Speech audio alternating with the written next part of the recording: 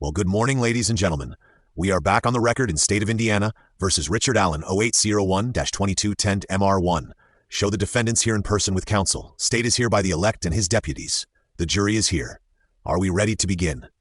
Judge, can we approach just briefly just to address the court? Sidebar conference concluded. Judge, the state's case today, we've got officers to testify, and then we're going to go the CSI officers that examine the scene. There's going to be a lot of photos of it. Okay. Our next witness after that is coming from 2 hours away. I assumed that would take the whole day, so I have him coming at 9 o'clock tomorrow. Oh, okay.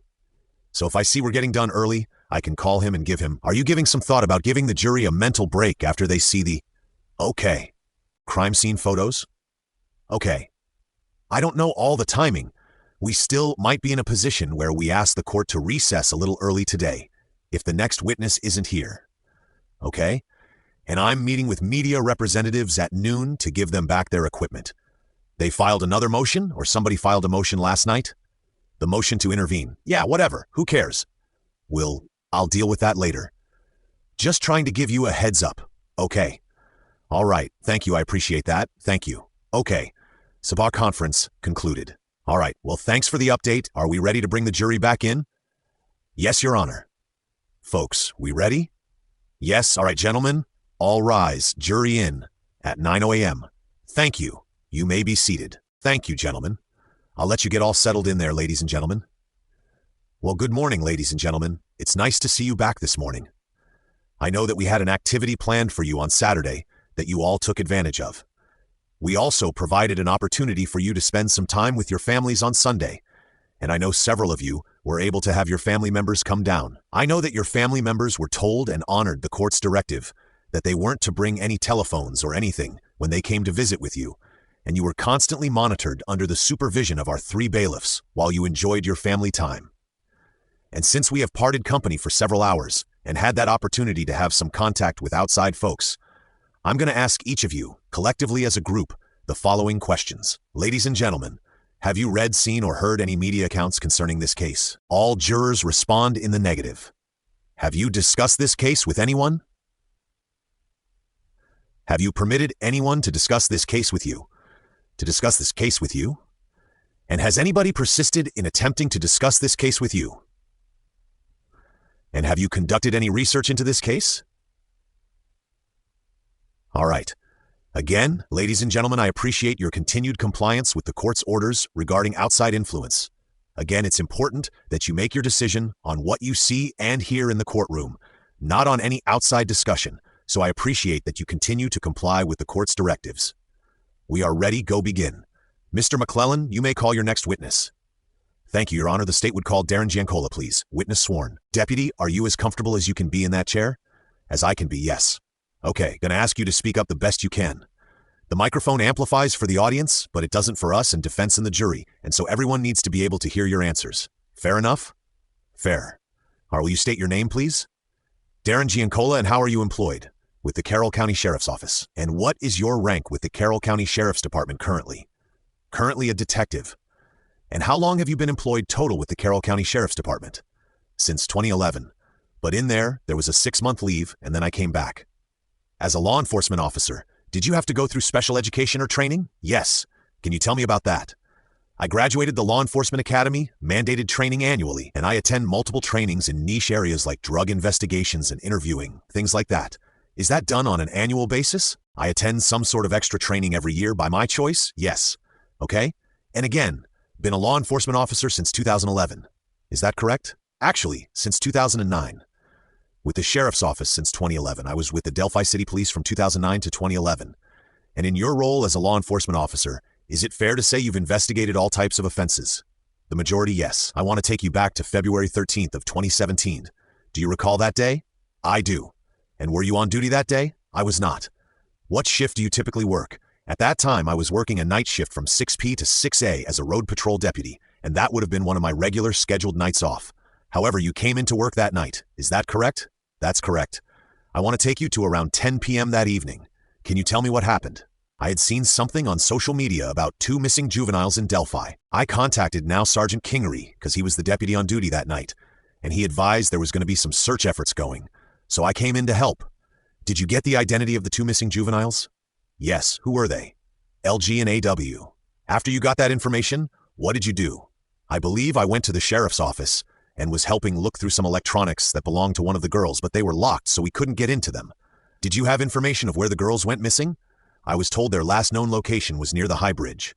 After you completed your activities at the jail, what did you do next? I went out and actively helped in the physical search. And do you recall where you went to help with the search? Yes. I went to it was a private drive at the end of 625 West. And Judge, I'd ask the court permission if the witness can come to the map so he can point that out to the jury. You may, officer or deputy, detective, sorry, Giancola, I'll have you come down to the map and I'm going to have you use this pointer. Okay, I'm going to have you use this pointer and I want you to step back as far as you can so the jury can see the map. Can the jury see the map? Okay? Okay. Point out where you went. After you left the jail, you went out to assist in the search. Is that your testimony? That's correct. And where did you go? So I would have accessed this private drive here. This is 625 West, and it dead ends into a private drive that takes you into the woods back.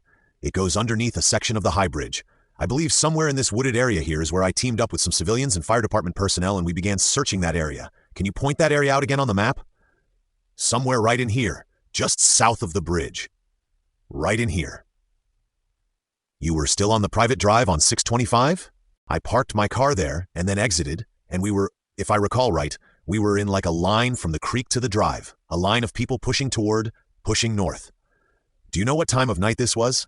It was dark. It was midnight or so. And this is a silly question. What were you using to search? How far around you could you see with that flashlight? Not very far. That's why we do a chain like that, so that, because you can only see so far. So if there's a decent space between the people in the search party, but we try to make a line so that nothing gets missed. And you believe there was a line of people from the private drive to the creek? That's correct. And how far did you go with that search? I believe I was somewhere over here on the northern side of the bridge, between the creek and the bridge, when I got the notification that the search was being called off and to report back. Once you got to that side of the bridge, and I'm going to say the northeast side of the bridge, you were still actively looking for the girls. Is that correct? Yes? And when you got to that side of the bridge, there's something that stuck out to you in your mind. Is that right? Yes. Can you tell me about that? So as I got underneath, the private drive goes underneath the bridge, and along I guess you could almost call it like a bank, under the bridge there's large section of limestone or cinder block. And I was climbing up on those and looking for anything, and I could see a wash of the leaves down the side of the hill that was exposing the bare ground, and that immediately just stuck out to me as odd. And I'm going to zoom in on, and for the record, we're looking at State's Exhibit 5. Can you point out where you saw the disturbance? Right here somewhere. And was that at the end of the Monon High Bridge? Yes, it's where it dead ends. And tell me, where was the disturbance leading to? In a downward angle from the top of it, from the area above the bridge downward. Detective? I'm going to ask you to have a seat back in the witness stand, please. Yep, you can just set that over here. Thank you. Detective, I'm going to show you what's been marked as State's Exhibits 9 through 13. Can you take a look at those, please?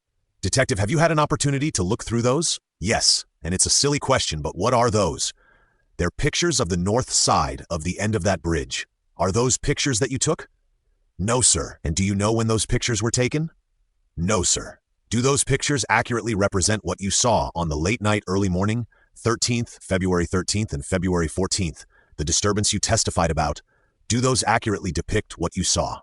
Yes. Judge, the state would move to admit what's been marked as State's Exhibits 9 through 13. Judge, no objection. All right, without objection, 9 through 13 are admitted. And Judge, I would ask permission from the court to publish those pictures to the jury. I've stapled them together just for convenience, and I ask the court permission of that at this point. Oh, so you have cop? Yes, you may. I have copies for the jury? Yes. Okay. And ladies and gentlemen, take the time that you need to review those photographs. When you're done, just kind of look up so I know that you're finished. And detective, while the jury's reviewing those, I'm going to ask you to hold on to these because we're going to reference those in some future questions. You may proceed. Thank you, Judge. For the record, detective, I've handed you back the pictures that's been marked State's Exhibit 9 through 13, and I've got a copy for myself. I want to talk about a few of these pictures. I want to go to the first one. Can you hold the first picture up, State's Exhibit 9, and point to the jury where you were standing? So if you look towards the right middle half of the picture, there's all the concrete, kind of jagged concrete. That was the area that I was standing in when I shined that section with my flashlight and could see that disturbance in the leaves. And can you point out you may have done that just now. Can you point out the disturbance for the jury that you're talking about? It's right in the center of this photo, towards the top of the hill. You can see the bare ground exposed. And I want to move on to State's Exhibit 10. Can you point out in that photo the disturbance for the jury's reference? So this one's oriented like this would be the proper way. In the very center of the top of the photo, you can see the bare ground towards the top of the hill. Then I want to move on to State's Exhibit 11. And in that photo, can you point out the disturbance to the jury, please? This is from the top looking down, and it's right in the center. You can see the darker portion of the ground is where the disturbance is at. There's a gravel portion of that picture at the bottom. Do you see that? Yes. Tell me what that is. That's more or less the end of the trail. It's the railroad bed gravel. The end of the Monon High Bridge? Yes. Okay. I want to move on to State's Exhibit. Could you point out the disturbance in that photo for the jurors? The disturbance is towards the left upper portion. You can make it out by the brown, the darker color showing the dirt exposed. And can you point to the end of the Monon High Bridge in that picture? It's more or less directly up on top of the hill from that disturbance. And State's Exhibit 13, is that just another angle of the end of the bridge? Yes, sir. Okay. Detective Giancola, after you noted this disturbance, what did you do next? There was a member of the fire department with me, I believe, and I pointed it out to him, and he thought maybe it was from... I don't want you to testify about what he thought, sorry. But just you pointed out to a fire department individual that was with you? Yeah, brought it to his attention? Did you continue to search after that? Yes. And what time did you end the search? I'm going to say that night? I believe it was after 2 a.m., sometime around 2 a.m. On February 14th? Yes, after midnight. Yes, into the 14th. Okay, at the time you ended the search, what did you do after that? Just go home? Yes, I went back home, and they were going to reassemble at 7:30 in the morning, so I went home and tried to get some rest. At the point that you ended the search, were you investigating a murder? No. Did you think anything bad had happened to the girls at that point? At that point, no. What was your thought? Well, I'd worked in this field for a while leading up to this, and had many cases like this, and not knowing who they were or anything like that, we've had several cases where juveniles will either run away or go with friends to a movie or something, and then it's like they're missing, but then they usually show back up. So you went home that night. When did you report back to work? 7:30 in the morning. Still on February 14th? Yes. Were you scheduled to be on duty that day? No. Okay, when you reported to work at 7:30 a.m. on the 14th, where did you go? Where'd you report to? I believe I reported to the sheriff's office first, and what did you do from there? I did some clerical things like contacting landowners to make sure that we could get permission, so search parties weren't trespassing, and I did some things like that. At some point, were you tasked with visiting one of the landowners to see what information you could gather from that landowner? Yes. Can you tell me about that, please? I was sent to an address, I believe it was off 575 West, near 300 North. He had called in and said that he had numerous trail cameras on his property, and myself and another deputy were going to go there to try to pull the footage to see if we could find anything. And what happened on your way to that residence? On the way there, I got a call from Detective Liggett telling me to get to the cemetery off of 300 North immediate. And Detective, would you be willing to come to the map again and point out, yes, the cemetery that you were directed to? Yes. So I believe the property we were going to look at the trail cameras of is right here. It's one of these two houses, I can't quite recall, but the cemetery is right here. And did you report to the cemetery? I did. And what happened when you got to the cemetery? We parked and began walking south into the woods from the cemetery. Let me stop you. You say, we. Who was with you? Deputy Yoder. Okay, so you stop at the cemetery, you get out, you park, and what happens next? We start to walk down it's a really steep wooded area down toward the creek, and we passed a female that was coming up the hill that was extremely distraught. I'm going to zoom in State's Exhibit 5. Can you show the jury the path that you took from the cemetery down to the creek, as best of your recollection? I don't think I can show the exact path I took, but it would have been just in a southern direction towards the creek from, I believe we parked right here in the corner and there was kind of a fence we had to kind of go around, and then we walked straight south towards the creek. And did you walk directly to the creek? Yes. And on your way to the creek, did you see the bodies of the girls? No, sir. Why were you going to the creek? We were told that members of the search party had located something there, possibly bodies, so I knew they were down there, and I just needed to get there to them. And they were down kind of near the water's edge. And did you walk to the water's edge? Yes. And when you got there, did you encounter other people? Yes. How many other people did you encounter? I believe there were 4 people on the north side of the creek, and then there was a few people on the south side of the creek, directly across from where we were standing. And was Deputy Yoder with you as well? Yes. Okay. When you got to the creek, what did you see? I had to ask everybody, like, point me what are you talking about? And everybody was pointing into the water, kind of directly in front of me, and that's when I looked over and I could see a multicolored shirt, and I believe a tennis shoe was stuck in like the roots that come out into the creek from the creek bank. And that was in the water? Yes. Okay, I'm going to ask you to have a seat back at the witness stand, please. Detective, I'm going to show you what's been marked as State's Exhibits 14 through 17. Can you please take a look at those exhibits or what have been marked as exhibits? I'm sorry, Detective. Have you had the opportunity to look through those photos? Yes, sir. Do those accurately depict what you saw when you got to the creek on February 14th, 2017? Yes. Did you take these photos? No, sir. Do you know when these photos were taken? I do not. And are they a true representation of what you observed on that day at the creek? Yes. Judge, the state would move to admit what's been marked as State's Exhibits 14 through 17. No objection. All right. Without objection, 14 through 17 inclusive are admitted. And Judge, I'd ask the court permission to publish those to the jury. You may. You may proceed. Thank you, Your Honor. Detective, I want to draw your attention to the first picture. Can you point out to the jury where you were at when you approached the creek, where you were standing?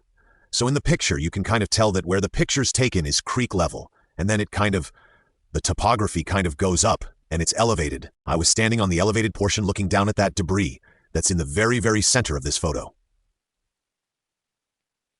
I want to move on to the next picture. Can you describe that picture for the jury? This would more or less be my vantage point from that I just described of where I was standing, facing down. Can you point out where you saw the clothes at in that picture? They're on the left section of this photograph, in this rooty kind of debris-looking material in the water. And then the next two photos, can you describe those to the jury, please? In this one, this would be like my vantage point of looking down into the water when I first got there. You can see a multicolored piece of clothing on the left section of that brush, and then there's like a black and white Nike shoe in the center. And then, move to the last picture, please. Is that a close-up of what you observed in the creek on that day? Yes, it is. And can you point out the shoe that you saw? The shoe's right in the center. It's upside down, light sole, and I think it's a white Nike shoe. And you mentioned a multicolor or tie-dye shirt that you saw. Can you point that out in the photo? That's in the top left portion of this debris in this photograph. Thank you, Detective. After you observed the clothes in the creek, what happened next? There was some conversation there was people across the creek kind of hollering to us. There was the searchers on our side of the creek were talking to us, and one of the searchers on our side of the creek said that they believed the girls' bodies were back behind us a little ways, and kind of to the northeast of where we were at. When you say back behind you and to the northeast, you meaning this direction? Yes, okay. On your walk down to the creek, did you see the bodies? No. After the search party members told you the bodies were behind you, did you turn around and look? Yes. Could you see them from your vantage point? I could see something that kind of stuck out like a whitish color, but I couldn't tell what it was from where I was at, and I still kind of needed them to direct me I asked them, was it over here? Yes. And I went that direction. Did Deputy Yoder go with you?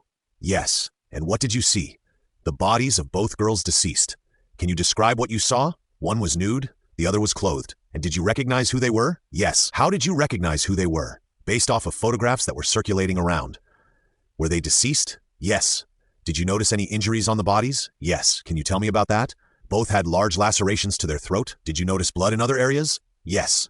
Can you tell me about that, please? Both had a substantial amount of blood on their person and underneath them. How close did you get to the bodies? Maybe about 10 yards. When you approached the bodies, was anyone else around them? No. And after you observed the bodies, did you attempt any life-saving measures for the two girls? No, sir. Why not? It was apparent that they were deceased. Once you saw where the bodies were located, do you have an estimate of how far away you were from them when you left the cemetery and walked down to the creek initially? It couldn't have been more than 30 or 40 yards. And during your walk down to the creek, did you notice them at all? No, sir. Upon discovering the bodies, what did you do next? I immediately I had Deputy Yoder begin taking down the names of the people that were on our side of the creek, and I contacted Detective Liggett via telephone immediately and told him what I had discovered. What did you do after that? I stood by to make sure no one accessed the crime scene until the proper people got there. During your time as you're standing there, did anyone get near the bodies? No. Did anyone access the area where you were standing, meaning within 10 yards of the bodies? No. How long was it before other officers arrived? It was not very long at all. Within minutes, some troopers started showing up, and then investigators started showing up. When you say troopers, do you mean officers with the Indiana State Police? Yes, sir. I'm sorry. And were officers with the Indiana State Police the first to arrive? Yes, after. Yes, okay. Once they arrived, what did they do? One of them began a scene log to log everybody that's in the scene, and the other began to put up crime scene tape to preserve the scene. And during your time you were there, once the crime scene tape was up, did any other individuals enter beyond that crime scene tape? Once ISP troopers and other detectives got there, what did you and Deputy Yoder do? Once the proper investigators were there, we signed out, left the crime scene, and then I believe it was Detective Liggett directed us to the opposite side of the creek, kind of where I was searching the night before, to make sure no one tried to access the crime scene from that side. And I'm going to direct your attention to State's Exhibit 5 again. When you say the other side of the creek, do you mean this side? Yes, sir. And the night before you testified, you were searching over in this area? Yes. When you went to the other side of the creek upon Detective Liggett's direction, did you use the lane or the private drive at 625 to get to where you were going? I did, yes. And what area? Where did you stop? Just past the bridge. So this area right here? Yes, okay. And what did you do once you got there? We made sure that everybody had cleared out, and I believe I talked to Shane Haygood briefly, and once I talked to him, we made sure everybody was out of that area, and no one else was to come back into that area. What was the point of stationing there? Because you could access the crime scene just by crossing the water. And so was it for crime scene security? Yes. Okay. How long did you stay there? I stayed there all night. Until the break of light the next day? So all night the 14th until sometime around morning of the 15th? Yes. Sometime around 8 or 9 in the morning, I think I got relieved. When you were relieved, was it light out? Yes. Okay. During the time you were stationed, make sure I make this question clear. During the time you were stationed here for scene security, was there traffic in and out on 625? No. Were there any vehicles egressing or progressing down 625 during the time you were there? No. Were there any people? No. Did you see any people travel across the creek during the time you were there? No. Officer, back in 2000, or February 13th of 2017, were you carrying a firearm? Yes, sir. Can you tell me what kind of firearm? Glock 17. Can you tell me what caliber that firearm is? 9mm. If you know, was everybody in the Carroll County Sheriff's Department carrying the same gun? Yeah, we had just recently switched to the Glock 17. Were they all 9mm? Yes. Okay, and you're confident of that? Very confident, yes. Okay, do you know when you switched over? I don't know when. It was within the year before that. Okay, I don't have any other questions, Judge, thank you. Mr. Baldwin. Thank you, Judge. Can we go back to 14? Do you have those? I do not, sir. No, I'm sorry, not 14. I want to go back to 9. I'm publishing to you the exhibit. Thank you. If you could go through that packet, tell me when you're ready. Would you agree with me that those photographs, which are right next to the bridge, the end of the bridge, do not do a terrific job of really detailing how steep that area is from the top of the bridge down to that access road? I feel like you can tell that it's fairly steep based on this photograph. One of these photographs, yes, it is steep. Is it fairly steep? Yes. And I mean, to get down there, it would be wise to be holding on to trees and so forth as you're going down to make sure that you don't tumble down or fall. Yes. Okay, here, I'll take that back from you, thank you. And just so that it's clear. So if I'm facing the High Bridge, at that end, the south end, toward right now, let's say I'm facing the High Bridge that way, toward the Freedom Bridge, okay? You got that in your brain? No, sir, not really. Okay, sorry. So if I'm traveling south on the High Bridge and I get to the end like this, and then I turn around like that and I'm facing back toward the beginning, are you with me now? Sure, yes. So just to be clear, where those photos were taken, where the dirt was, that's over here, going down that way, right? It's off the main section to the right? If I follow you correctly, can you show me on the map, maybe? Sure. It's to the no. When you get off that bridge, those are to the right, over to the west, east of the bridge. Correct? Yes. All right, and that's where those slide marks are, to the east? Yes. And then over on the other side, it's not as steep for some reason, is it? Over on the other side, as of the bridge, you could go down to the right, it's steeper than if you went down this way and it's less steep. I can't recall what the other side of the bridge looks like, okay? But based upon the steepness of that area where you saw the slide marks, you weren't surprised to see slide marks there, I guess? I was surprised. That's why it was brought to my attention when I saw it with my flashlight. It just seemed odd. Okay? And just so we're clear, underneath the leaves and where the slide marks were done is dirt, right? Yes. Okay. You said that you stopped this search around 2 a.m.? If I recall right, yes, sir, sometime a little after 2. That's before 4:33 a.m., is that correct? Yes? You said that you were on your way to get trail cam video a second ago. Yes, sir. But then you got called before that? Yes. Did you ever go get that trail cam video later? No, sir. Do you know if anybody did? I am not aware of. And Just so the jury understands, when you go down that from the cemetery down to where the girls were found, that's also got some steepness to it, doesn't it? Yes, sir. But once you get down to where the girls are, it's relatively flat? Yes. And the people that you encountered at near the creek when you came down from the cemetery area, do you know from where they had come? I do not. Were you aware if one of the people that you had encountered had seen the multicolored shirt, for example, from on the other side of the creek? Was I aware that someone on my side of the creek had seen it from the other side? Is that what you're... Yeah. No, that was not a great question on my part. So let me try again. You're fine. There were people on the opposite side of the creek? On the south side of the creek? Yes. So you're on this side, and the multicolored shirt was in the creek right here in this area, and some people are over on the other side. Is that correct? That's correct? And it's your understanding that people all the way on the other side saw the multicolored shirt from the other side? That was my understanding later when talking to one of them, yes. Pretty visible, the multicolored shirt, would you agree? From where I was at? Yeah, from right off the bank. And if somebody else had seen it from the other side? Well, I can't attest to if it's visible to someone else or not from Mon. That's fair. You had testified that when you saw the two girls, that both had, I wrote it down, substantial blood on their person. Is that correct? Yes. Are you sure that both had substantial blood on their person, or was it just one? As I recall seeing it, yes, there was a substantial amount of blood around both of them. Okay, was it around both of them, or on both of them? As I recall, LG had it all over her and around her. And AW's, it was just in the general area of her wound and beside her. Yeah, it wasn't on her person here that you could see, right? I don't recall if I remember seeing it on her body. Could you tell whether there was wet marks like, like when you go into a creek and it's up to here? And you get out and you'll see wet marks from here down, and it's dry from up here. You know what I'm talking about? Yes. Could you see if there was wet marks, noticeable wet marks, from any part of the body down that separated itself from drier marks up above? I recall noting that the clothing on AW had appeared to be wet, but as far as a waterline, if you will, I don't recall anything like that. And when you say appeared to be wet, that was just from your visualization. Yes, sir. You didn't go and touch and see? No, sir. And what part? You don't recall what part appeared to be wet? I want to say the pants. That's what I recall. The pants were wet, appeared to be wet. And when you were going from the cemetery down to the creek, that was because you had heard that somebody was at the creek and wanted to talk to you. Is that correct? That's correct. So your mission was to go from the cemetery down to the creek to find these people. Is that right? That's correct. It wasn't really to be looking around for anything. You had a mission. I'm going down there to meet these people. That they had located something. That's what I was told. So you weren't really looking. When you said earlier you didn't see the bodies, you weren't really looking for the bodies at that time. I was looking, but I was looking for the people and to find out where I'm going. People down at the creek. All right? Did you say that you called? Who did you say that you called from? When you saw the bodies? Detective Liggett. And did your phone work? Yes. And is that your own cell phone, or is that I don't recall if I was using my department cell phone at that time or my personal cell phone at that time. Okay, do you know what your cell phone carrier is for your personal cell phone back then? AT&T. AT&T, okay? And do you know what the cell phone provider is for I don't know if you know this or not, but do you know what the Carroll County cell phone provider is? Now it's FirstNet, which is through AT&T. I don't remember if we had switched to that yet at that point, but now it's FirstNet, okay? Well, do you know what it was before? Judge, objection? Asked and answered. Sustained? No other questions. Thank you.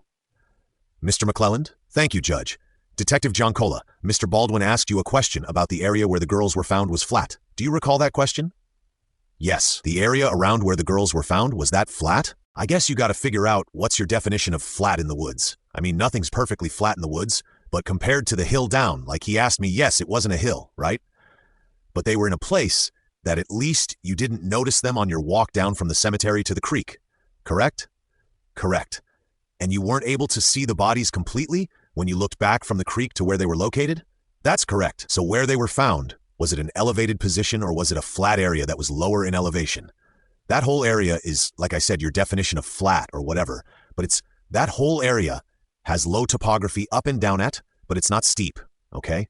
But there's from the creek flooding and things like that, but they were in an area that was kind of a dip in the surface.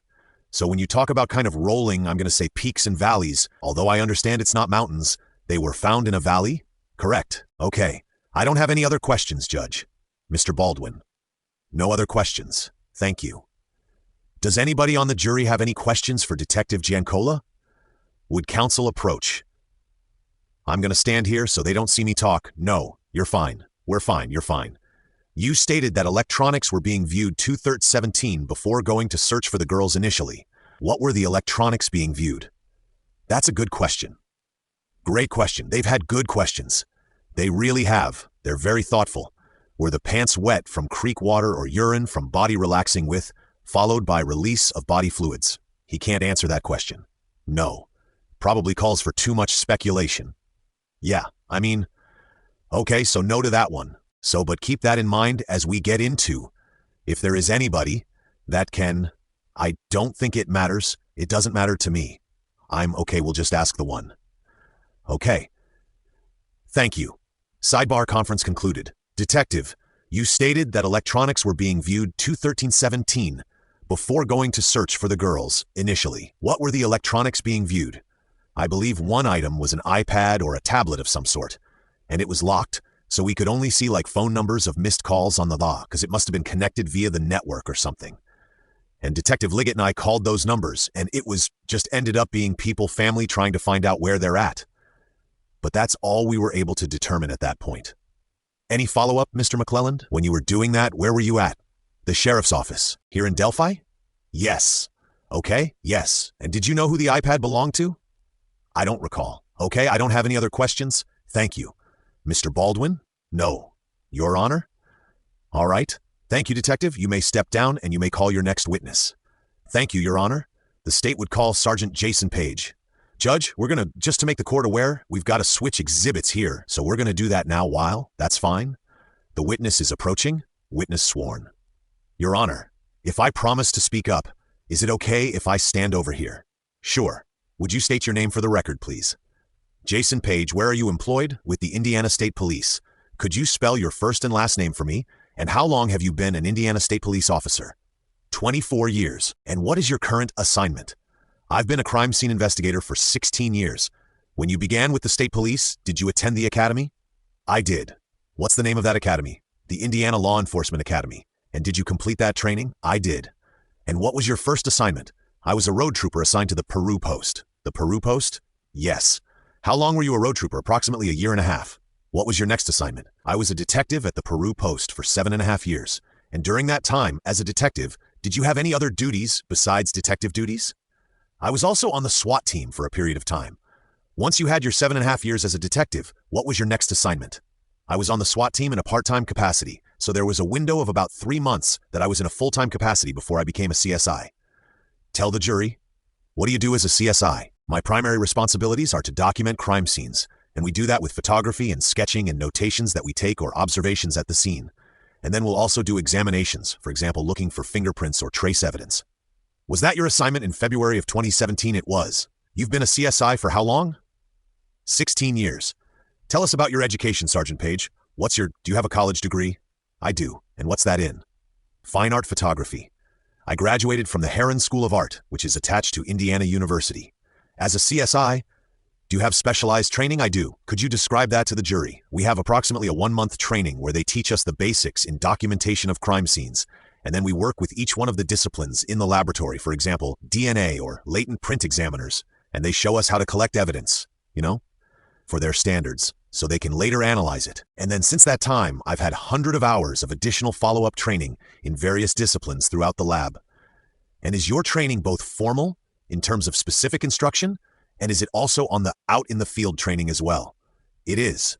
And how long did you have on-the-job training as a CSI before you had completed that, till you're ready to do casework as a crime scene investigator? There's a 6-month period of mentorship. I had 3 mentors. Each one of them had approximately 20 years of experience each, and then I worked scenes with them. And then after that 6-month period, once I had met all the requirements, then I'm released to work death investigations on my own. During that 6-month period, if it's property crimes, once you're released, the CSI can work those, but it's a 6-month period before you can work death investigations. It may have been somewhere. I heard that a crime scene investigator is the laboratory out in the field, the forensic laboratory in the field. That may not be totally accurate, but are you a part of the laboratory system? I am. And do you receive training from lab personnel in the various disciplines of the Indiana State Police Laboratory? I do. Do you work closely with those analysts in the various disciplines at this laboratory? I do. What about forensic pathologists? Do you work with them as well in your field? Yes. And have you worked with a number of forensic pathologists? I have. Who were some that you've worked with and submitted cases or interacted and collaborated with on investigations? I've worked with Dr. Darren Wolf, Dr. Scott Wagner. Where does Dr. Wolf practice? He works primarily out of the Lafayette area, but also Indianapolis. Dr. Wagner, he works out of Fort Wayne. Any others come to mind that you've worked with over your career? There's been many, and many times, especially in Indianapolis, there's kind of a turnover rate. I mean, I've been working death investigations for 22 years. There's just been a variety of them, and many of them, I can't remember their names, but in your time with the state police, both as a detective and with the crime scene investigation unit, how many crime scenes have you processed? I don't keep track of specific numbers as a crime scene investigator, I probably have somewhere between 950 to 1,000 scenes. But that doesn't include scenes I worked as a detective or as a trooper. How many homicide scenes have you worked as a crime scene investigator? I would estimate 100. And you've testified before as a CSI? I have. And how many times? Dozens. Have you processed crime scenes involving serious injuries or death caused by sharp instruments, knives, other sharp instruments? I have. Have you worked crime scene investigations with firearm-related evidence, bullets, cartridges, casings, firearms? I have. I'm going to direct your attention to February 14th, 2017. On that day, did you begin your work in this particular case? I did. Who were you contacted by, and how do you respond?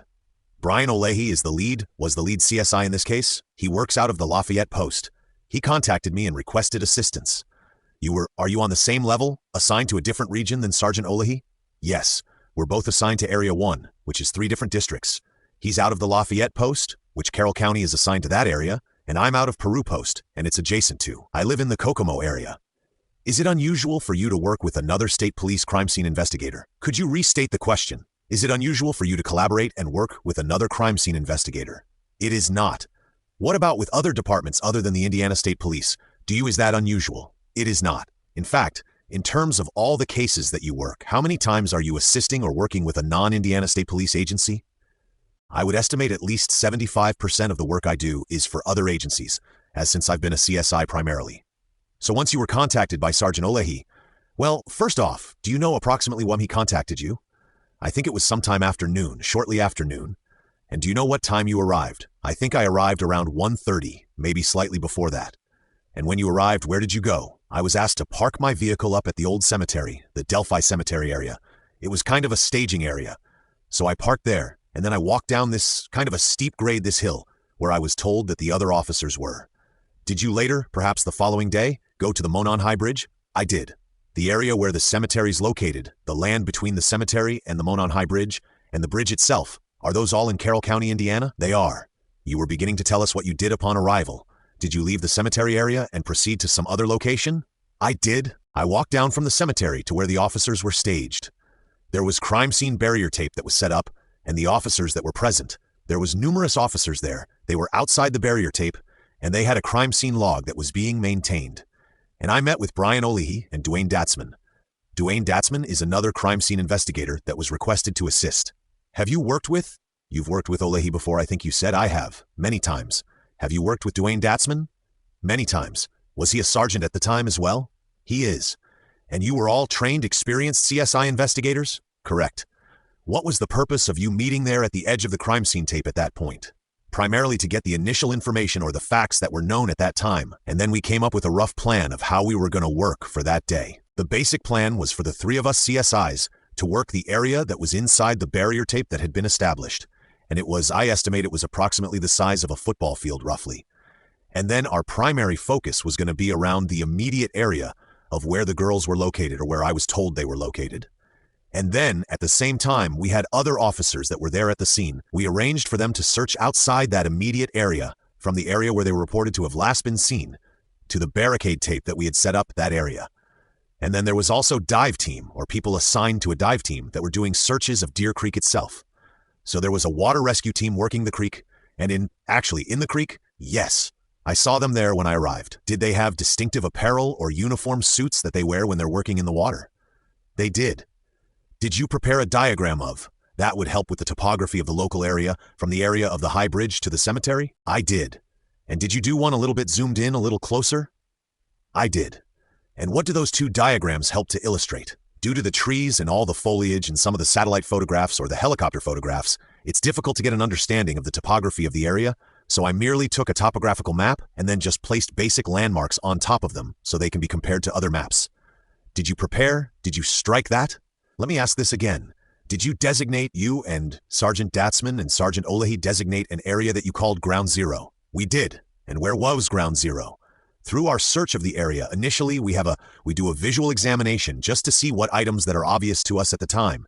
And it seemed like from that and during our continual search, all the primary evidence that we observed was confined within an area of approximately 30 feet in diameter. We did not put crime scene tape around this, but this was the area that we pretty much worked the entire day, and then other officers remained outside. Did you also prepare a diagram based upon images that were maintained or taken at that on February 14th? Did you prepare a diagram that showed the relative location of the two victims in relation to one another and the immediate area at the Ground Zero? I did. I'm going to show you what we've marked as States Exhibit 18, 19, and 20. Ask if you can identify those for the jury, please.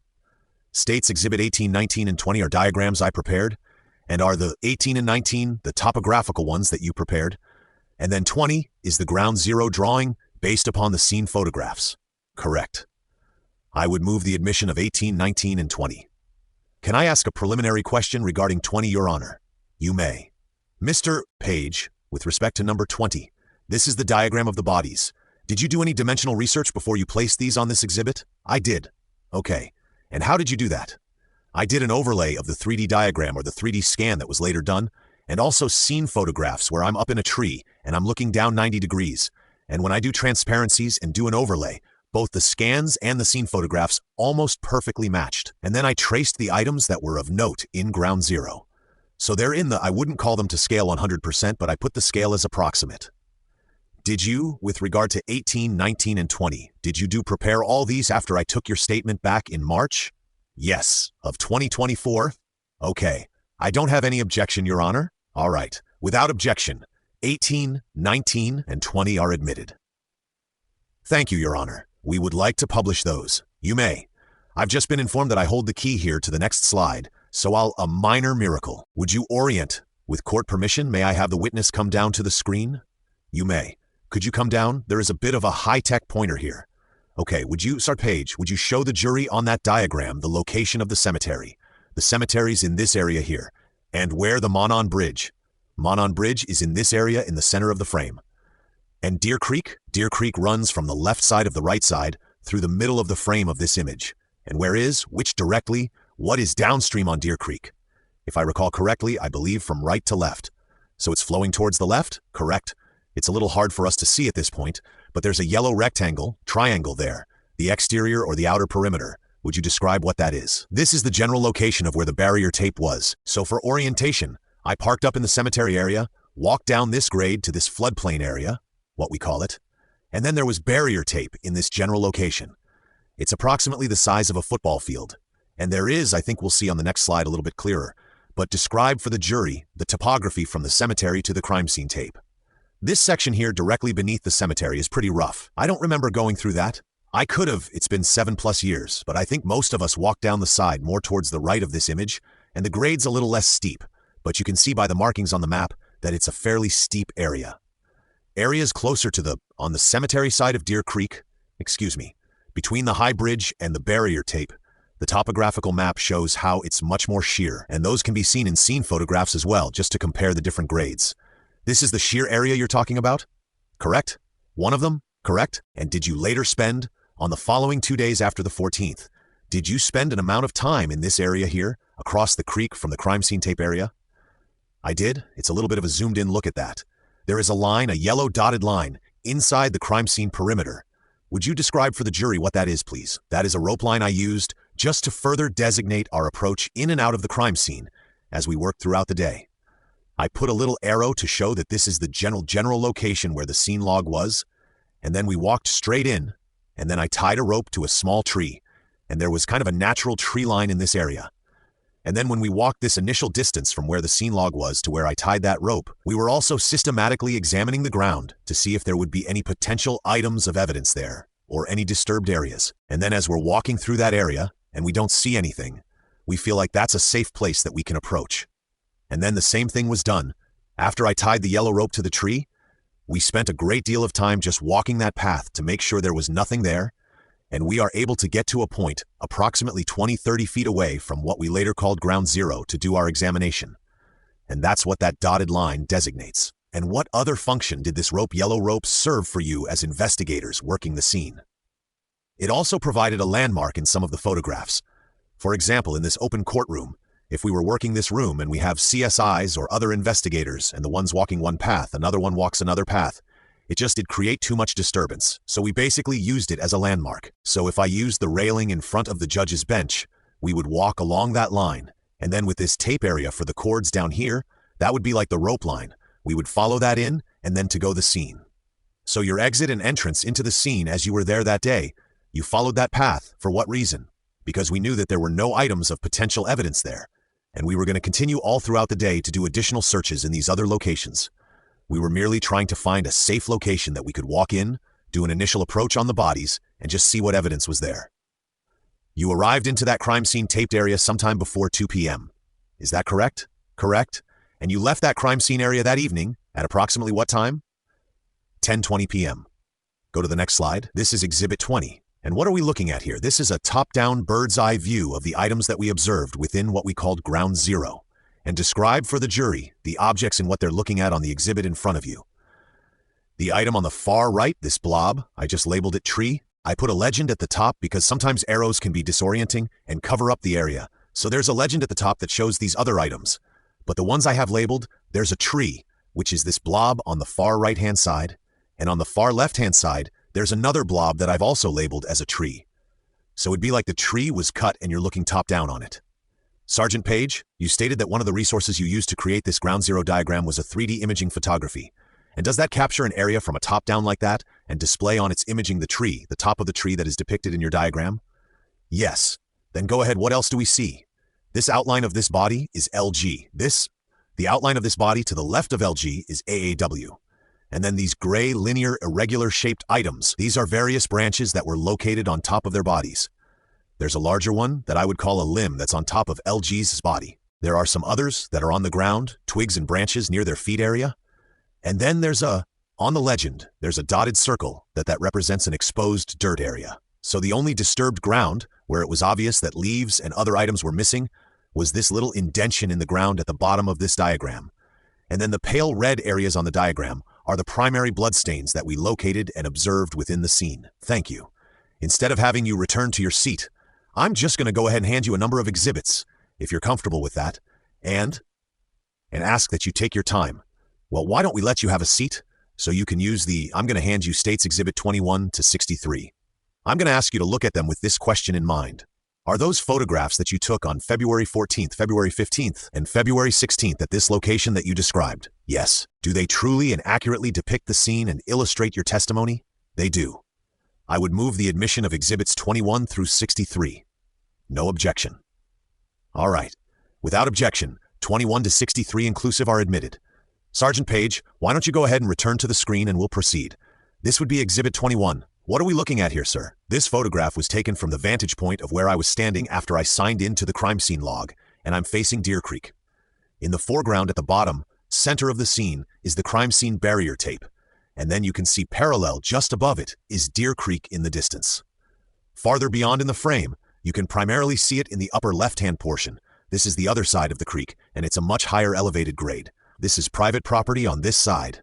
And in the center of the frame of this image, when it's zoomed up, you can see that there's a yellow rope that's dangling from the tree. So this is the rope that I tied. So after we examined the area from the barrier tape straight in, and we didn't see any items of potential evidence in that area, I then went back to the barrier tape just to document the process, and I photographed the rope before I strung it out. I think we can expand it slightly maybe, but it's right in this area here. It is. It's tied to this small tree, and the rest of the rope is just dangling on the ground. And are the location of the bodies of AW and LG, are they there in the frame of the photograph? They are not. They would be located farther near the left-hand side of the frame. Exhibit 22. What do we see here? On the right side of the frame, you can see the small tree that I tied the yellow rope to with the rest of the rope, as I previously described, is on the ground. And then, in the middle of the frame, just left of center in the distance, is the body of LG and AW. These trees here appeared to have a natural line. And then the topography, even though it's more flat in this area, there is some variation to it. So there's almost like a small little ridge, and these trees are all along that area. And this is the path that we took to make our ingress. Is this area flat? It's not completely flat, but it's flatter than the other areas. It's very hilly and steep in most of the other locations. Is there dips and small little areas of the area going up and down throughout that area? There are. I would consider this a floodplain area. And what do we see in Exhibit 23? The rope line in the previous image is now located on the far left-hand side of the tree, or rather of the image here, and the rope is on the ground.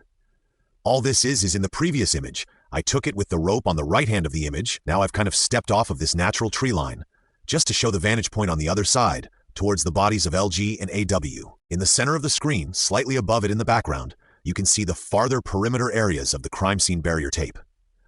And then Deer Creek kind of moves around this bend above in this image, around where that barrier tape is, and then it goes kind of curves around off to the right-hand side.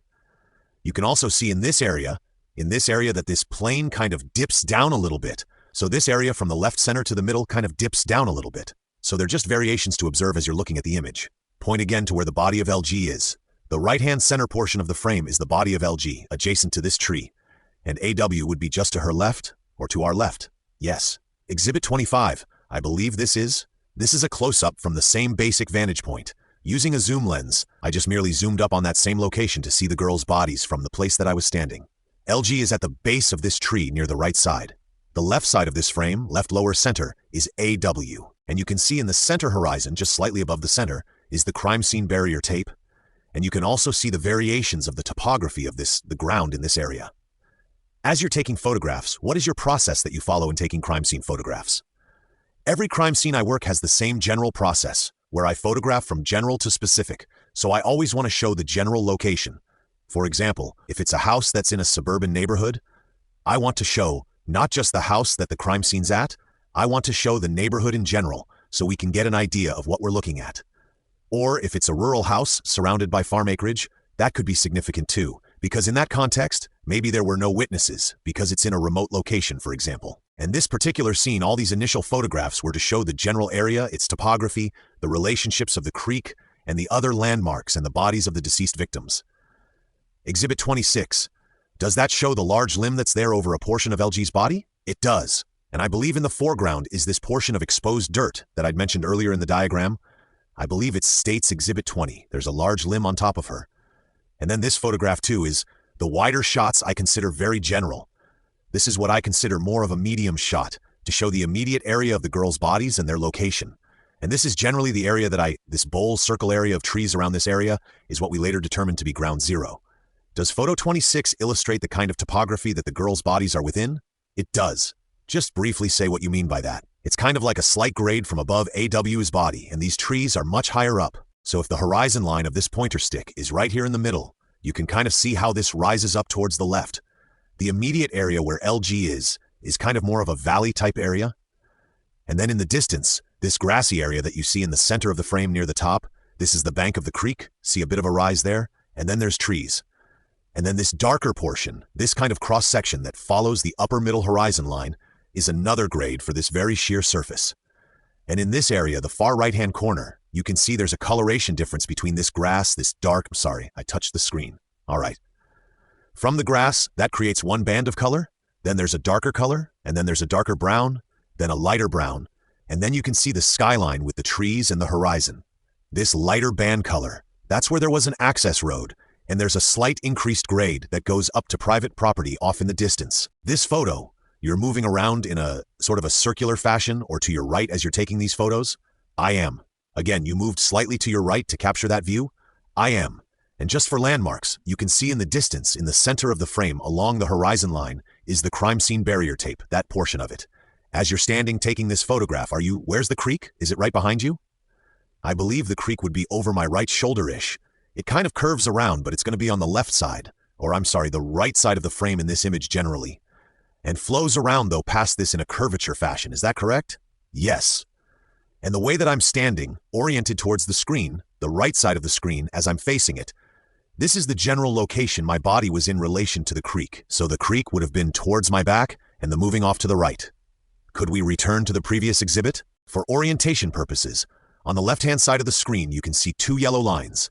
The one that's near the top, that's the barrier tape, and then below that is the rope line. You can see where my rope line goes from the left to the right. It's tied around another small tree. I'm sorry, I touched the screen again. It's kind of hard not to do that.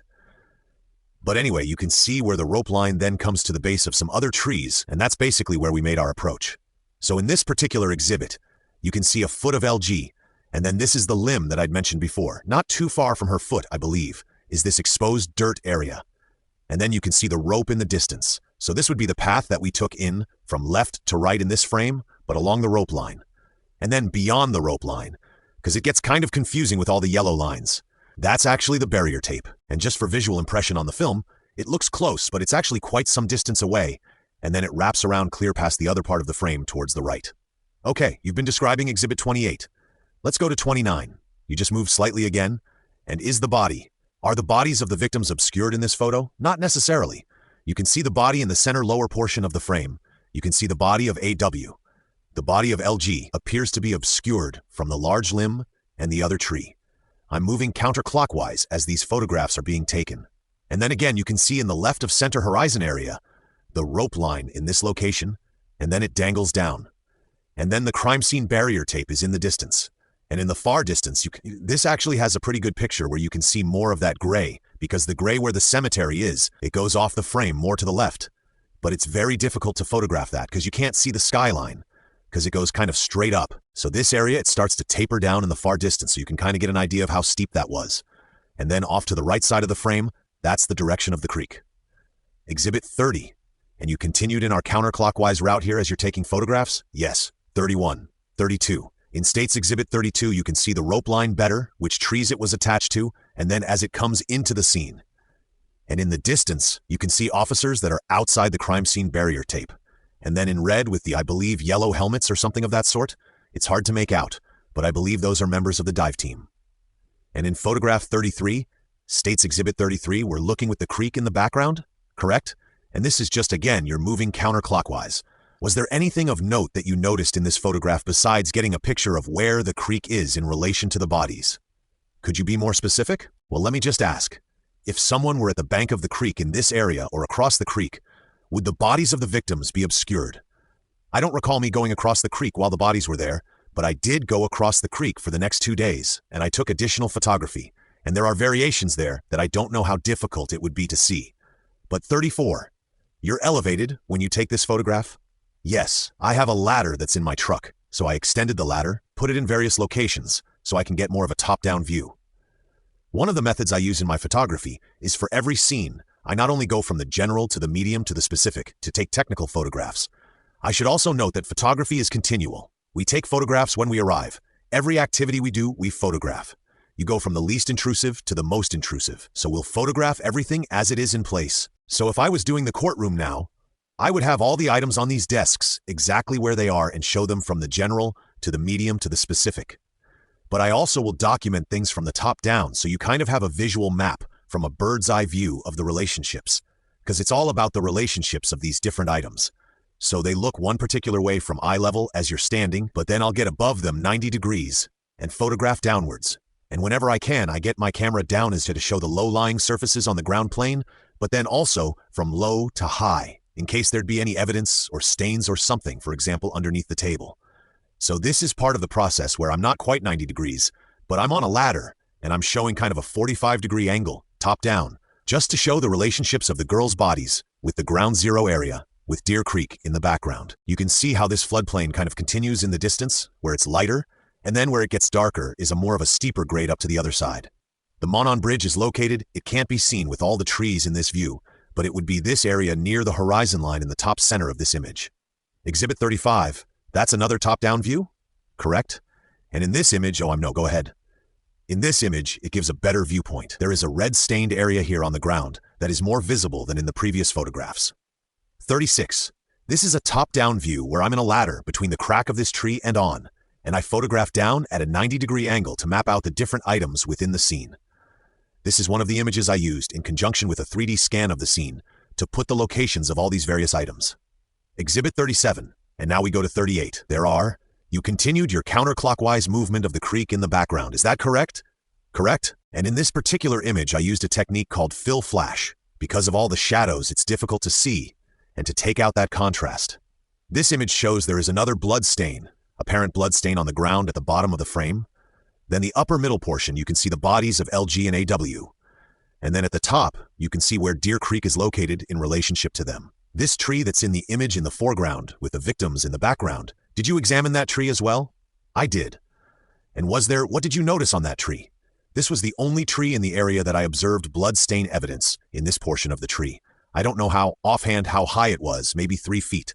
Without looking at measurements, I can't remember. There were stains on this face, side of the tree, and then halfway between where this stain is and the base of the tree of the ground, on the right-hand side of this. On this image, to the right-hand side of the tree as we're looking at it, was another area of bloodstain evidence. And then beyond this, that larger stain I mentioned earlier in the other state's exhibits is probably obscured from this tree.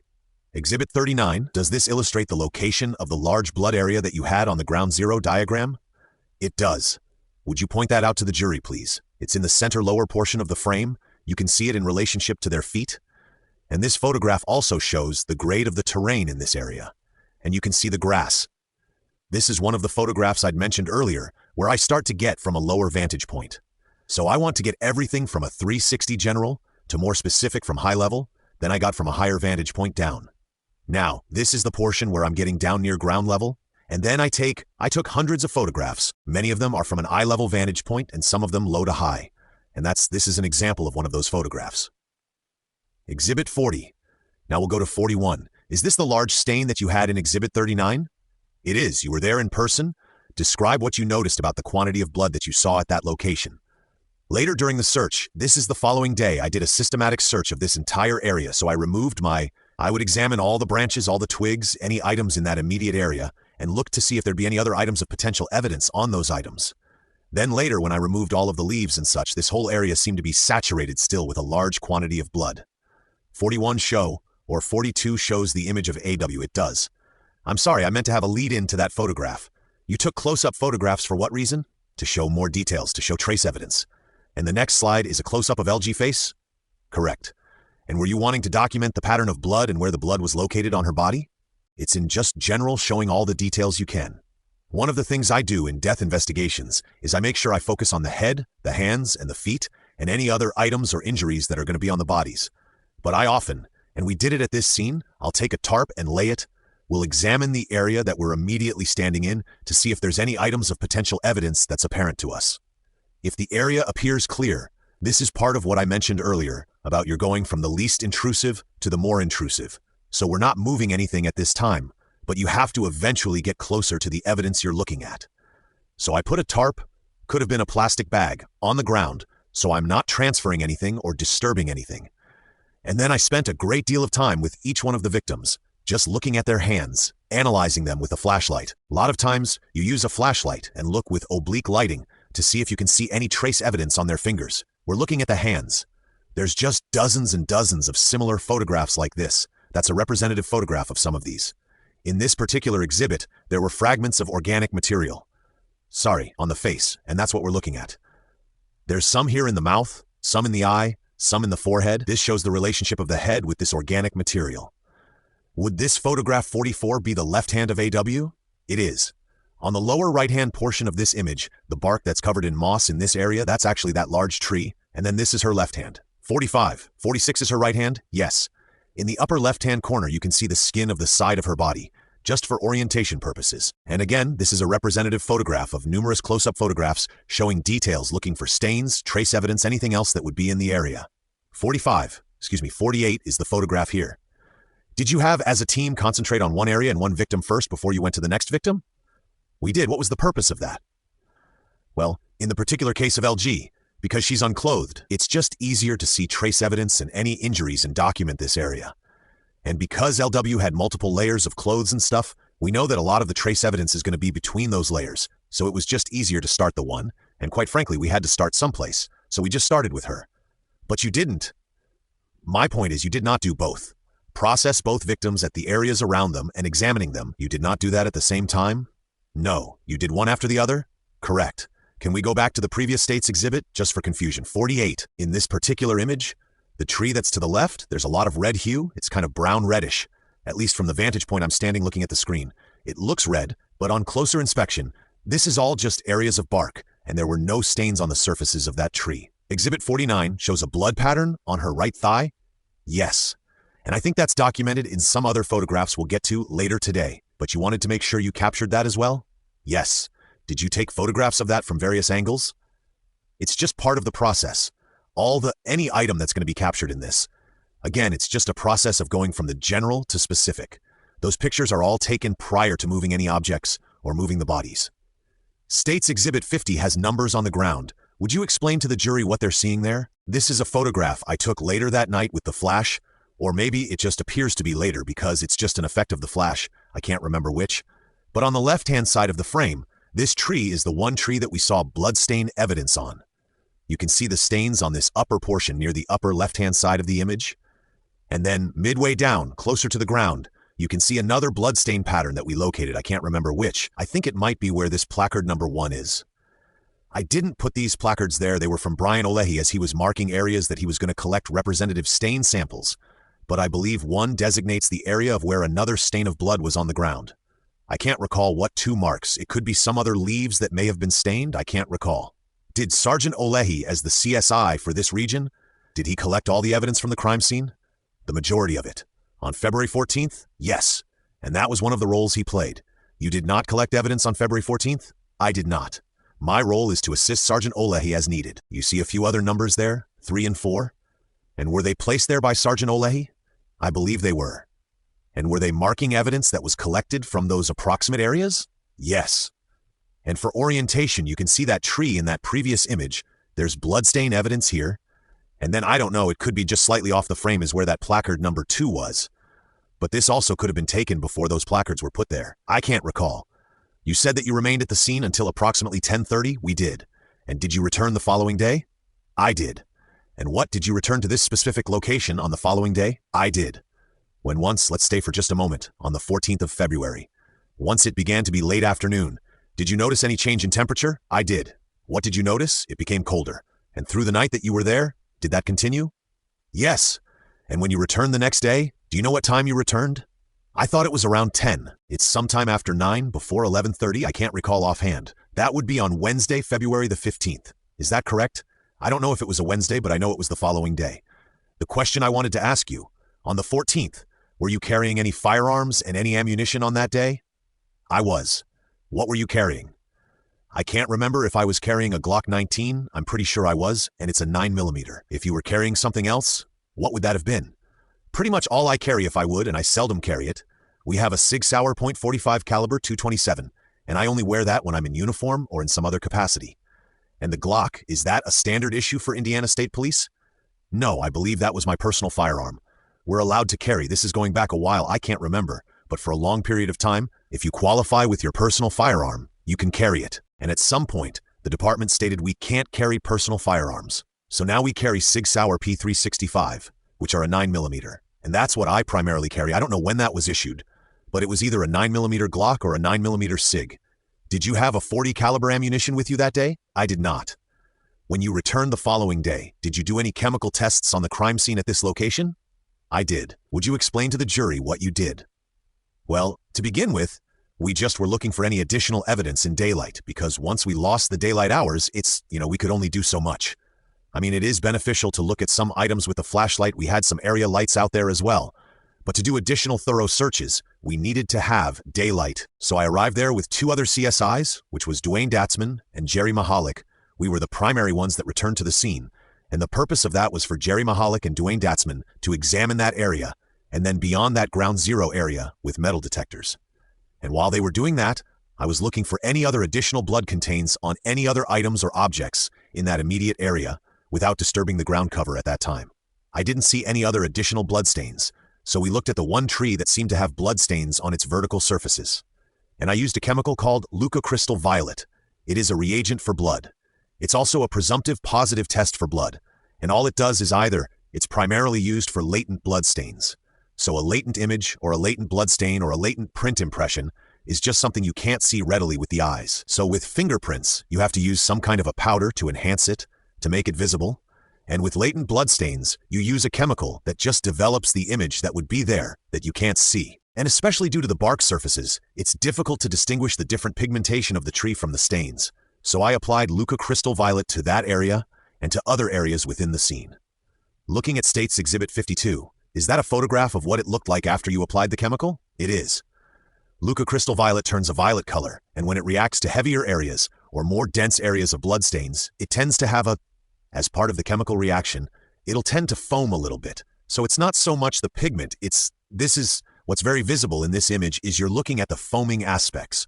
What I was looking for is if there was any other blood stains that were blending into the coloration of the tree, and I didn't see really any other reactions outside of what was obviously visible previously.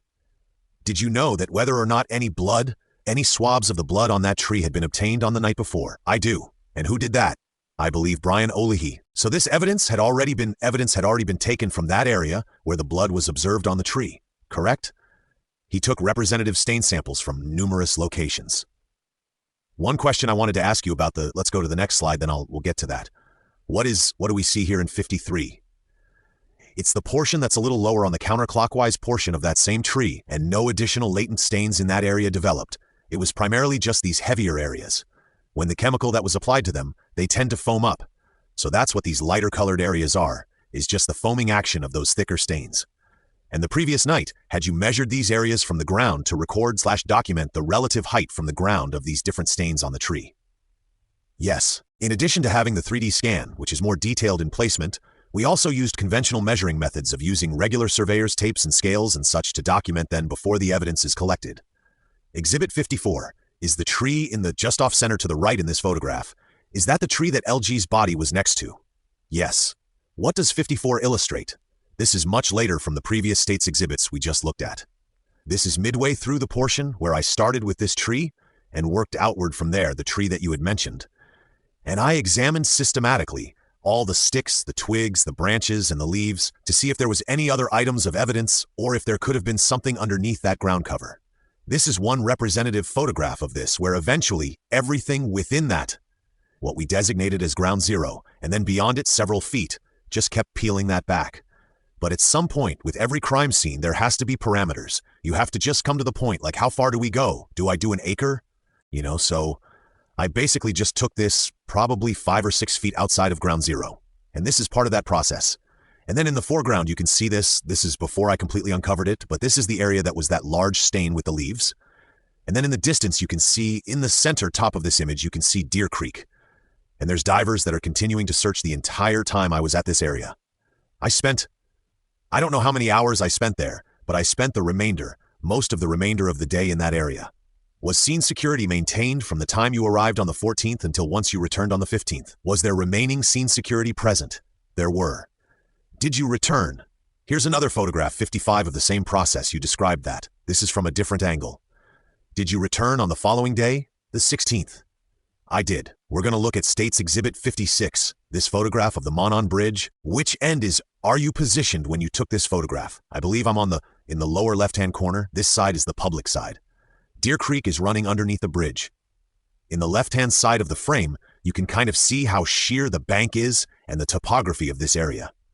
In the middle section, near the top, you can kind of see where this floodplain is, and you can see it's kind of irregular, because especially the trees that are along the bank kind of create a little slight rise in the ground there.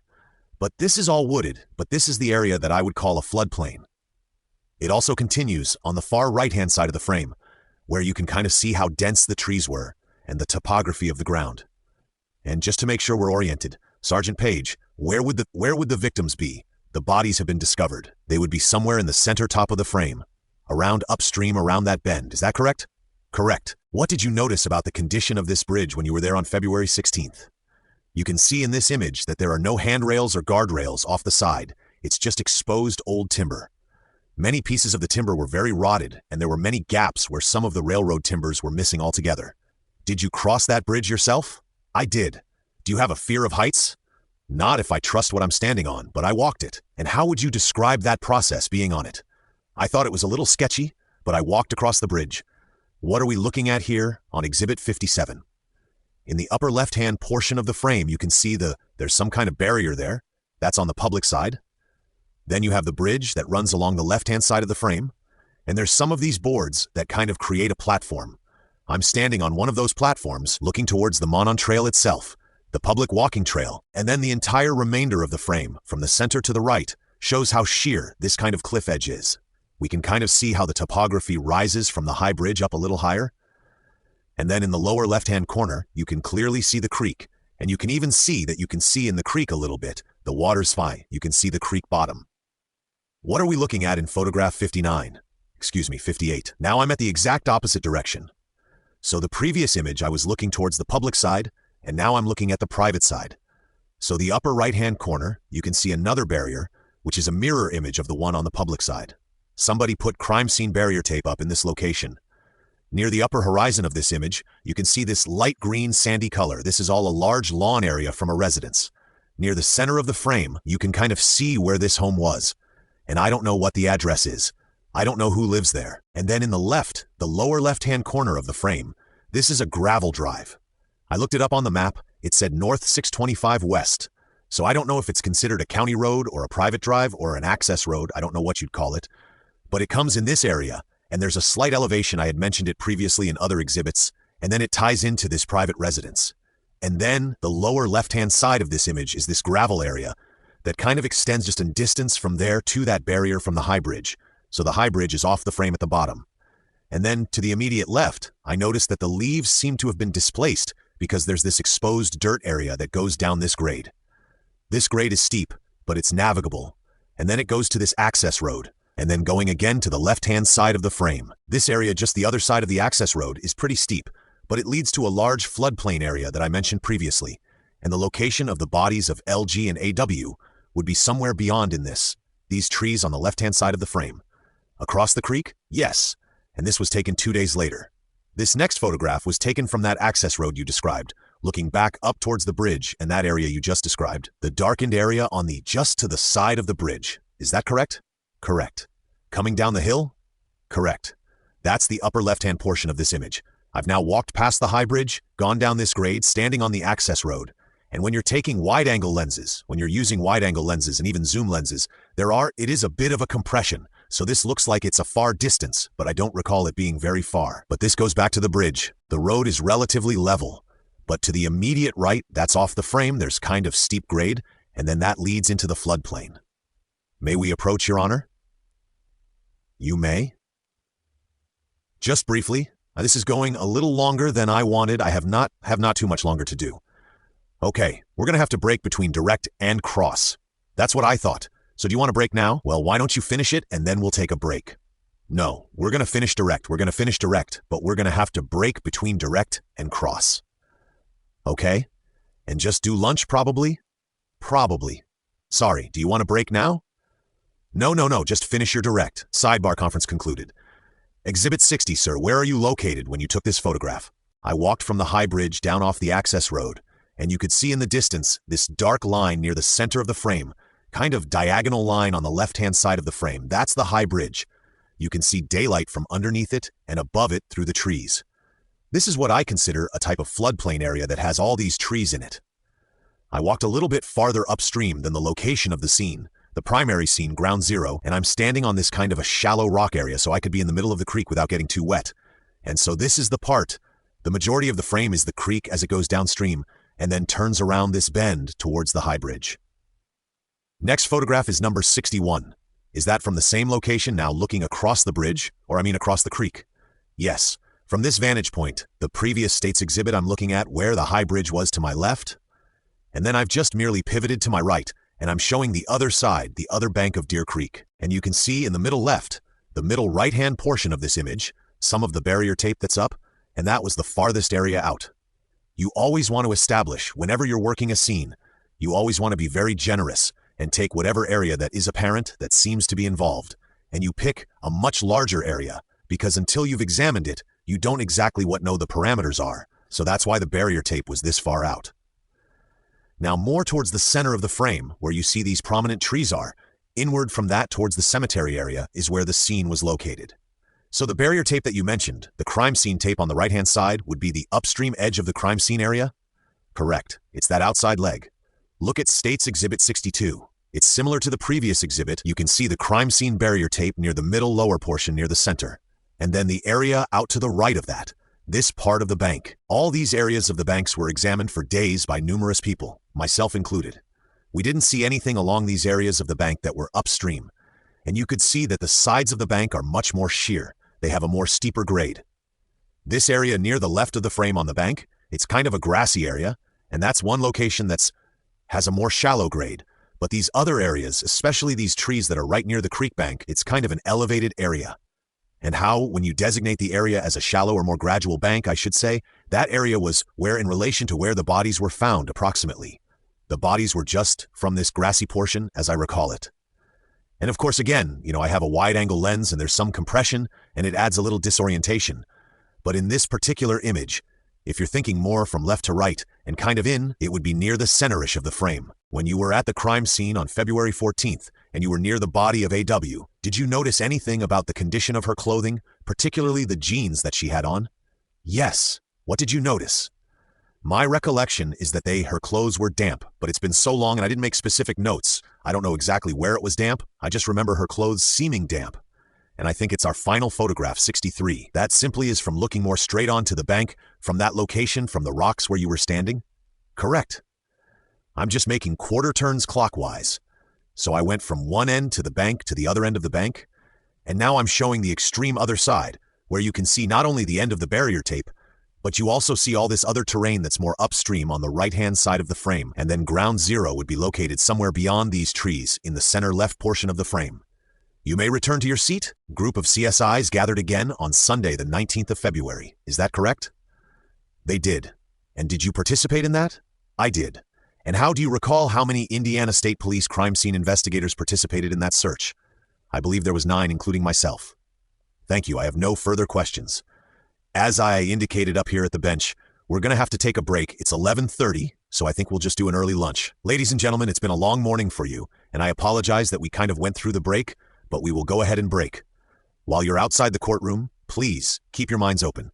Please don't form any opinions or conclusions about anything. You may discuss the evidence that you heard so far, but please only do that if all 16 of you are present in the jury room at the same time, and then please don't deliberate. Gentlemen, all rise. Jury out at 11:30 a.m. You may be seated. Is there anything we need to do outside the presence of the jury, Mr. McClelland?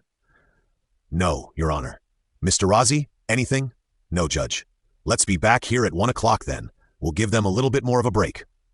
Thank you, Judge. Off record at 11:31 a.m. p.m. Okay, we are back on the record. Where is our witness? Where is Trooper Page? He's right here, Judge. He's right here. Okay, very good. Are you ready? Who's doing cross? Mr. Rozzi? Okay. All right. Do you want Trooper Page back up at the stand? Well, at least like standing in front of that way he won't have to. All rise. Thank you. You may be seated. Thank you, gentlemen. Trooper Page, if you'd resume the stand, please. I'm sorry, Sergeant. Mr. Rozzi, you may proceed. Thank you, Judge. Trooper Page, you're aware that those girls were last seen on February 13th in a video on the bridge? Yes. And that was in the afternoon hours? I believe so. I don't have a lot of information, and they were found on the 14th around noon. Is that your general understanding? Yes. And you don't have any opinion about when those 2 girls died between those 2 times, do you? Can you restate the question? You don't have any opinion about the time of their death between those 2 bookends. My primary job was to document the information at the scene and not form an opinion. Okay, so you don't have an opinion? No. And you've done, I'm assuming, a number of investigations in rural areas in Indiana. I have. And is it fair to say that in woodlots like this, or, forest tracts like this, that there are scavengers around? Sometimes yes, and one of those scavengers would be, let's say, a coyote? Yes. And there are other scavengers like raccoons and birds like buzzards, things like that, right? Yes. And those things can sometimes tell you or provide you with information about a crime scene, can't they? In what way? Well, in terms of how quickly they may access a crime scene. If there's a body or something there that they're interested in, they can get to those things fairly quickly, right? Not necessarily, okay? Do you often use insects as a way to assist in making determinations about time of death? On occasions. Okay, would it be reasonable to expect that a coroner, or I should say a pathologist, would take those things into consideration, if it's available? We've used entomologists on occasion, okay? And so it's the same concept really, right? That, flies get to, bodies and things, and it tells you something about timing, right? There are many variables involved. That's why I'm reluctant, because it's not a yes or no. Okay, answer. There's several variables, and maybe that answers the question. There's a lot of variables out there in that outdoor area that can determine or help determine when someone died, right? With time of death in general, there's just numerous variables that have to be taken into account, okay? And in this case, taking into account whatever it was that you consumed while you were out there in terms of information, You can't generate any opinion about it? No. And in fact, you really don't have an opinion about anything that's interpretative about that crime scene, right? You're not really allowed to have an opinion. Is that fair? Correct.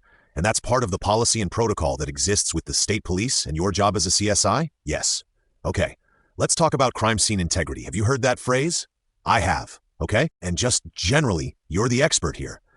But does that basically pertain to the idea that you're trying to maintain a crime scene in its most natural state so that there's essentially no taint? Correct.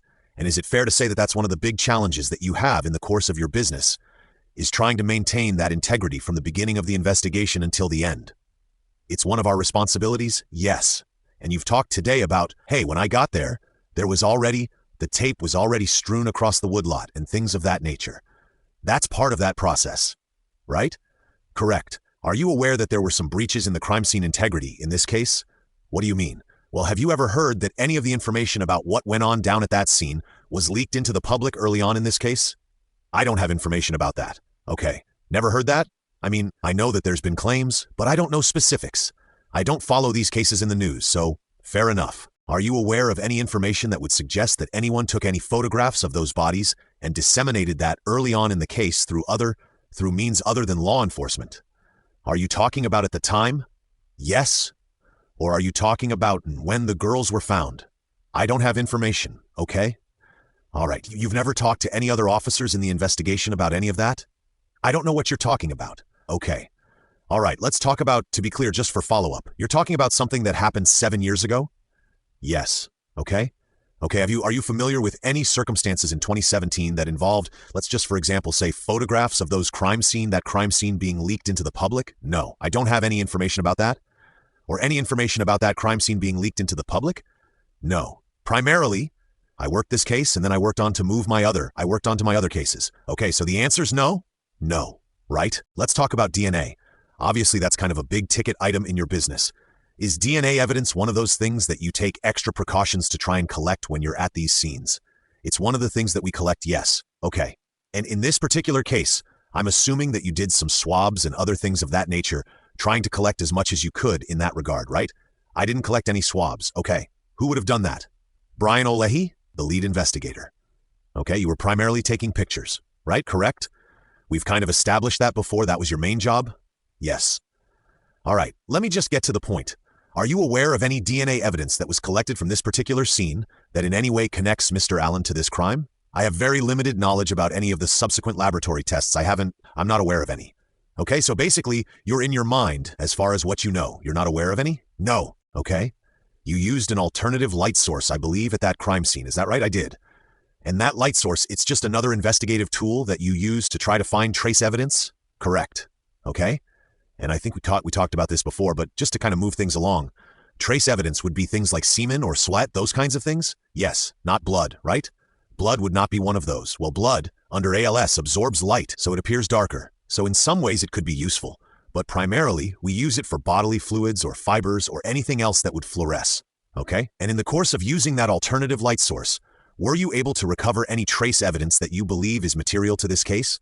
I didn't recover any evidence, but I know some evidence was recovered, okay? But I'm talking about this trace evidence, semen, saliva, anything.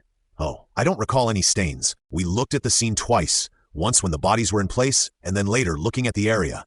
I don't recall seeing any stains that fluoresced or anything of that nature, okay? And do you have any knowledge of whether or not there was any type of like a rape test kit done or anything like that on the victims in this case? I'm assuming they would have been done at the autopsies, but not something you would have been involved with? No. Okay. I mean, sometimes you guys will go down and attend these autopsies, right? Yes. I did not attend an autopsy in this case. Okay, that would have been Mr. Olehi, maybe? Yes. That might have been involved in that process? Correct? Okay. Earlier, we got a chance to look at some of the photos, and obviously, would you acknowledge that when you got to that crime scene, that there was some unique circumstances to that crime scene, especially as it relates to the sticks that were around the bodies? Specifically, what do you mean by unusual? Well, ever been to a crime scene like that, where you saw sticks arranged on bodies like that?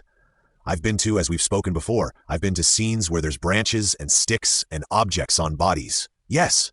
Did you think that there was any particular significance to the way those sticks were arranged or the fact that they were even there for that matter? It's something that we note and we document. Okay, you agree with me that those sticks were not placed there just coincidentally, right? It wasn't something Mother Nature did? Are you asking my opinion on this based upon I'm asking if you would agree with that conclusion? It appeared that, when you just look at the sequence of events, that the bodies would be there and then those sticks, the branches, were on top of them. But there was some human act that caused that, right? That would be reasonable. Okay? And with regard to those sticks, did you do anything in particular to try to recover any trace evidence from the sticks themselves? I didn't recover any items of evidence, okay? You didn't collect any items of evidence? I did not. Yeah, I did not collect any items of evidence. Did you do anything in terms of examining those sticks to try and recover any trace evidence from the sticks? I recall examining the sticks, the limbs, and the items in that area, but I did not recover any items of evidence, okay? And when you say you recall examining them, are you talking about with the ALS source? That and with white light and just visually and during daylight hours? Okay? Would you have actually picked those sticks up and moved them over or turned them over when you were doing what you said you were doing with the white light and the ALS? Yes. Okay? And even the larger branch then, yes. Okay? And you didn't find anything of any significance? No. Let's talk about the clothing. AW was the only victim that was clothed, right? Correct? And there was some testimony earlier about the condition of her clothing, in terms of whether or not it was damp. You remember talking about that? I do. And your recollection is that you recall her seeming kind of damp, but you don't have a great recollection about what happened 7 years ago at this point, right? Correct. And apparently looking back at the photos was not helpful in you recovering any of what, you remember from back in 2017, correct? That's accurate. Yes. Okay. And would you agree with me that there was nowhere on those clothes where there appears to be an obvious water line or anything like that, where we can discern that, hey, somebody was in the water up to their thighs? Well, I've looked at primarily my photographs, but it could be in some of the photographs if I examine them for that. But after sitting here today, you don't have any recollection? I don't have any direct recollection. It seems like something I've seen. Did you generate any kind of or secure any kind of a weather report from February 13th of 2017 or February 14th? Personally, I have not. Is that something you've done as a crime scene tech in the past? Gone back and maybe gone to the National Weather Service and tried to find some report to help you make a determination about the external factors at the scene? Mostly to document for my notes, and I have done it in this case. Just out of curiosity, I was trying to, but it wasn't for this report or anything official. Okay, do you know anything about what the temperatures were on those 2 days? What I looked up is that it was approximately 57 degrees at the high and 34 degrees at the low, but I just looked that up on my phone to refresh my memory of the temperatures. Okay, do you remember the high being higher on the 14th than it was on the 13th? I can't remember. Okay, when did you do that? Do what? When did you look up the weather that you were just telling me about? Just a couple days ago. Okay, just recently? Yeah, were you a part of any circumstance where somebody went out into that creek, Deer Creek, and took any measurements in terms of the depth of that creek? No. Why did you not do that? I had my responsibilities that I was doing, and the dive team and everybody else had their jobs to do. That wasn't one of my assignments, okay? Are you aware of any information that exists in that regard that you've seen? That I've seen? No, okay. There were some shoe impressions that were photographed at various places around that scene, is that right? Correct? And if I recall, maybe even some impressions from the south side of the creek? That's yes, okay? And you were one of the people that photographed those impressions, right? Yes. I took supplementary photographs of them, yes, okay? And if I recall, a couple of those impressions were along the north side of the creek, along the bank area. Is that right? Yes. On the cemetery side? Yes, yes. Okay. And which would be the same side the girls were on, right? Correct? Okay. And were you able to do anything with those impressions that assisted you in making any kind of positive identifications about what kind of shoe was worn or how big a foot size was or anything like that? My understanding is I was providing supplementary photography, and what happened after I documented them, I don't know what happened to those, so you don't know if there were any results generated from that? I do not. Is that something that you would do as a crime scene tech from time to time? Take shoe prints to try to develop those and determine whether or not there's any meaning to those? It depends upon the cases and the circumstances. Again, I've worked hundreds of cases. If I'm the lead and I'm doing something, if it's relevant with the particular circumstances, yes, and sometimes no. Okay? You think it would have been relevant in a case like this, if that, to do something like that? I don't know, because I was primarily assisting with this case. I provided the documentation, and then I submitted the information that I collected. Okay? Is it your understanding that before you got there around, I think you said around 2 o'clock on the 14th, is that right? Let me make sure my time frames are right. I checked the crime scene log before my testimony. I logged into the crime scene log at 1:51 p.m., so it would have to be, I probably arrived closer to 1:20, 1:30 at some point. because the log only indicates the time where we finally go in to make our first approach. So you might have been at the cemetery 10 or 15 minutes earlier? Correct. All right. So, but that was on the 14th, right? Yes. And was it your understanding that there had been a number of people down in that particular area where the girls were found prior to you getting there? I was told that there were searchers and people in the area. Yes. And were you also of the belief that there were people possibly in that area even on the 13th? I believe so, yes. Okay. There was a particular photograph that contained some blood on a tree, and I'm just kind of sifting through. It was photograph number 52. I don't know if we can pull it up. We have the map up here. Do you remember taking this particular photograph of the blood on the tree? I do. Okay. And do you agree that we've kind of commonly referred to this as the F tree? That term has been used. Okay. And the reason is because that this image on here, the pattern on here, kind of resembles an F, right? I think that's why people refer to it like that. I refer to it as a blood stain. All right. Well, and that's the business you're in, right? Correct? Being very objective about these things. Right? Yes, yes, that stain on that tree has drawn some particular attention, though, from your crime scene team, right? I've been told yes, okay? And one of the reasons why it's gotten some particular attention is because we've kind of called that into question, right? Correct. The fact that it seems to be something that may have been intentional, right? I've heard that, yes. In other words, not just some random blood spatter, correct? That's my understanding, okay? And at some point, my understanding is that you actually made a recommendation that the state maybe retain a blood spatter expert to take a look at that and try to come up with an explanation for how that got there. Yes, that's true. Objection to well, I'll withdraw the objection, Your Honor. Thank you. And that occurred just more recently, right? This year, yes, this year.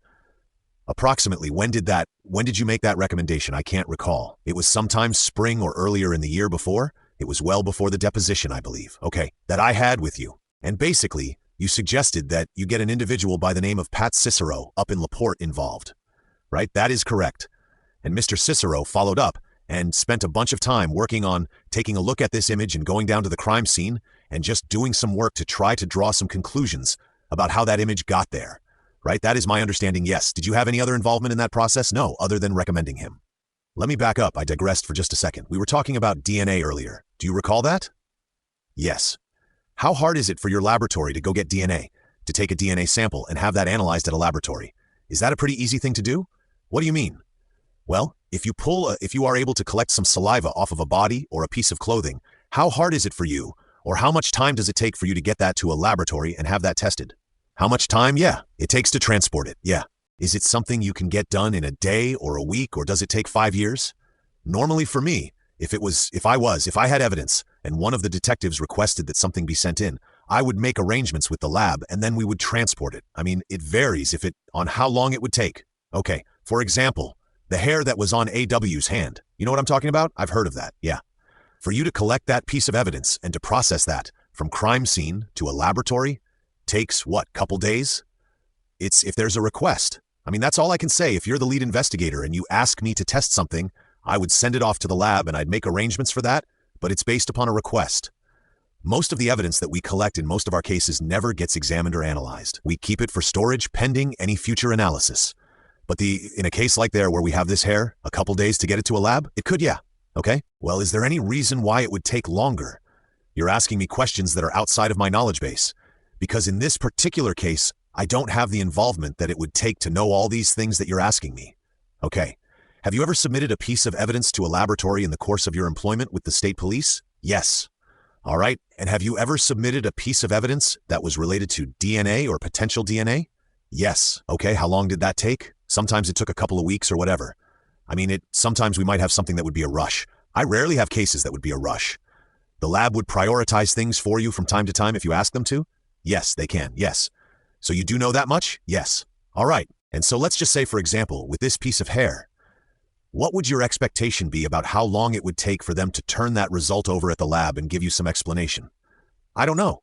Once I give it to the lab, I mean, what they do with it, I don't know. I don't know all their processes intimately. I mean, I don't work out a regional lab. I work out of our post doesn't really have a laboratory. We call it a lab, but I'm not as familiar with all their latest technology and techniques. I collect items, I submit items, I'll transport them. But as far as the turnaround time and all that goes, I don't work out of a regional lab and I don't really run in those circles. Okay? Well, you used to run in those circles, right? You were a detective at one point. I was a detective, but my whole career has been at the Peru Post.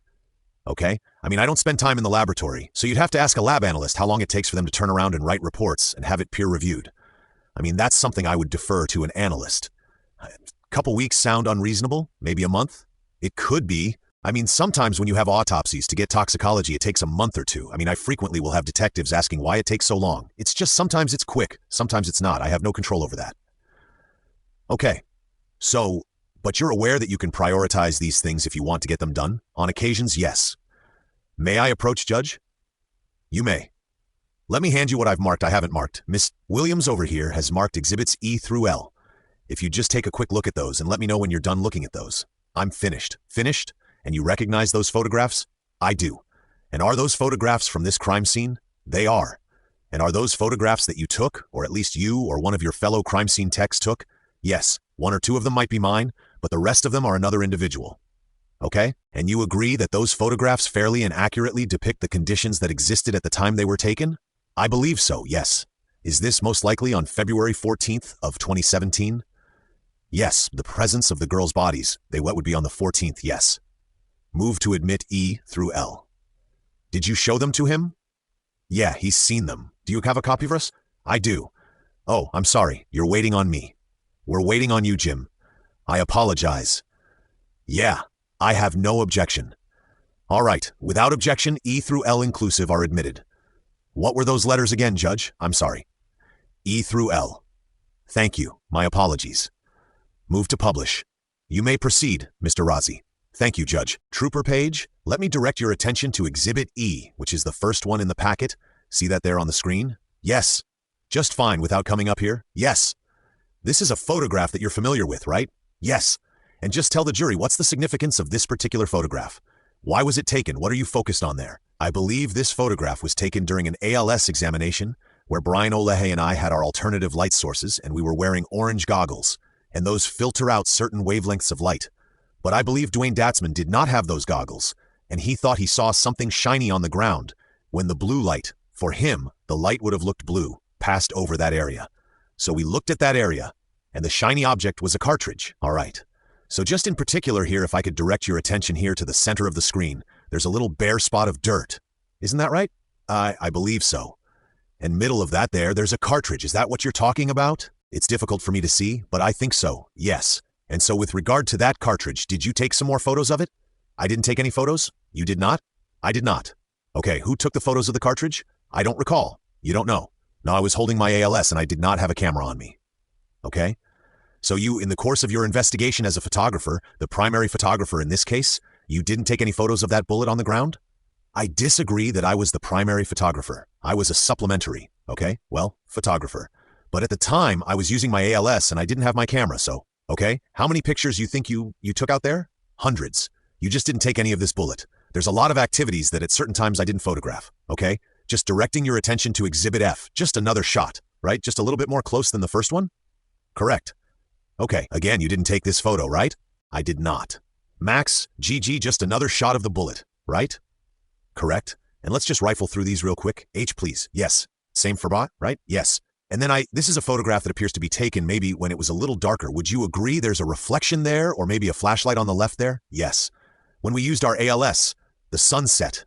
You know, the sun had gone down and it was dark, so we could use the ALS, so we were using flashlights. Okay? And then J, just kind of a different angle. Same situation. The cartridge is in the middle there, right? I believe so, yes. And then this is kind of a larger panoramic view of the scene. Would you generally, just to help the jury, would you generally agree that the area that we're talking about is over kind of in this area just off of LG's right ankle, basically, on the other side of this twig or stick, correct? Okay? And so is this image. Is this more of what the circumstances looked like in their natural state before the bullet was exposed? The cartridge was exposed, I should say. I believe so, yes. So in other words, when that cartridge was first seen by, you said it was Mr. Datzman? Correct. It was in its natural state. In other words, as far as you know, the ground around it had not been disturbed, as far as I know. Okay, but the pictures that we saw previous to this, where there's a bare spot and you could see the dirt around the cartridge, that's after the cartridge. The area around the cartridge was cleared. Right? I believe so, yes. Did you do that? Did you clear it away or did not? I did not, okay. Did you see anybody do that? I can't recall. It could have been Dwayne Datzman. It could have been Brian Ole. I mean, if Dwayne Datzman saw something shiny, he might have been the one that looked at it. You would have to ask him. You don't remember who did it? I just remembered I was looking in certain areas, and during our search, Duane said he saw something shiny on the ground. Earlier, you noted in one of the photographs, one of them in Mr. Latruel's exhibits, there was a bare spot. Actually, it was in your diagram, right? There was a bare spot that you took note of. Correct. And it was a little larger than this particular spot where this cartridge was recovered, right? Yes. I believe it was a few feet farther down. It could be off. I can't tell if it's in the frame or out of the frame on the top edge. Maybe up here it could be. And so, but in this particular case, as far as where this cartridge was, there was no bare spot there? No. It was created? This is what it looked like, yes. Okay, it would have been likely at least recovered to find out what is shining on the ground. Very good. The next image, please. And so this is a close-up, basically, of that particular area, right? Yes. And just to help here, and direct me if I'm wrong, but where, generally it'll be kind of in this area right here, where the other photograph would have demonstrated that that cartridge case was before the ground was disturbed around it? Yes, it's in that general area. I'm using her right leg and ankle as a landmark in that branch. But at the time that was located, I don't know if they might have moved the branch slightly when they're looking to find out what is shiny on the ground. Okay, did you get a chance to visually inspect that cartridge yourself? I can't remember. I didn't collect it. I didn't touch it. I don't have a memory of that. Okay? Would you agree with me, just looking at the photos, for those people that don't know much about cartridges and bullets? That kind of the business end, if you will, the end that has the projectile on its facing down into the ground, basically? I would have to see a close-up of the photograph again. Okay, if you want to step up here and take a look. So this is one of the earlier images where we had a close-up. It's difficult for me to tell how much it's nose down, how much that's the angle, or if it's just the head stamp is on its ridge. You can see it's a cartridge case. Okay? But just to help the jury, this is the end that has the primer or the firing pin, right? Correct. The bullet would be on the other end? Correct. That's the primer, and then the writing on the outside is on the head stamp already. And so if you were just generally talking about bullets, it's kind of facing down, or at least at an angle, I assume, right? That's fair. Okay. All right. Thank you. For the record, I believe that was Exhibit F. Do you agree? Might be G. Actually, it's after G. I can't tell. These aren't numbered. Think it's number 4? Yeah, it may be G. What, G? Yeah, okay. Thank you, Jim. It was G? G. Yeah. Have you seen any photos of that cartridge case as it was being lifted from the ground? Have you seen those with your 2 eyes, being lifted? No. Have you seen any photos of that cartridge case in any other circumstance other than basically right there in the ground as the leaves are moving around it? No. Like, for example, on a table somewhere or in a lab or in your evidence locker, anything like that. Those were not my responsibilities. I was present when that was located, and what happens afterwards, I have no knowledge. Okay. Well, did you review the photographs at least that you took before you came in here today to testify? I did, and I have seen these photographs in the past. Okay? Yeah. They're part of the larger investigation, right? These photos? Correct. All kind of go into it to determine who took what, basically, had some familiarity with it. So in reviewing all of those photos, have you ever seen a photo of that cartridge right there, the one in the ground, in any other position other than that? I've really only reviewed the ground zero basic, the first scene photos. Okay, well, are there any in those? I have not. There are hundreds and hundreds of them, right? I don't recall. How many photos you think there are in total, yourself and Olehi and Mr. Datsman took? Are you talking about during the first few days, or in total? Give us some idea during the first couple days. I've never counted them. I'd say there's hundreds. Okay. All right. If you were in charge of this particular scene, if you were Mr. Olehi, well, let me ask if this way. Have you ever been in charge of evidence processing at a crime scene? Yes. Where you were calling the shots? Yes. Okay, that's what Mr. Olehi was doing in this case, right? Yes. Well, it was a group effort, but he's the lead, so he's collecting the evidence. You gotta have one chief and you have some Indians, right? I guess, okay? In the context of being in his position, would you have recommended that that cartridge be lifted and photographs taken of it as it's being moved out of the ground and in different stages? No. Okay. Would you have recommended that some video be taken of that cartridge as it's being removed? Would you have grabbed that cartridge with your hand with gloves on or some tool? After photographing it, it's totally our discretion how we photograph it and how many pictures we take of it. It's one of many other items that were collected. I would photograph it, and then you'd pick it up with often a gloved hand and put it in a pillbox, and then submit it as evidence. Would you have recommended that that cartridge be pulled from the ground and placed in the palm of your gloved hand and then photographed? No. In the palm of your gloved hand? I would not. Cartridges like that can have marks on them, can they not? Yes, unique marks, right? Yes, marks that can become critical in cases like this, right? Yes. It's in terms of making determinations about where that round came from or what gun it was cycled through? Yes. And so, In that respect, it would make sense to take a photo of that cartridge in its state as it was lifted from the ground, because it would be helpful in seeing some of those marks, right? We collect the evidence. We never photograph things in our hands. We try to have, in these pictures, you'll see there's some shoes, and it happens. We try not to have our feet our hands. I've never taken evidence, and at least I try not to have any evidence in my hand that I'm photographing. I think that's unprofessional. We would photograph them in the scene. Sometimes, if time allows, we'll take more detailed photographs. But any of these details that you're talking about would be done in a laboratory with a microscope. That assumes it's submitted to a laboratory, right? Yes. If you're not making those decisions, I am not. So you can't just assume that it's going to be submitted to the laboratory, right? If you were to take the photographs that you are talking about, that would happen.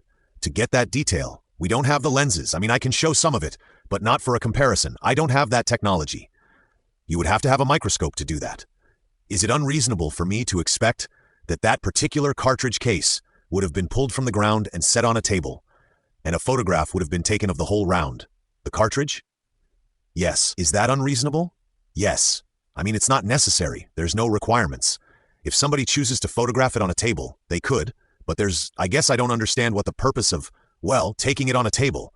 What if the side of that cartridge was damaged? What if it had a paint mark on it or a dent in it? Might that be significant in a case like this? It could be.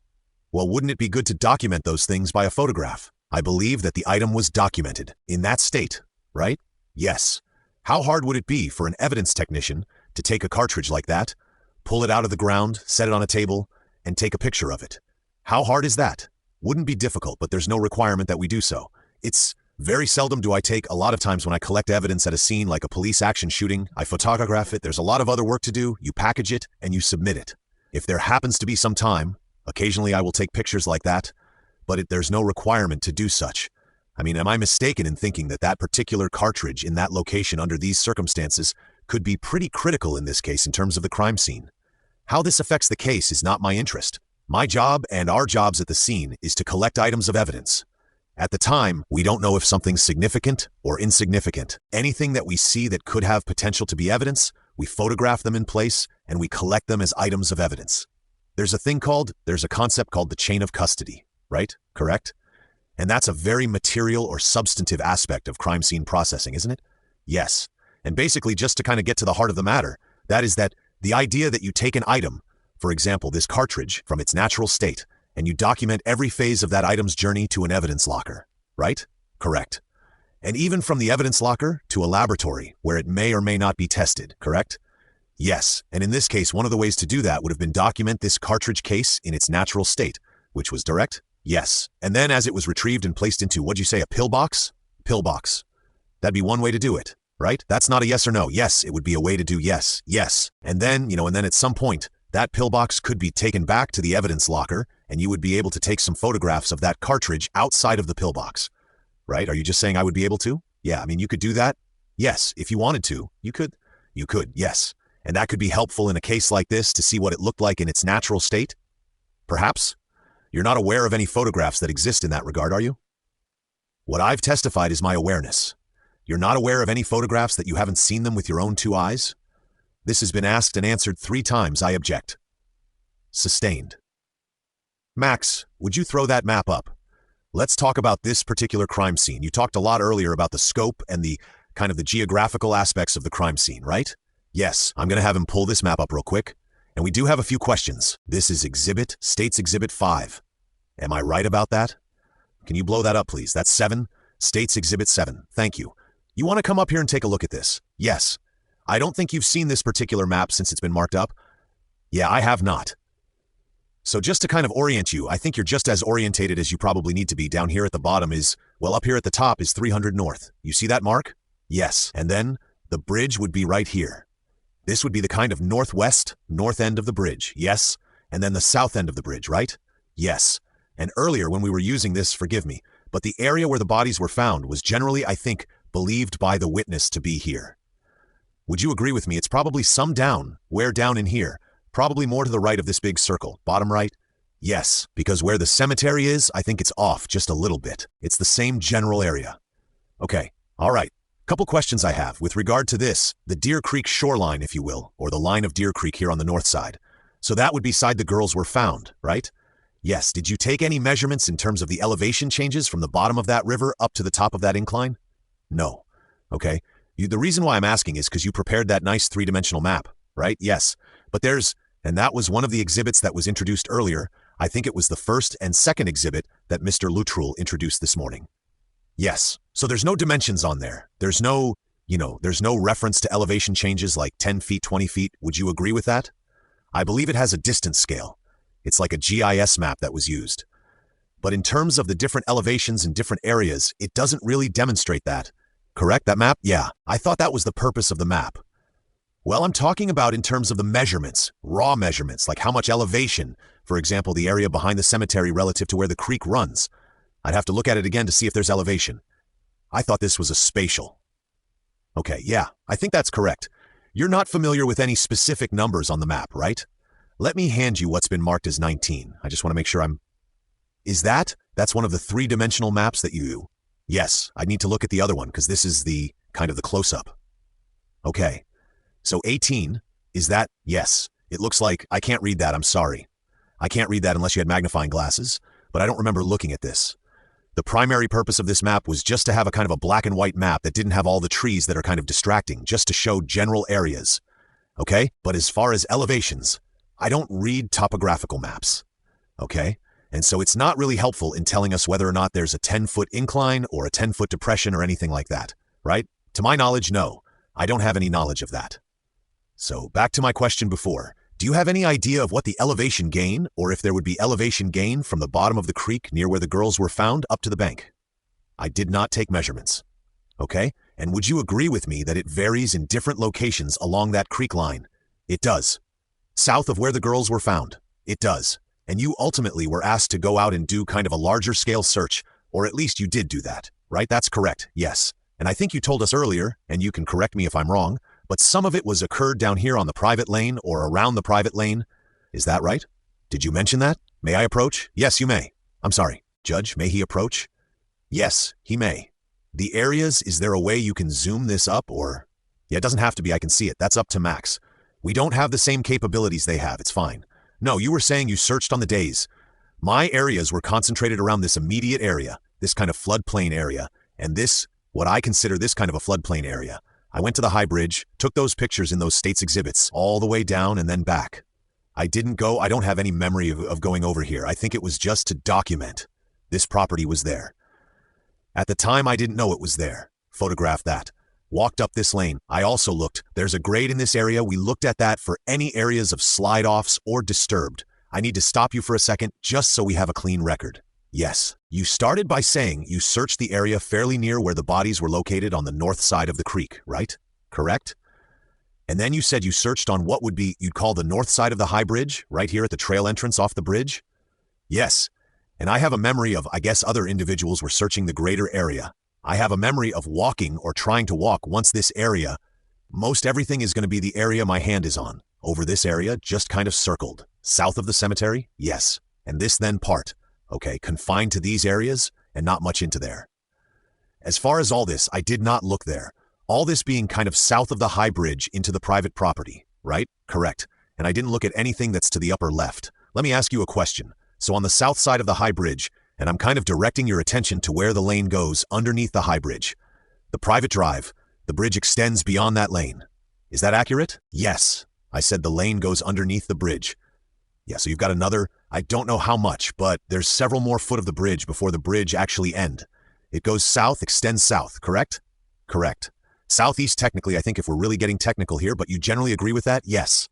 Okay, and is it fair to say that at the end of the bridge, I think in maybe one of the photos, there's actually a barrier or there's some kind of gate that's erected there?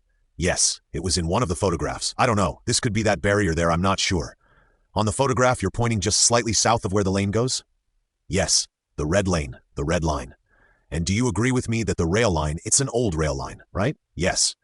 The rail line actually continues to extend south onto the private property. It's my understanding, yes. Okay, and there's really, if you were to continue to follow that, as far as at least you went, there are really no elevation changes. You continue to maintain a basically level position. Is that right? In the immediate area of this path, where after you get past the barriers onto the private property, I think it is basically stable. I'd have to look at my photographs and refresh my memory on that. maybe some slight changes, but it's a rail line, right? It wasn't a focus of mine, but you can see from this map, it appears you can see where the old rail line was. Okay? In other words, there's no large hills or anything that you go down once you get off the bridge and off the trail, right? If you're on the trail, it seems to be generally flat. Okay? All right. Can you zoom out some for me, please? All right. I want to direct your attention to... Thank you for that. I want to direct your attention to the cemetery up here. I think you might have. Is that where you said you parked? Yes. My assumption is, tell me if I'm wrong, that there were a number of law enforcement officials there, parked in that area when you got there on the 14th? That's my memory, yes. Okay, when you got down into the wooded area, a fair amount of people, law enforcement officials down there already waiting and working before you got there? Yes. Okay. Are we talking, help me out here, I haven't seen the photos. Are we talking 10, 30? Give me some idea. I can't remember.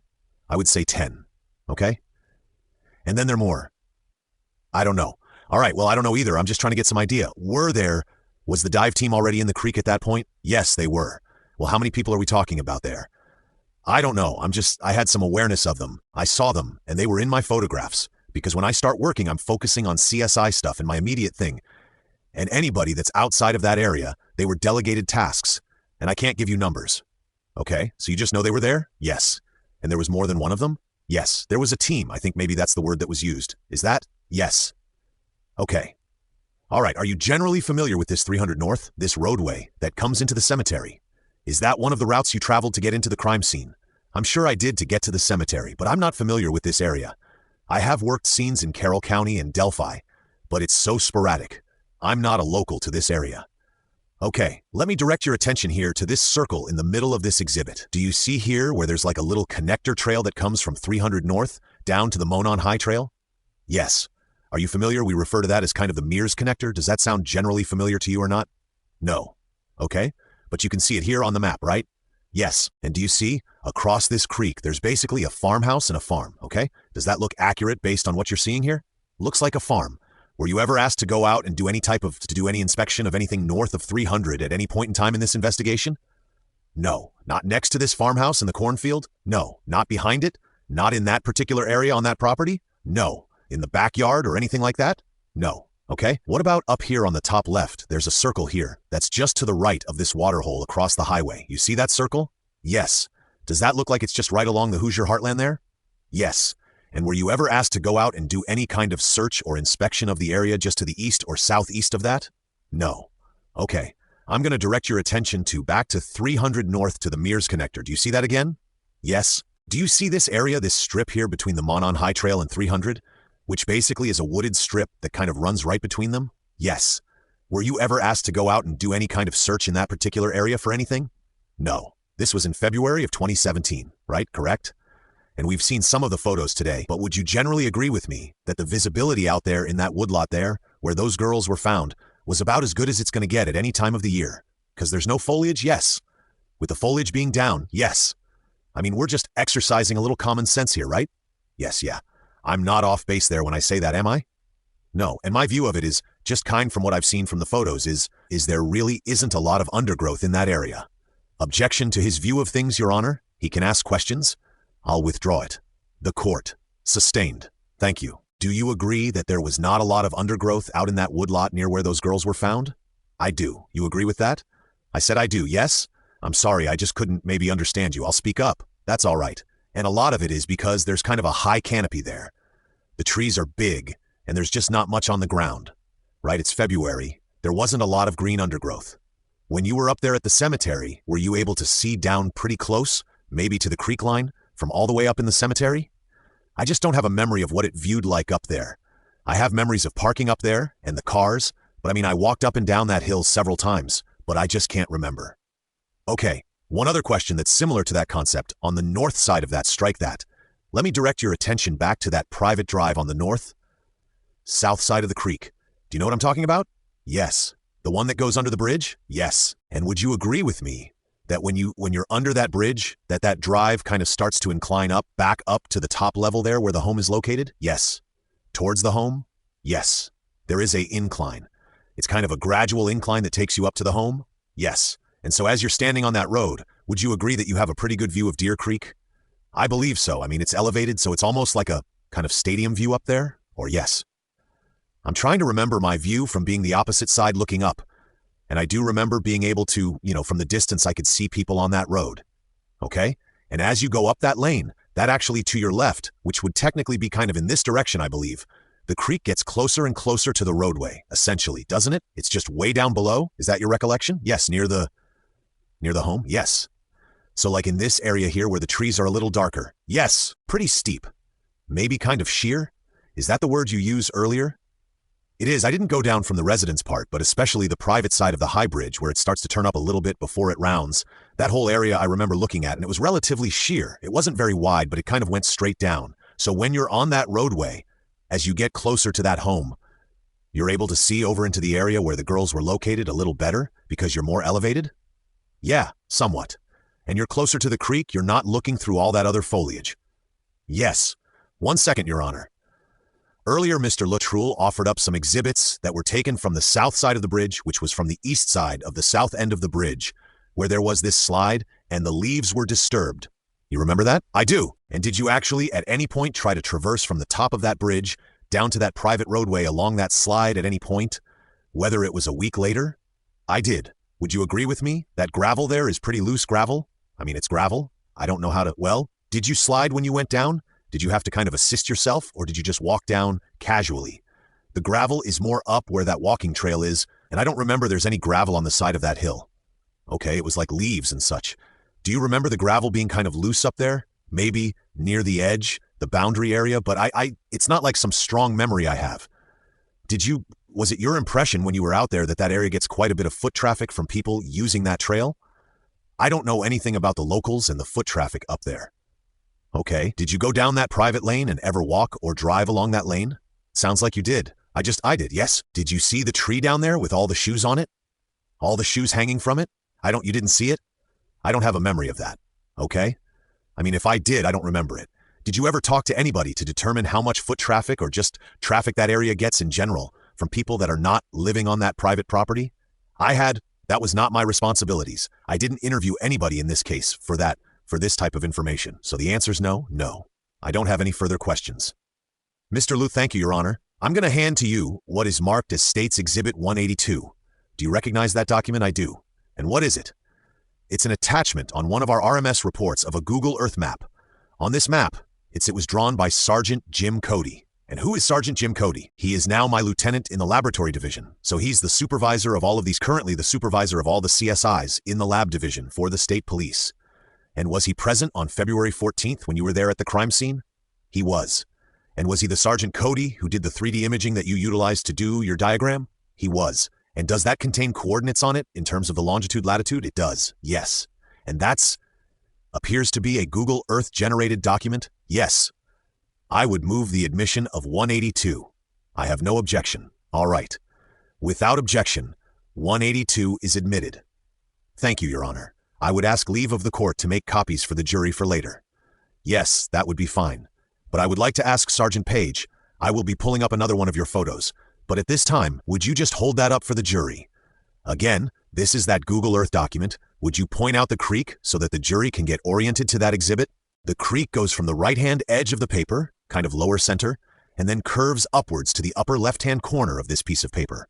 And downstream would be which direction? The right side of the paper. Well, it's flowing from upstream is what I meant to say, going to the left side. And does this contain the areas in which you testified on cross-exam?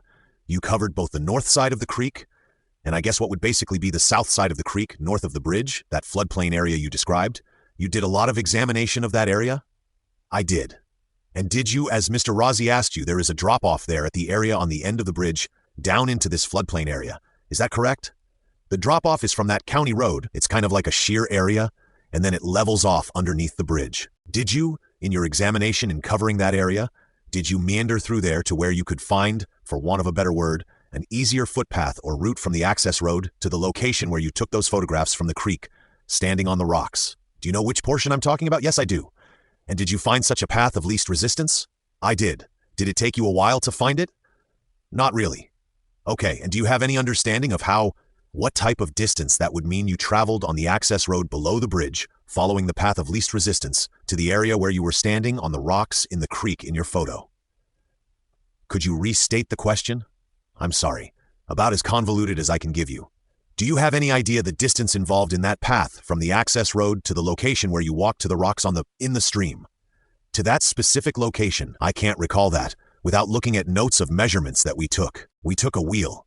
I believe it was one of the other CSIs. We had a rough sketch diagram, and they mapped out different wheel locations. But to go specifically to where I was standing on that rock location, I can't provide that answer without looking at my notes. Would you, by using, well, hang on a second. We'll go ahead and publish this. Would you come down here, please? Sergeant, do you have a recollection of the route that you took that was across from the access road to the following through the floodplain area to get to the creek? To that location where I took the photos? Yes. It's difficult to see in this just from the shadows, but I think that rock location was kind of up in this area. Went down to the access road. This whole area here, immediately adjacent and winding with that access road, which is labeled as County Road 625 West, is steep. At least it's steeper than the hill it takes to get down to the access road. But when you depart, at the center frame bottom of this exhibit, down this hill area, crossing the access road underneath the bridge, is relatively level, I presume, because of the construction of the bridge. And then, from that point, you can really enter anywhere into this area. You can see that there's trees, and that's going to prevent some movement, and a lot of dead wood. But if you wanted the path that day, it was kind of hugged the side of this drop-off, just on the other side of 625 West. And then I got in that rock location so that I could make those photographs of the locations, just kind of walking straight across. Really, this whole area, it's not completely flat. There are trees, down and dead wood, but this area looks like a floodplain. Do you know today how much time it took you to walk? Once you discovered that route, how much time it took you to get your access to walk to the area of the creek approximately? I didn't know where I was going. I was just kind of looking for the path of least resistance, so I could kind of document the area. Didn't take very long. All right, thank you. You may return to your seat. Do you happen to know the approximate width of that creek in the areas between the area of the creek that you were examining when you took the photograph of the creek? And so I could create a simple diagram, the ones that I created earlier. I referenced this Google Earth document and others that have a distance scale on the bottom, and measurements can be obtained from that. I thought it was, to my memory, approximately, was it 100 feet, I thought. Sergeant Page, let's go back to the question you were asked about scavenger and insects. How you have had cases where you utilized entomology and those who are experts in entomology, forensic entomology, to help you establish a timeline or get some information about when a death may have occurred. Is that correct? May I make a correction? Yes, I don't know if it was clear before either. I have used entomologists because there were bugs present, but it's been on maybe 4 or 5 occasions. But for the investigation itself, it was never actually used for time of death. In fact, the last time I never heard back from anybody, but we had other things like videos and cell phone datas that we used, but there were bugs there. I remember Brian Olehi even assisted me on one of my investigations, and he called an entomologist to come. So they've been present, but I don't recall. On February 14th, I'm sorry. No, that's fine. February 14th, 2017, where there was there bug activity, insect activity going on that you noticed? Nothing overt that I recall. The ground zero area where the bodies were located and where the cartridge was ultimately found. Who was in that area while you were present at the crime scene on February 14th? When the cartridge was located, any time up, and to the time that the cartridge was located, who was present within that ground zero area that you described to the jury? From the immediate area of ground zero, the only people that were in that area was Brian Olehi, Dwayne Datzman, and myself, until Jim Cody later came to the scene around 3 o'clock, 3:30, I believe, and did his scans of the scene, which took about an hour. I believe Jim Cody stayed until maybe an hour before we left the scene. The only other individual that I recall that came within ground zero was the coroner, J.D. Cree, when it came to the points to start moving the bodies. And LG was moved first. Is that correct? Her body was moved first? Yes. And that had the cartridge. The cartridge had been discovered prior to that. Is that correct? Yes. Were you wearing gloves while you worked this scene inside the ground zero area?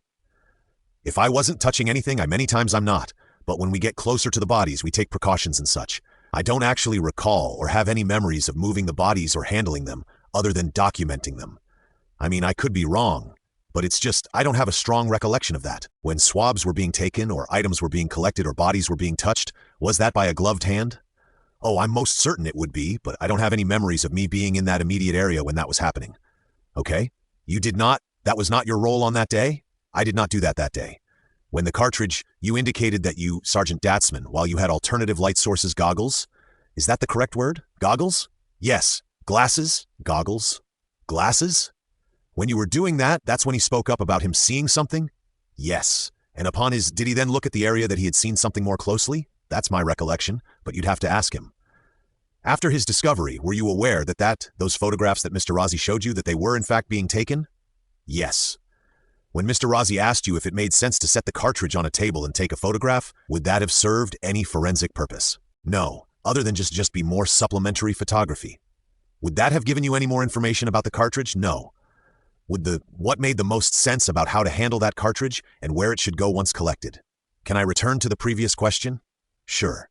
Just to be clear, when I say no, I guess what I was thinking of is when you're asking about, if I may use an example with fingerprint photography. For fingerprints, I'll potentially photograph it, and we do it in high resolution so an examiner can look at that. And if we're successful in recovering the fingerprint and have it on a lift, those can be compared in addition. But as far as giving detailed scientific, when you say forensic, I think of like an analytical type of data to compare all those, fine striations or tool marks. Our lenses don't have the capabilities of doing that. So when you asked that question, that's how I interpreted it.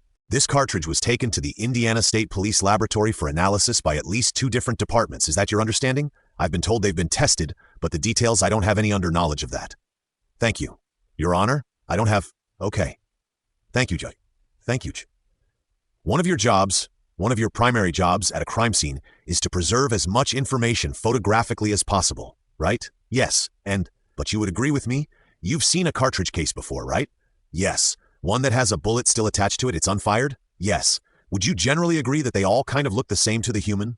Normal human? I mean, they look similar, yes. I mean, in this case, let's just get down to business here. It's a Smith & Wesson .40 caliber cartridge case, right? Okay. Do you know that? Do you even know that as you sit here today? I know a cartridge case was collected. I know it was considered it was a .40 caliber, but I did not examine this item, okay? It was Smith & Wesson. Does that sound right? I don't know. I mean, did you read the head stamp in the photo? It was blurry. When you looked at the photo, it was blurry, but I have no reason to dispute what it is. So, and would you agree with me that if I had a box of those .40 caliber rounds, they would all basically look the same? Yes.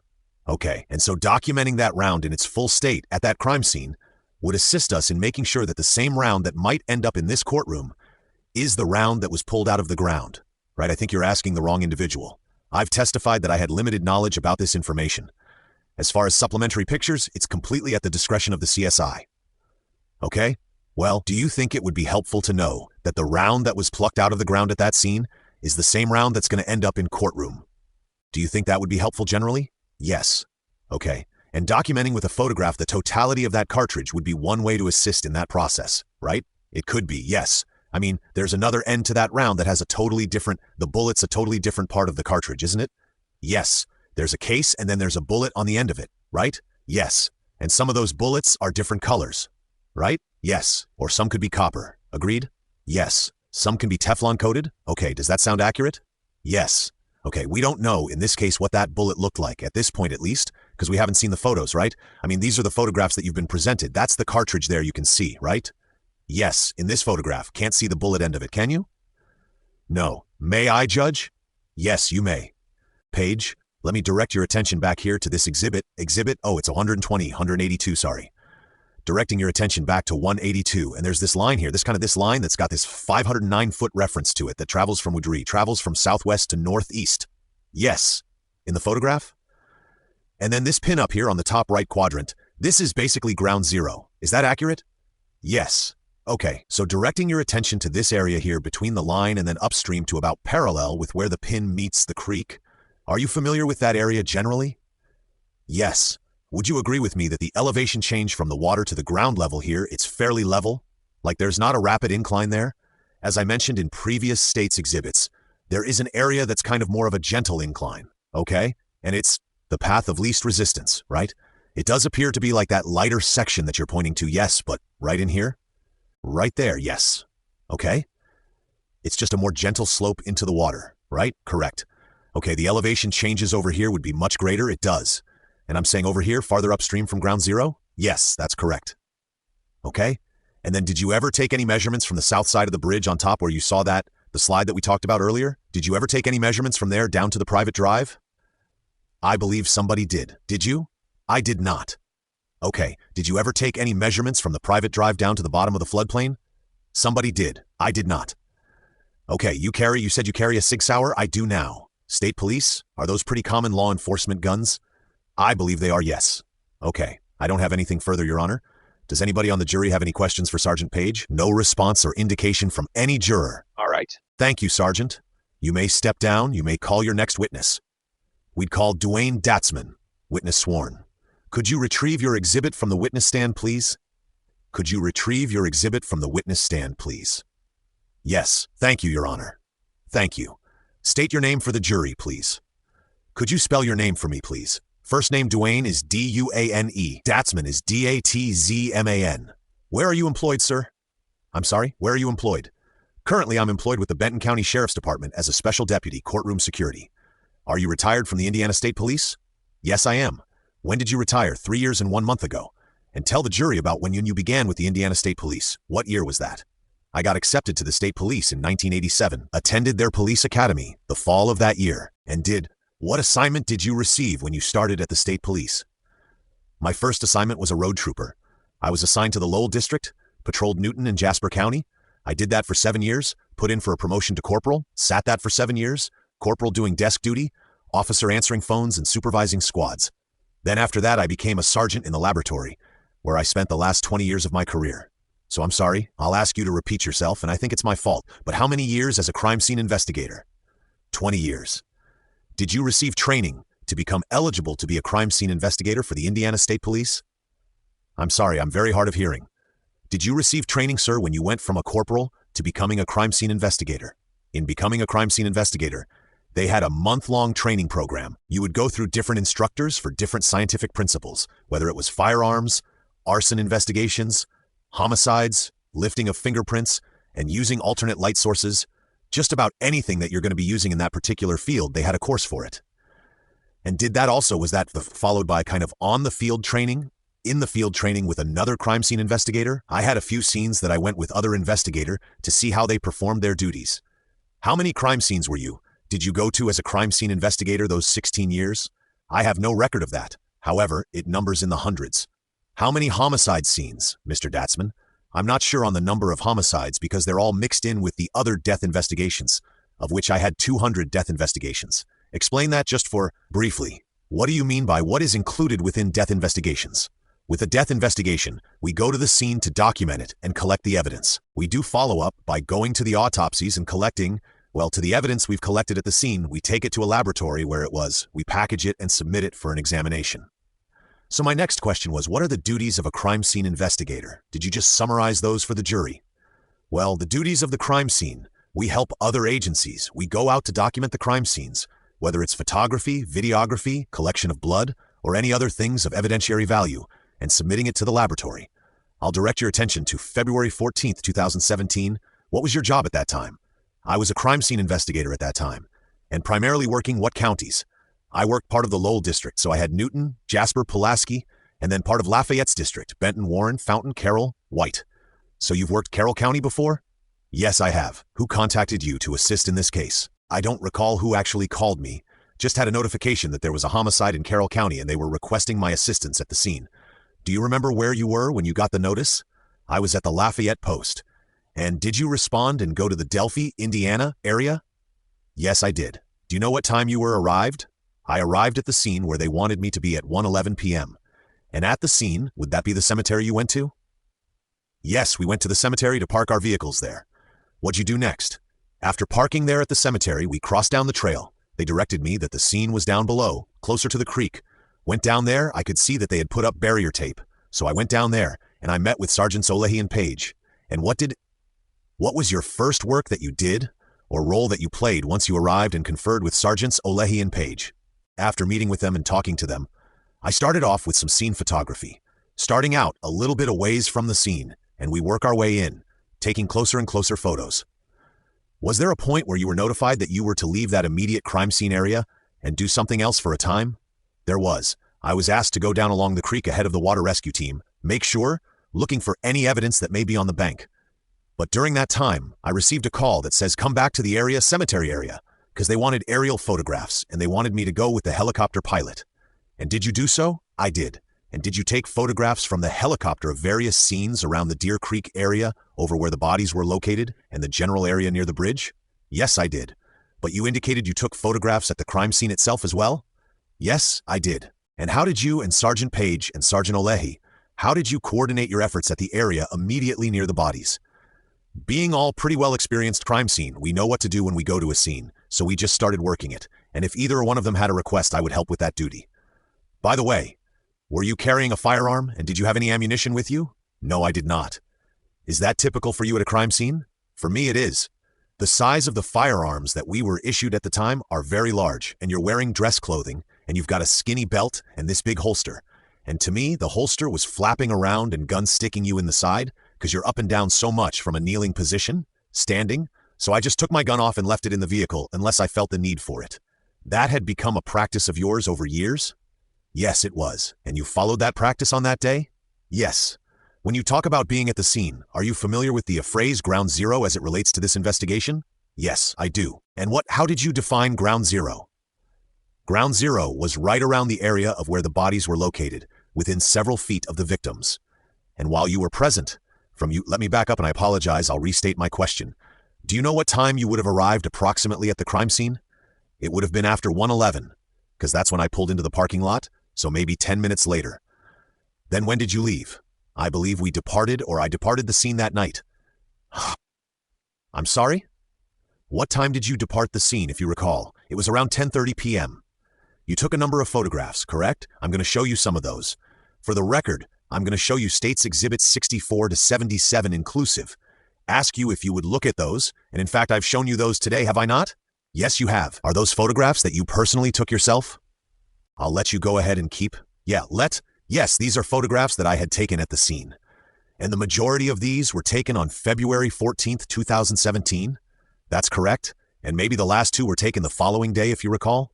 I don't recall, but do they truly and accurately reflect the locations that you observed and that are depicted in these photographs? They do. I would move the admission of 64 through 77. No objection. All right. Without objection, 64 to 77 inclusive are admitted. Thank you, Your Honor. We would like to publish them to the jury at this time. You may. We'll begin, Sergeant, with the aerial photos that you took. Could you describe for the jury what this photograph depicts? This is above Deer Creek, looking to the east. There's a residence on the south side that I believe the driveway ends there at the house, from where they had access to it, and you can't really see much else because of the trees. I'm going to ask you if you would be okay with coming down, yes? And I'll give you a pointer as we ask some other questions about the other photographs. For the record, you've just identified 64. If I could ask you to stand off to the side so the jury is not obstructed. Even farther over, sir. Can you see now? Okay, there you go. If you have to adjust to get in the way, if you just move back, that's fine. We'll try to keep it so the jury can see. Exhibit 65. What do we see? What does this depict? Well, once again, this is over the wooded area where we have water rescue team down here searching the creek, and it's very hard to tell, but we have a crime scene tape or a rope going through there. Sir, you're going to need to speak up. You'll need to speak up. And I'm not sure, looking at this photo, this may be the location of the victims.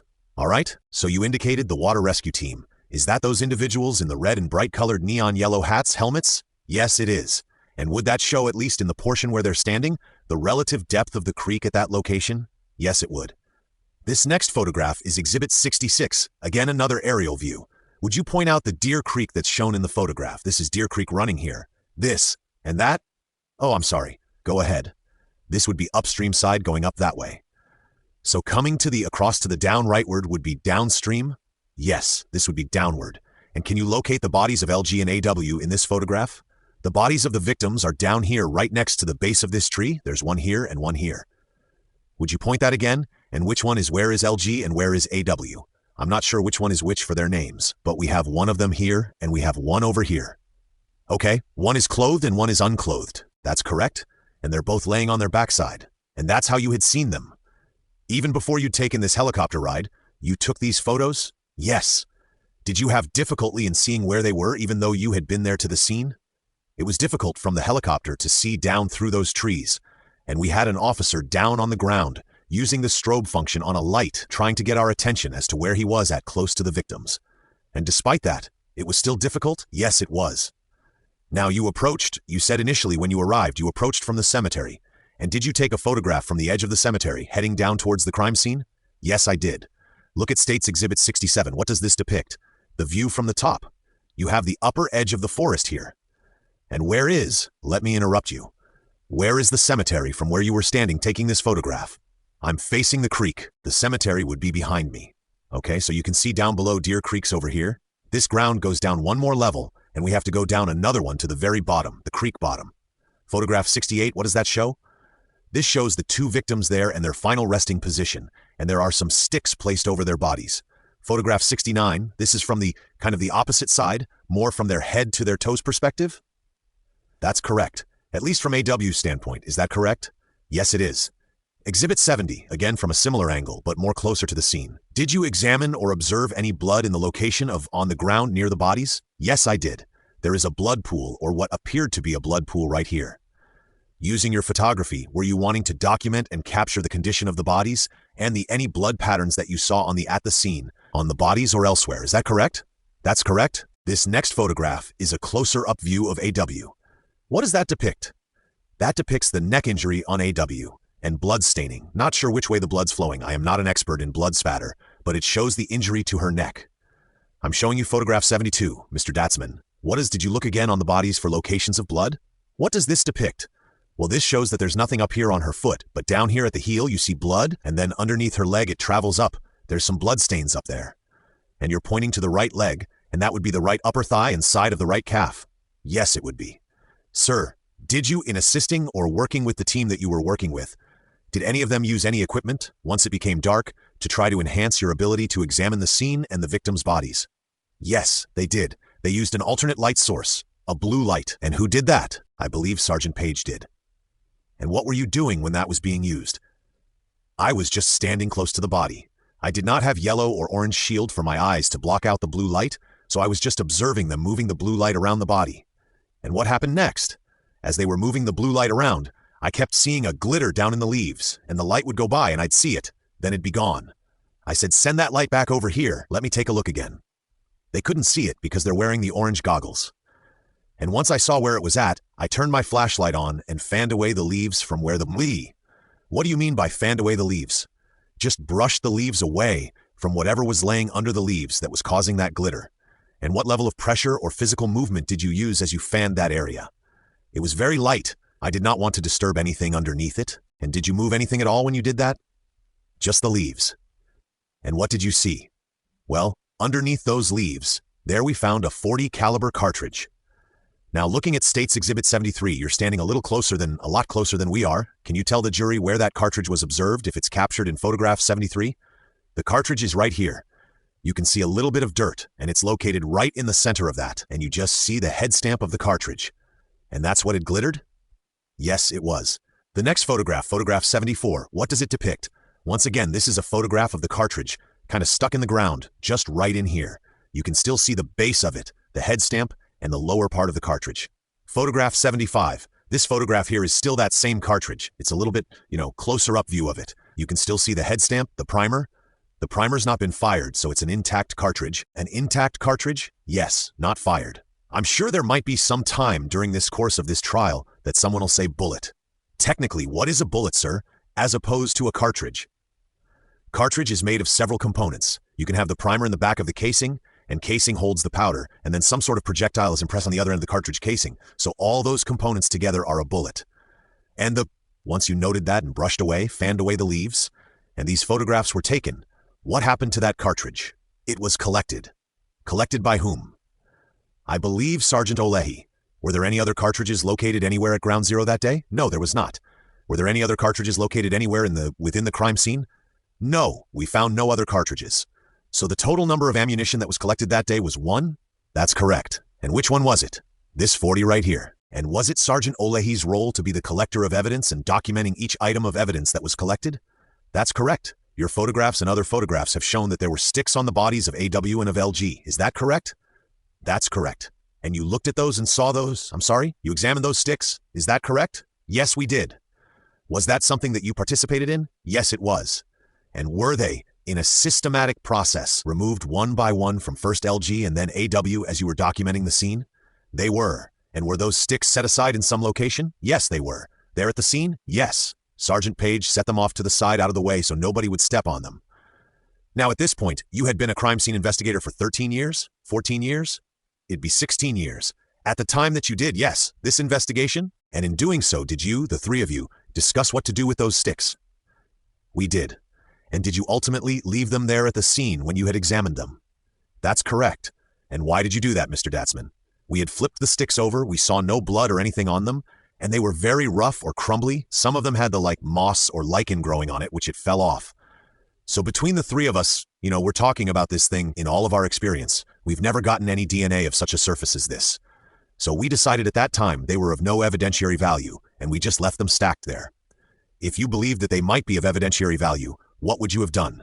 We would have collected them like the rest of the evidence and taken it into the laboratory for further examination. Is the role of the crime scene investigator in working with the laboratory to examine for what would be reasonable to submit to the laboratory for their testing.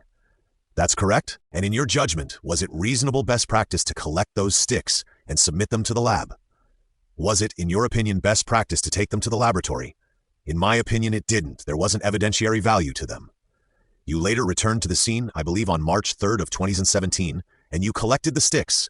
That's correct. How do you know that you collected the sticks that were removed from the bodies of LG and AW? I knew where Sergeant Page had placed them. And before I went out to the scene, I printed off a couple copies of photographs of the sticks so I could identify them by their shape, and with that information went out and collected those sticks. And where did you take them? I'm sorry? Where'd I take them? Where did you take them from that scene on March 3rd? I believe I took them to the Lafayette Post. Were they placed in a storage area where other oversized items of evidence are kept? Yes, they were. Not in a traditional evidence room, but in a locked facility where it'd be more practical to keep them? That's correct. Let's go back to February 14th. You indicated to the jury that you remained there from approximately 1:11 upon your arrival to the general area and departed around 10:30? That's correct. Had the bodies of LG and AW been removed at that time? Yes. They'd been removed before our departure, and so you continued to assist and work with your colleagues, Sergeant Page and Sergeant Olahi, until such time as they had been moved, and you did some further examination of the scene. Is that correct? Did you return the following day on February 15th, 2017? Yes, we did. And what did you do at the crime scene area, both the ground zero and the larger area within the yellow tape? What did you do in that location on the 15th? We went back and used our metal detectors again, searching a little bit wider area to see if we could find anything else of evidentiary value. And did you go ultimately across to the other side of the creek and examine, in the afternoon or evening of the 15th, examine that area as well? Yes, I did. The next photo, 76. What does this depict, sir? This is what they call the Monon High Bridge. I believe we're at the east end looking west. So you're at the opposite end of the bridge from the trail, the Monon Trail. Is that correct? That's correct. I believe you can see just a little bit of the trail down there at the end, kind of turns to the right, and then you step off of this onto another gravel path, barely gravel. And photograph 77, what does it depict? It's a disturbance in the soil going down from the old railroad bed down to the gravel drive down here. Did you examine this area and other areas across the creek, the ground, for any shoe impressions? That I did. On this particular one, I walked out the outside of it, trying to see if there was any shoe impressions in that black dirt, and we found just a partial one somewhere up in here.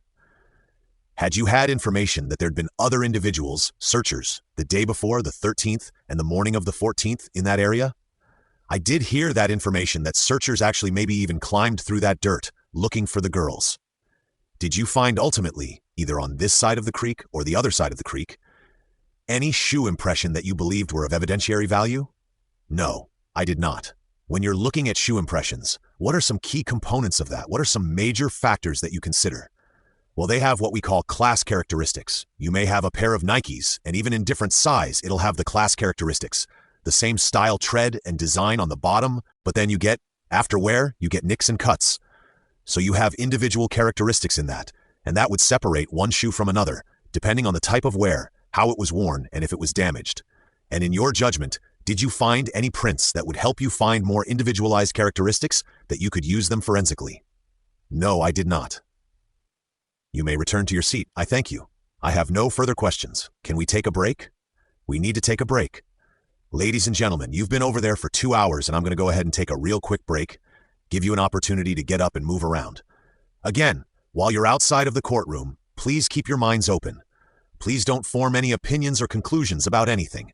You may discuss the evidence that you've heard so far, but please only do that if all 16 of you are present in the jury room at the same time, and then please don't deliberate. Gentlemen, all rise. All right, let's resume at 3:30, folks. Jody, you can go off the record. Off record at 31 p.m. Judge, is it okay if I stand here while the jury's coming in? Sure. All rise. Jury in at 3 p.m. Thank you. You may be seated. Thank you, gentlemen. I'm just going to give them a minute to get settled in. All right, Mr. Baldwin, you may proceed. Thank you. I know that you are retired, so how should I address you? You can just address me by my first name, Duane. Duane? Okay? Thank you, Duane. Would you agree with me that a bullet found at a crime scene should be photographically documented? Yes. Okay? We'll talk about the bullet found at this crime scene. That should be photographically documented? It was, okay? And it should be photographically documented for one reason, so the jury can make sure that the bullet that was found on the ground is the same bullet that they ultimately see at trial when it's admitted in as a piece of evidence. Would you agree with that? Yes. Okay? Because, strike that. And would you agree with me that one way to do that would be to videotape as the bullet is coming out, as somebody was picking that bullet up and taking out of the ground, and then showing it on the video at different angles? No, I would not agree with that. Really? Yes. When you pick that up, you risk doing some kind of damage to it. It's better just to package that right away. And if you go back to the laboratory and then photograph it in a safe environment, okay? But by the time you get the laboratory, we don't know what the tip of that bullet, for example, we don't know what the tip of that bullet looked like as it was in the ground, right? No. Okay? So is it much of a problem to take it out and videotape so that we can see what the color of the tip of the bullet is? Be better to photograph it. Okay, well, let's do that. Yeah.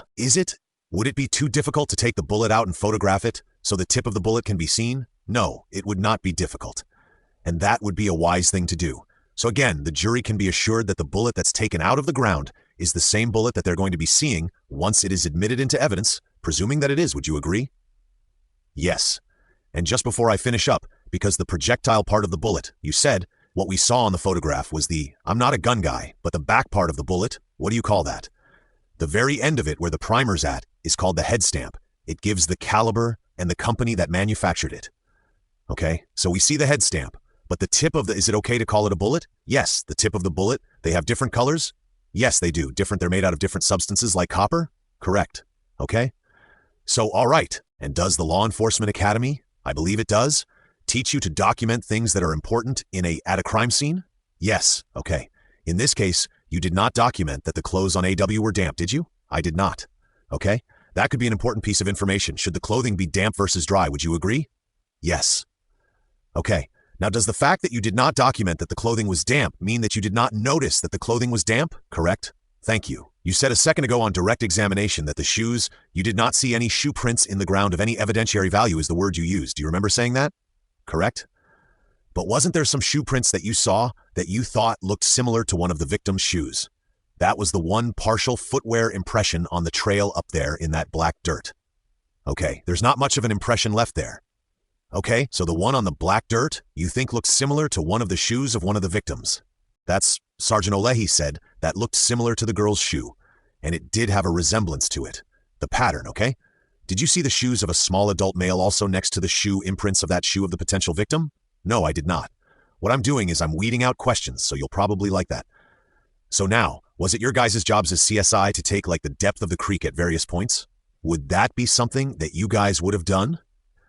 Or that somebody else may have done it, but it wouldn't have been one of the things I would have done. Okay, and I was writing something down as you were talking. Did you say that you'd taken some photographs that you could kind of tell what some of the depths were in the creek? Did I hear you say that? No, I didn't say that. Okay. All right. You don't know what the levels of any of the areas of the creek were. You didn't go in there and do that, is I guess what you're saying. No, I did not enter the creek, and I don't know if the water team took any measurements or not. Would you agree with me that in all of your years of experience, this was a very odd crime scene to come upon? No? No? Had you ever been to a crime scene where sticks were arranged in a certain pattern on one of the girls? No, I have not. Okay, but that happened here, right? Objection to the word arranged. That's speculation. Sustained. You said on direct examination that you did not collect the sticks that were found on the girls, correct? That's correct. And you found that you did not collect them because they did not have, in your opinion, evidentiary value? That is correct, due to the nature of the surface of those sticks being crumbly. But not all the sticks were crumbly. For the most part, they were very rough textured, not something smooth enough to work with. Certainly when something is rough, that means that skin cells, epithelial cells, could end up on that item, right? It's possible. Is that why somebody told you guys to go back and get those sticks? I don't know why they told me to go back and get them. It was a mistake not to get those sticks, don't you think? Not to take them initially? I don't think so. But somebody above you in the chain of command said, I have no idea who asked or requested for us to go out to collect the sticks. Well, I mean somebody, a human being, had to have picked those sticks up with their hands and placed those on the girls. Right? Correct. And when they do that, again, their skin cells would be on it. If not, unless they're wearing gloves, then there wouldn't be any transfer. Well, was the guy wearing gloves? I have no idea. Yeah, that's exactly right. So you should have collected the sticks, right? They were collected. How much later? Couple days. You talked a little bit about the blood spatter at least on LG's face. Is that correct? On direct, made note of, yes. But you said I am not a blood spatter expert. That's correct. But the state police does have blood spatter experts in its employ, correct? Correct. And I would presume, because you thought there was an unusual blood spatter, at least on LG's face, if not other places, it would be smart to get the blood spatter person out there to examine the crime scene? Not necessarily. The photographs taken of it. The blood was dry already, so it's there. You can make a determination of blood flow or whatever they do from the photographs. At the tree where there is a pattern well, I don't know if it's a pattern, but there is some blood on one of the trees. Somebody called it an F tree. Have you heard of that? Yes, I have heard that. Okay. Would it be wise to get the blood spatter out there to the F tree to analyze that? Better than photographs. Would you agree? No. You don't agree? No, I think photographs document it well enough. So do the photographs document how thick the bark is? It would give you, what do you mean by how thick the bark is? Well, you said the photographs do just as good a job, so I'm just wondering, I'd want to know probably how thick the bark is where the blood was on the tree. Objection. That's speculation.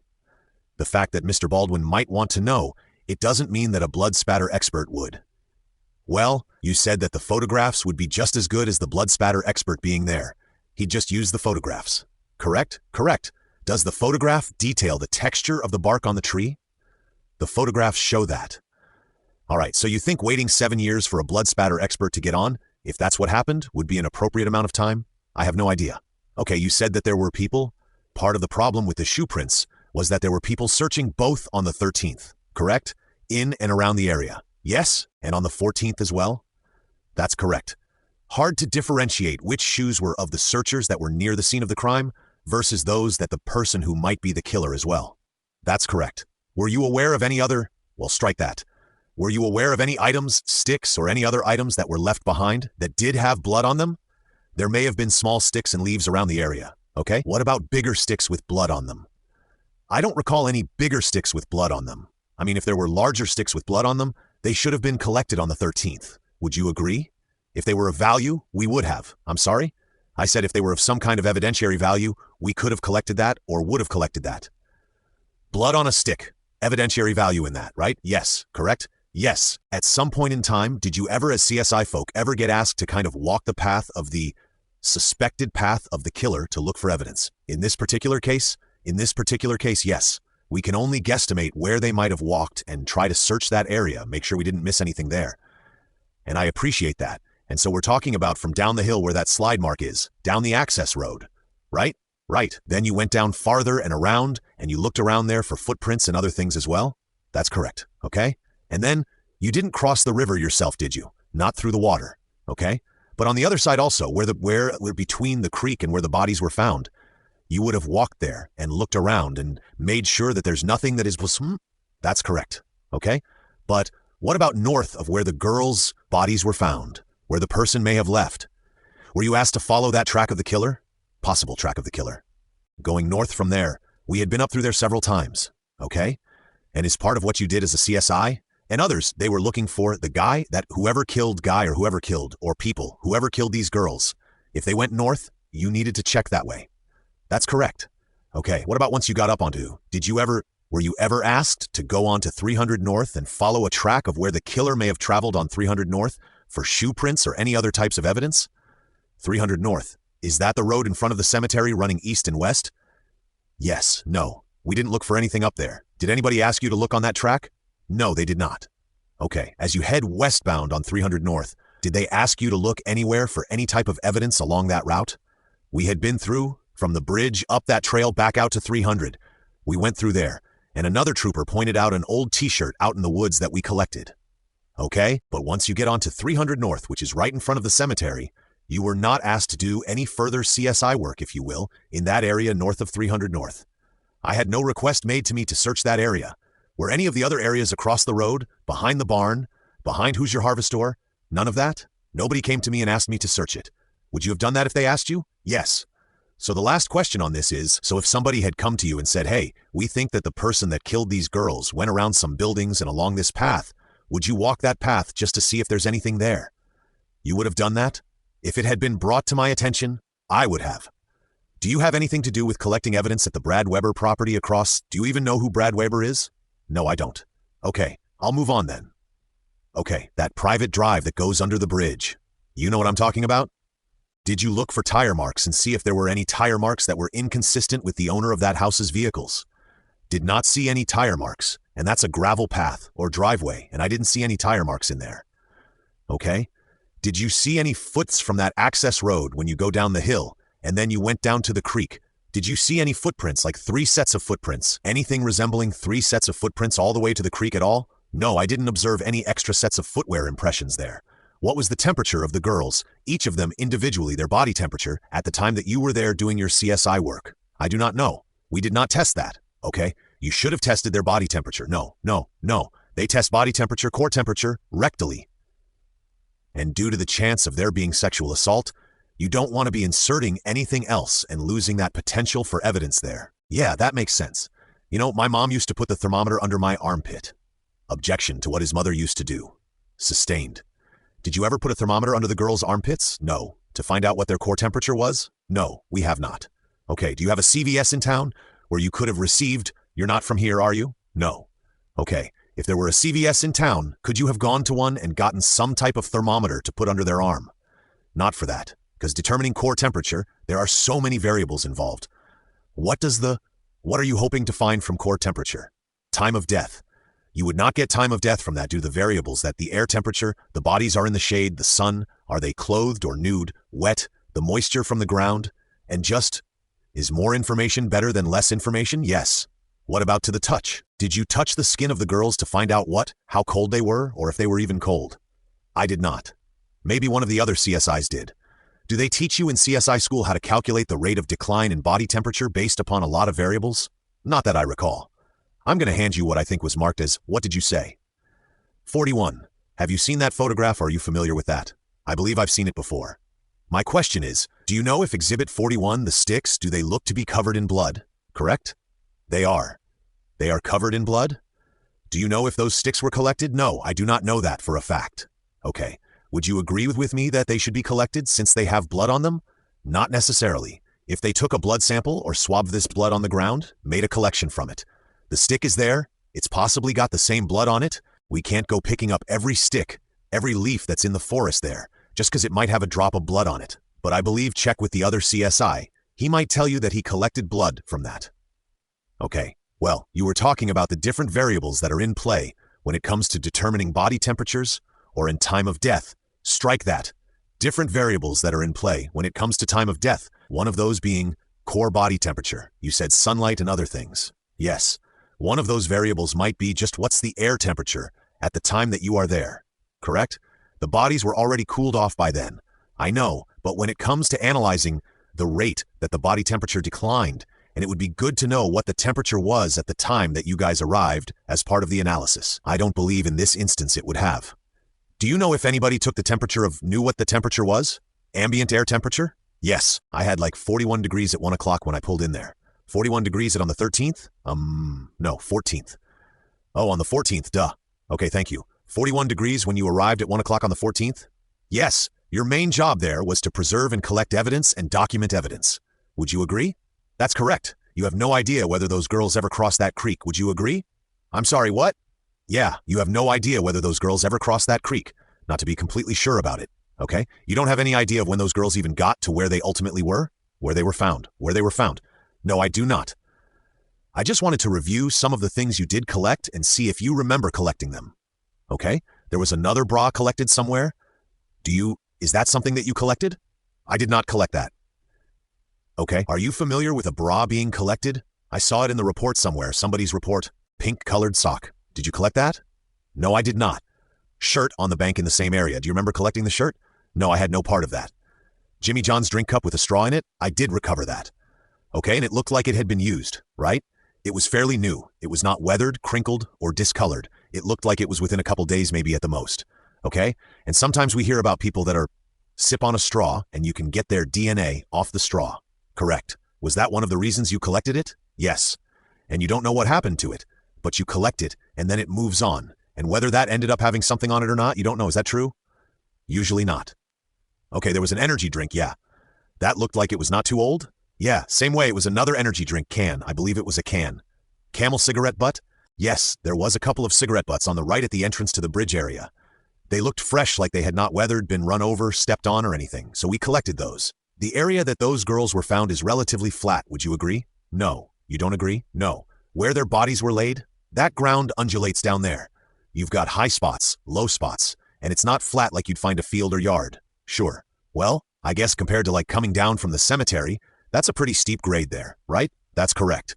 And from to the west of there, where the girls were maybe 100 more yards, there's a pretty steep decline there as well. That's correct. So compared to those, this was a pretty flat area? Compared to that, yes it is. Thank you. No other questions. Mr. Luttrell? Thank you, Your Honor. Mr. Datzman, where did you find the Jimmy John's cup that you collected? It was at the west end of the bridge on right-hand side in the weeds or growth there. That would be the area where the trail ends at the bridge, the public trail ends at the bridge, the opposite side of where you took your bridge photo that you showed the jury. Is that correct? Yes. The opposite end? And were the cigarettes, I think your testimony was at the entrance to the bridge, the cigarette butts that you collected? That's correct? That would be at the same general area? Yes, it was. So, the public side or trail side of the bridge, you collected those items? That's correct. Would the energy drink be the same? The energy drink was also found in that area? Yes, it was. What's the word core mean when you talk about core temperature, like the center of the body? That means intruding into the body to get taken, correct? That's correct. You can't get core temperature from something underneath an arm in an armpit. I would agree. That's not the definition of core. No. Would you agree? I agree. Would you agree that the best way to track an item of evidence, a cartridge or anything else, is to place it in a container separate from other items of evidence, adequately mark it, and get it to where it's supposed to go undisturbed? That's correct. In your 16 years or more as a crime scene investigator, did you ever stop and videotape the collection or picking up an item of evidence on the ground? I've not videotaped it. I've photographed stuff on the ground. Photographed. But the act of picking it up, did you ever videotape that act? Not to videotape the actual picking up an item, no. Was there anything about this case that would suggest you do something different than you've done for 16 years as a crime scene investigator? No, there was not. No further questions.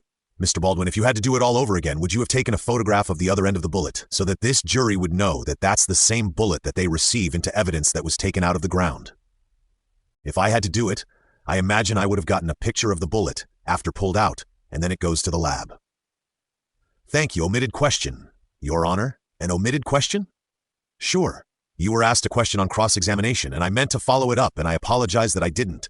But real quickly here, I'm going to show you images. I'm going to show you it's Exhibit 183 and 184, and ask if they are, in fact, images that you took but zoomed in to show the creek in a more closer fashion.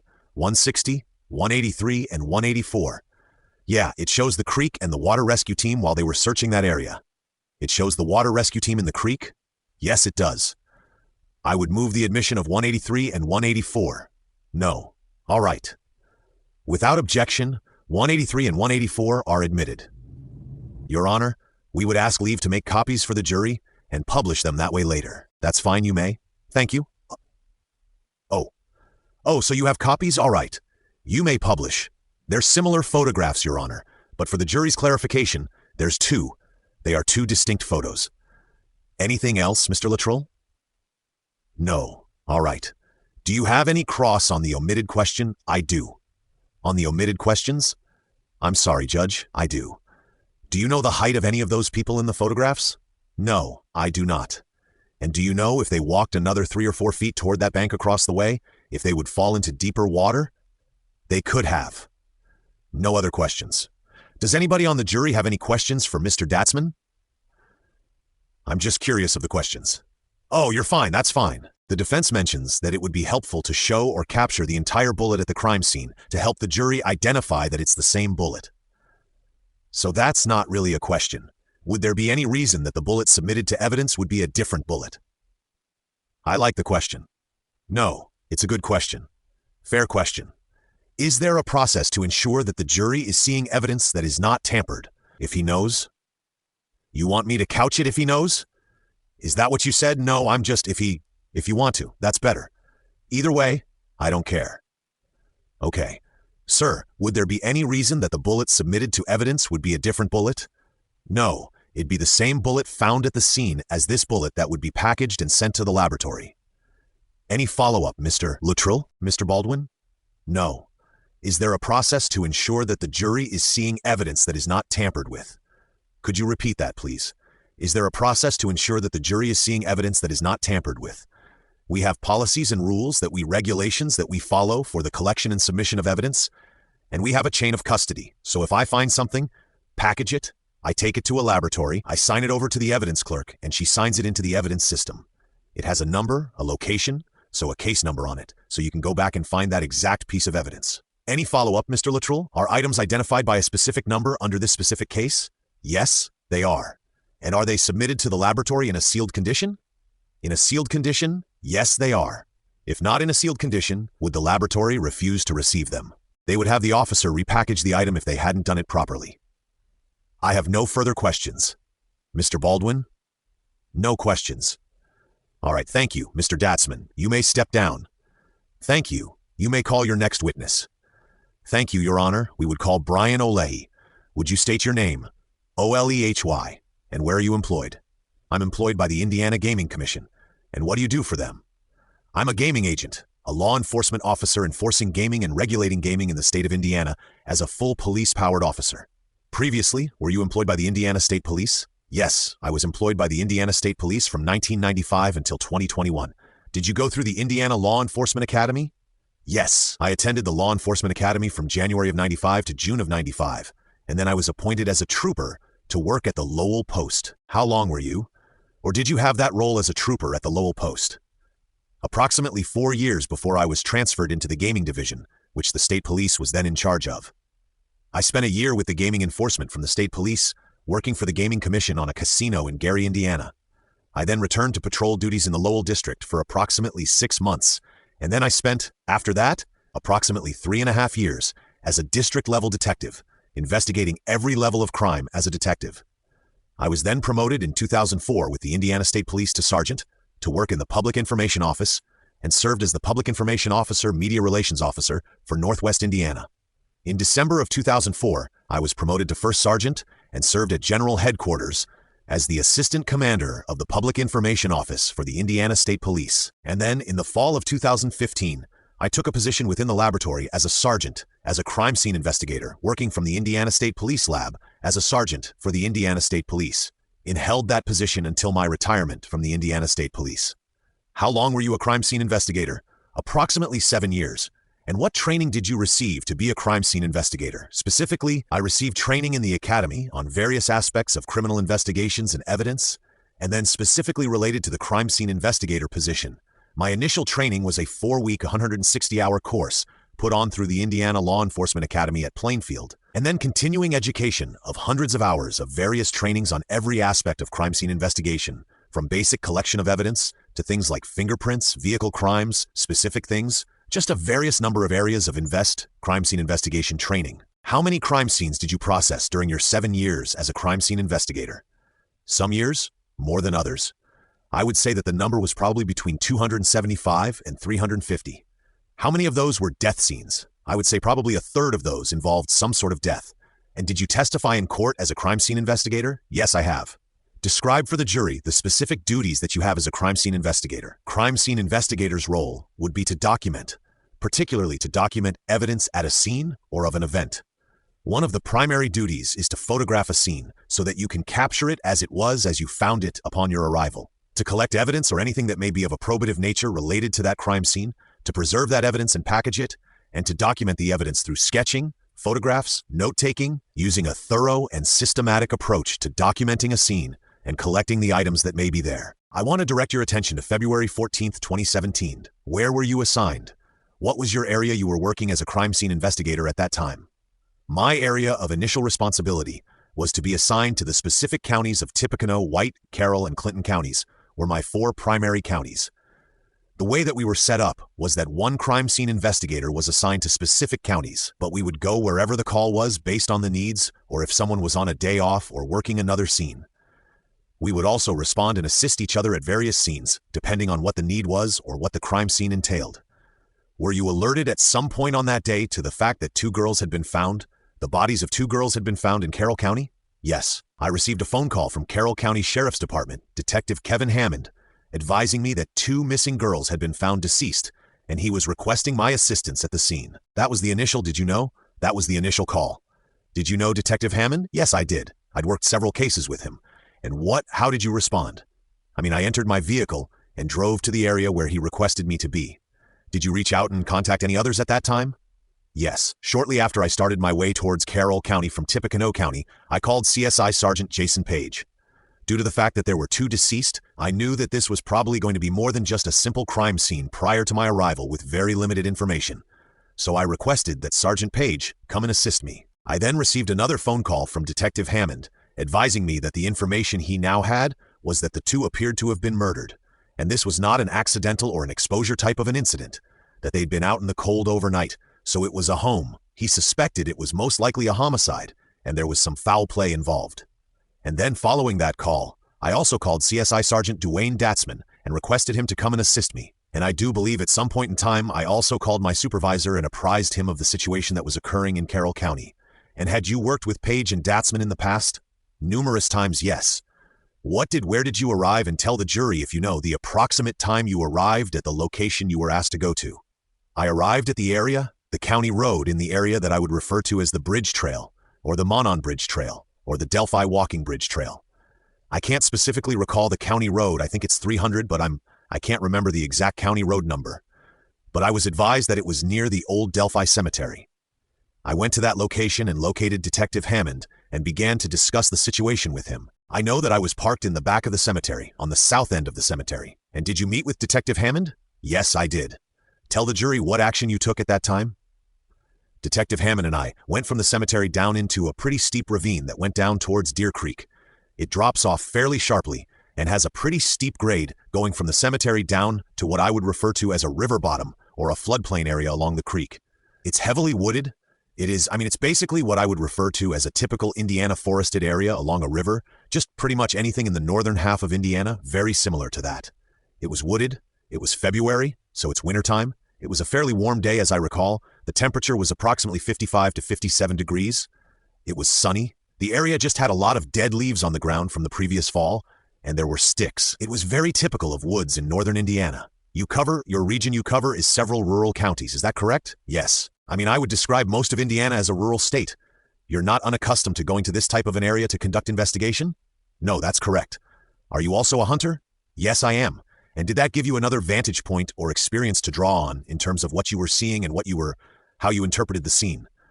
What I would call, I'm a hunter. I'm not a deer hunter, but several of my friends are, and it was an area that I would call prime deer country, or wooded area, where deer hunting would very often take place. Yeah, it was an excellent place where if I was going to hunt deer, I would hunt deer. I looked in the area for tree stands, and I'd also been advised at some point that trail cameras were reportedly in the area because it was a hunting ground. And I had asked Detective Hammond to task someone to look for trail cameras in the area and collect those if they were in the area.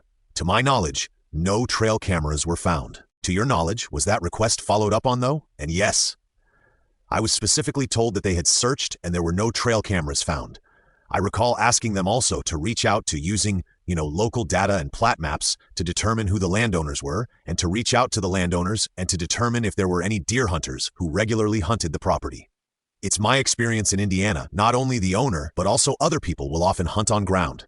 So I asked them to reach out to the landowners and see if they had permission for anyone to hunt in the area. Tell the jury what the scene security was like when you arrived, once you came down from the cemetery and arrived closer to Deer Creek. As I was coming down the hill, I observed a trooper who I believe I recall to be Wes Ennis, who was putting up crime scene tape over a large area. I do specifically recall speaking to Wes and asking him to make the area large and broad. And that's part of crime scene documentation, is not to too narrowly define your crime scene so that you don't leave anything out. And I also was aware that a crime scene log or any entry log to document who entered and who left the scene had already been started prior to my arrival. I requested to make sure that it had already been done and I was advised it was. And when I got down to the bottom of the hill, I was logged in by the trooper who was maintaining the crime scene, and to my recollection, that was Trooper Larry Moat. Well, did you designate at some point an area within that larger crime scene area as Ground Zero? I would say that the area where the bodies were located, and an area probably 20 to 30 feet around them, would be Ground Zero. I would say in that area, even probably another 10 or 15 feet out, I specifically requested that no one enter that area, no one go into that area until it was time to fully examine the bodies, and basically take a full accounting of all the area, and systemically go through the area at the river bottom to determine if there was anything else that needed to be cordoned off or considered as another crime scene or a secondary crime scene. Sir, did you observe anyone at the Ground Zero area upon your arrival? To the best of my recollection, as Detective Hammond and I discussed the events and what was known at that time in the area, and also discussed the trail cameras, there were 2 personnel in an area near the body. They were probably still 30 to 40 yards away from me, maybe 50 yards away from where I entered the crime scene area. I believe them to be Deputy Giancola and Deputy Yoder from the Carroll County Sheriff's Department. Once you arrived, were you the lead officer in the crime scene area, the crime scene and Ground Zero at that time in terms of who had the role to lead this investigation? The crime scene aspect of it. The crime scene aspect of it. So I would say this, a crime scene investigator for the Indiana State Police, and in my experience with all the cases that I worked, probably 90 to 95% of the cases that I worked for crime scene were for other agencies other than the Indiana State Police. They were for town marshals, for sheriff's departments, for other agencies other than the state police. So at Detective Hammond's request, I came to assist the Carroll County Sheriff's Office as the lead investigating agency. I took my role as the lead crime scene investigator at that scene, based upon the fact that it is a primary county assigned to me. I would also say that upon the arrival of Sergeant Page and Sergeant Datzman, both had more time and experience as a crime scene investigator than me, but I would still consider myself as the primary investigator because of the location of where the crime occurred. I would also say that we worked together as a team, and that their collective experience and my collective experience all add to the investigation. We work under the theory and the principle that none of us individually is as smart as all of us together. Sir, were you carrying any firearms at the time? I don't believe I was carrying a firearm at that time because I knew I was going to be going up and down the hill, and I wasn't in an area where I didn't feel safe. If I would have been carrying a firearm, it would have been one of my 2 issued firearms, and it would not have been the sidearm for a trooper, the regular sidearm for a trooper, which at that time was a Sig Sauer P227, a .45 caliber. The other firearm, and the only firearm I carried on a daily basis, was a Sig P365, which is a 9mm. So did you have any ammunition in your possession? No. If you had, your firearms were 9mm or .45s? That's correct. Did you interact with any agents and staff, non-special agents, but staff members of the Federal Bureau of Investigation sometime after your arrival? Yes, I did. And did you give them tasks to perform? And did you participate with them? I did. And what you're referring to, I believe the FBI calls their ERT team or evidence response team, and it's my understanding that the evidence response team is multiple members of the agency who are trained in the collection of evidence. I don't know their rank, status, or position. I don't know if they were agents, special agent in charge, or evidence personnel. I don't know what their training, whatever their title was. So they may have been civilians. In other words, they may have been civilian, they may have been sworn. I'm not, okay? I don't have that specific information. But you did interact with them and work with them sometime after your arrival? Yes, I did. Explain that to the jury, what you did with them, and had them do. So as there were multiple tasks to divide up, one of the tasks that I asked the FBI evidence response team to do was collect items which had been located during a search of the area prior to my arrival, which included items of clothing found in Deer Creek and in the water.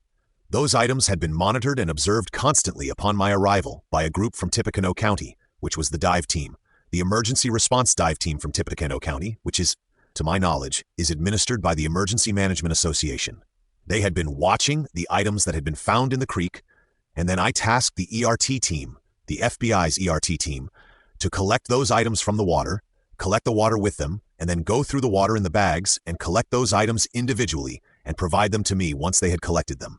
I took photographs of those items prior to them collecting them, and I also believe that the FBI team took some photographs as well. And did you direct any Indiana State Police officers to then receive from that FBI ERT the items that were removed and handed to them from the water?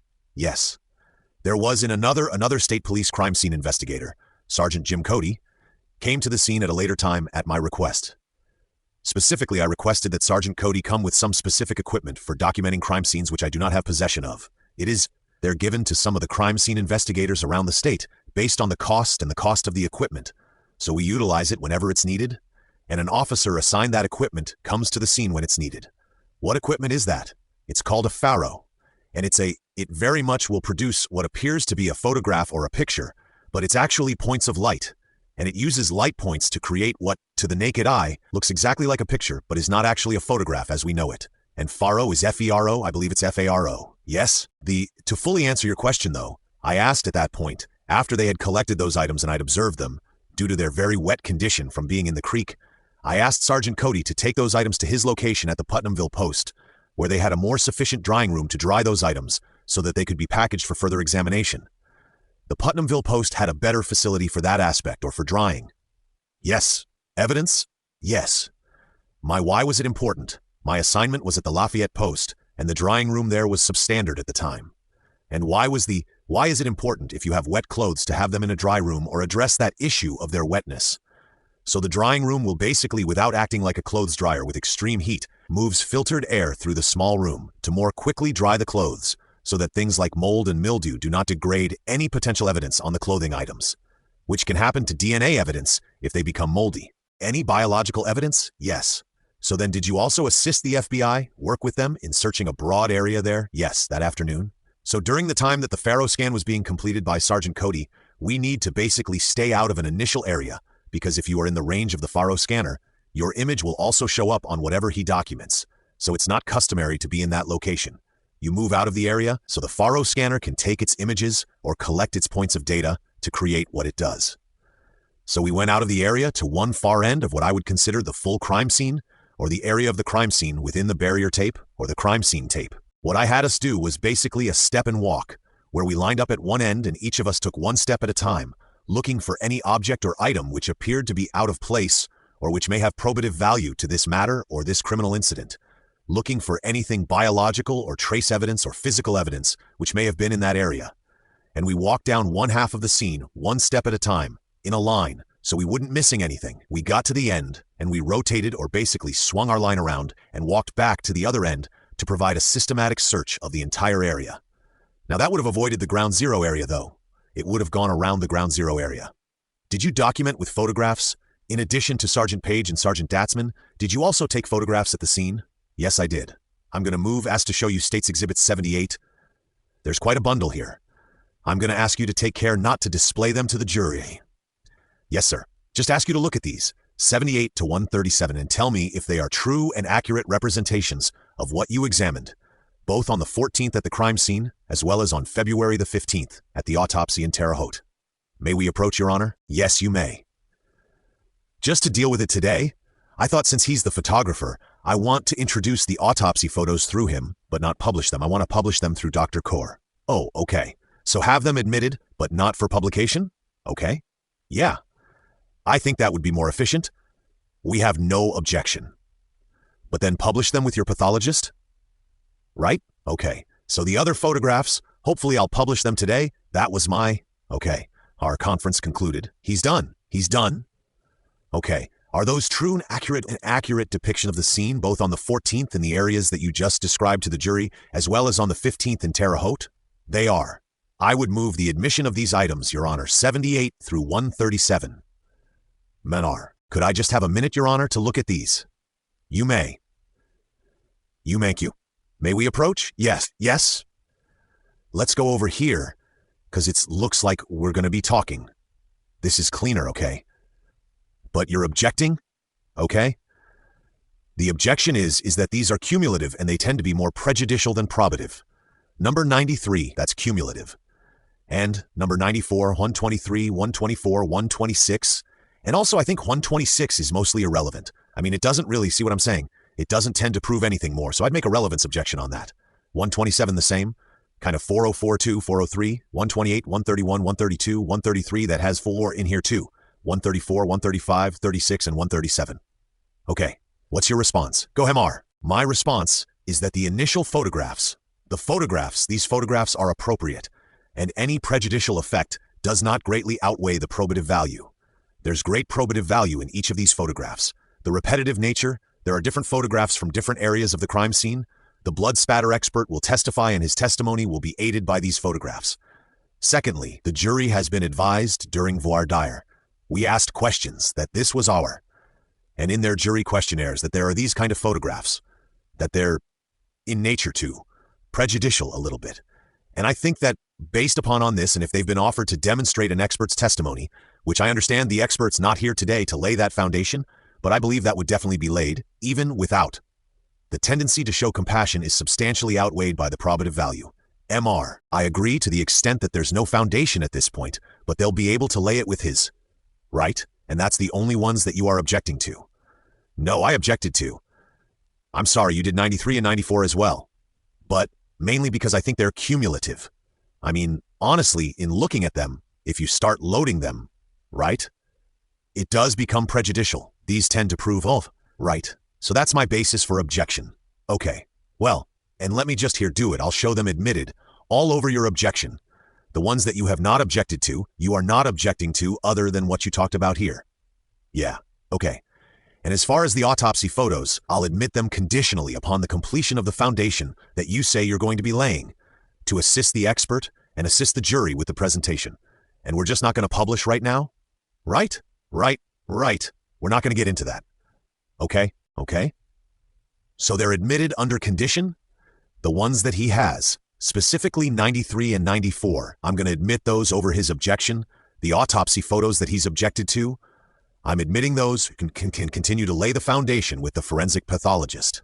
They're half admitted? They're half admitted? Yeah, they're half admitted. If you finish your foundation, because I understand that we're doing it, because this guy's here, and we don't want to have him come again. That makes sense? Yeah, that makes sense. Okay, conference concluded. All right, gentlemen, I'll show that State's Exhibits 78 through 137 inclusive are admitted. I note the objection to 93 and 94, to 123 to 128, and 131 to 137, and those will be conditional with your forensic pathologist, presuming that you can complete the foundation that you have started with this witness. Thank you, Your Honor. I think that's appropriate. Judge, would you mind, just because I'm trying to take some notes, just reciting that again for me real quick? I just wasn't able to keep up. You have not objected to 78 through 90. Thank you. You have not objected to 91 to 92. So those are admitted without objection. Thank you. You've objected to 93 and 94 as cumulative. I've overruled that objection and will show those admitted over objection. You have not objected to 95 through 120, so those are admitted without objection. You have not objected to 121 and 122 and to 129 and 130, so those are admitted without objection. You have objected to 123 through 128 and 131 through 137, and those are admitted over your objection, provided the state can complete the foundation with the forensic pathologist. Thank you for that, because we're not going to admit those aren't going to be published today. They will be published with the pathologist. Yes, I neglected to bring up something when we were all up there, but I don't think we need to go aside, okay? Just have a question or need to get conference conducted? I have 2 boxes with my evidence items that I'm going to be showing him and that he's going to be identifying. As we proceed, I don't know how late you want to go, but I just let you know that. I don't want you being surprised that that's happening. Okay, we're going to go until, well, it's 10 till 5. We'll probably go till 6. Okay? So, I don't know where that puts you or where that puts you. I mean, that means cross. It puts me here until 6. Yeah. Well, and then potentially cross overnight or tomorrow morning. Just wait till tomorrow, yeah. Okay, all right. Did you go to the Deer Creek Bank sometime not long after your arrival to address the question whether you'd been informed that clothing was found along the bank? Yes, I went along the Creek's bank, yes. Did you document that with photographs? Yes. We'll look at State's Exhibit 78. What is this depicting, sir? It depicts the north side of Deer Creek and the water as it appeared on that day. And then, in the kind of lower middle section, an article of clothing sticking partially out of the water appears to be stuck on debris within the creek. There'll be other photographs later, soon to follow. But are there pictured, without being able to discern them clearly, are there other items that are contained within this frame that you later have close-up photos of? Yes. Would you orient this so the jury can relate it to the items that's in the foreground? Orient it in? I mean, it's in Deer Creek. With the court's permission, I'll ask you to come down. You may. If you could stand off to the side, so you don't interrupt the jury, Can you, and using that pointer, there are items here which were later collected. If you touch that screen, I know that now. It'll react to it, I apologize. And then also items in this area which were later collected. This is what I would call the north side of the creek bank, and then opposite being the south side. And LG's and AW's bodies are in what direction from this to, almost a straight direction to the north of these items here. So upstream from this item, near these items, and then in a direct northerly line, probably 50 to 75 feet away from the bank. And what item of clothing is in the foreground here? It appears to be, this is an item of jeans, blue jeans. What do we see in photograph 79? So this is from, basically looking from the opposite direction. The previous photograph would have been taken from somewhere down in this area, looking this direction. And then the jeans are actually here behind this limb, or branch, or vine that's hanging down. And then these are the other items that are caught. And there's also, I believe, an item here, which I believe is a footy sock, or ankleless sock. Basically looking in Deer Creek, looking from the north side of the creek across to the south side, the jean material, the jean item, is in this area. The other items that were mentioned previously would be in this area. Yeah, and then the sock would be just out of frame. In between this area and here in the jeans, what do we see there underwater? Oh yes, I have glare. There's an article of clothing here. I believe it's like a hooded sweatshirt, a fleece-type hooded sweatshirt material. And then, this is more close-up of those clothing items caught, the tie-dyed shirt. This is like a handkerchief or a bandana-type item, and then a Nike athletic shoe, pink-footed sock after collection, removed from the waterborne bag to photograph it, and that's photograph 82. And this is, we see, in the upper part of that photograph, ERT, is that a reference to the FBI agents? That would be an individual employed by the Federal Bureau of Investigation. This is what I would refer to a string shirt, a string top shirt, or a camisole possibly, just as it's not a t-shirt, but I would call it a camisole shirt also collected from that area. The darkness of it doesn't really make it visible. It was collected from the same area that the other items were, again collected with the debris around it and then removed to show the item individually. Does the item shown in that photograph 83, did it indicate its size? It does. It indicates a brand of faded glory and a size of large, 10 to 12. 84. This is the jeans that were pictured in one of the previous photographs collected. They are documented in an inside-out fashion. That's how they were found. And then string off of them from another item. And then what appears to be underwear, or women's undergarment on them. You can tell that they're inside out because of the pockets being observed here, and collected from the Deer Creek and removed to document for photographing of the individual item. Picture 85. Yeah, this is previously pictured in one of the other photos. This is what I would call a tie-dyed t-shirt. It is indicating an extra-large shirt from a color tone brand. It's inside out as well. It also has debris from the creek material. Again, removed and documented with photography. 86. Another sock. This one, a footy type or ankleless sock. Again, collected from Deer Creek, individually photographed with some debris on it. That's what I would call a black or dark navy sock. This is that handkerchief or bandana type material that was observed in one of the other photographs. Again, collected with the debris and then pulled out of the water from the bag to document it individually. This is photograph. States Exhibit 88. This is the athletic shoe previously found in other photographs, Nike brand, indicated by the logo of the company. An athletic shoe found in the water, removed from the water, with the water in the bag, and then removed from that bag to individually document it and package it up. It appears to be a left shoe. Is that correct? It appears to be yes. And it's also still tied. That's the condition it was in when you removed it? Yes. 89. This is the gray object which is in one of the previous photographs underwater. It's what I would call a hooded sweatshirt, a zip-up hooded sweatshirt, the fleece type or cotton type material. Again, wet from the water being collected from Deer Creek, removed and then individually photographed. This was the submerged garment that was between the jeans and the clump that had the shoe. Correct. And the tie-dyed shirt? What are those strings? Are they attached to that garment? I believe there's some sort of a tie for the hooded portion of it, best that I can tell. For the record, we're talking about the tannish, which is also depicted over here, and appears to go up into the hooded section. I'm going to ask you to remain there, and we're going to move to the photographs that you took, documenting portions of Ground Zero. States Exhibit 90. What do you see there? This is a photograph of the area, roughly a portion of the area which you refer to as Ground Zero. These are the bodies of the two deceased individuals, the two victims. This is the body of AW and the body of LG. They are a few feet from each other, almost in a perpendicular way, with their feet closer to each other than their heads. This is also a depiction of what I would say the area looked like, with deadfall, and with leaves and debris and twigs, sticks, branches, and the area, as it appears in most of the area, around where the bodies were located, and the area around or along creek and around the floodplain and the river bottom. There's a discolored area just to the, as we're looking at the photograph, to the left of AW's shoe. What was that? That's an area of blood, a pool of blood. Photograph, State's Exhibit 91. Is that in the foreground? What's that? This is the area in the previous photograph of blood found on the ground and over the leaves and sticks in the area. The previous photograph would have been taken from over in here, and the girls are kind of laying next to each other, closer at the feet and farther at the head. Did you observe any blood on the feet, the bare feet of LG? Yes, and I think there's actually a little bit visible right here on the feet. And which portion of the... I'd call that the heel on the right foot. And did you notice any blood anywhere else on her, on that right leg?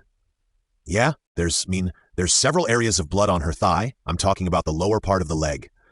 Yeah, later this picture, nothing is depicted, but there is other areas of blood on the lower leg, particularly on the back of the leg. There are some areas. Photograph 92. Is that... So this is the previously discussed area or pool of blood. This is the right foot that was previous in the last picture. Then there is areas of blood on the thigh, the hand, up the arm, on the torso, at the neck, again on the left arm, which is extended above the head, areas of blood throughout the body and in between the thighs and the areas on the thighs. You took close-up photographs of both victims, is that correct? Yes. And what was the purpose of that? To document the scene and to document the items as we found them at the scene, to give information later to potential analysis to anyone analyzing anything else that was found at the scene. This photograph of LG's body, is this what you saw as you were standing over her? This is, and this is also, there were limbs and branches that were placed over the bodies. One actually went through here, and you can see, it appears that that limb actually transferred some debris and some decay into the armpit area. You can see a large area of blood, movement of blood. The incised wounds, or wounds caused what I would refer to as a sharp instrument, or sharp-edged instrument. Blood movement up, away from the injury, and moving up the face and into the area of the eye and the nose. Photograph 94. It's another from the, looking at the top of the head down. Again, this is that gaping wound, is that essentially covered by a stick or branch? Several of the injuries were covered, yes. Was it fully covered or completely enveloping? I would say no, but obscuring would be a term that I would use to describe it. Yeah, again, it's a very similar photograph to the last one, taken from a different angle. The process of the two victims here. Did you choose to begin with one in terms of the specific concentration and then move on to the other, or did you do both at the same time? No. You can't be in two spots at once, and we concentrated our efforts first upon LG and documenting her body and removing her body, and then moved over to AW's body and documenting it and removal of that body. Sergeant Olehi, you had 3 crime scene investigators, and Jim Cody, a 4th, for a portion of this. You could have had 2 on to process each victim.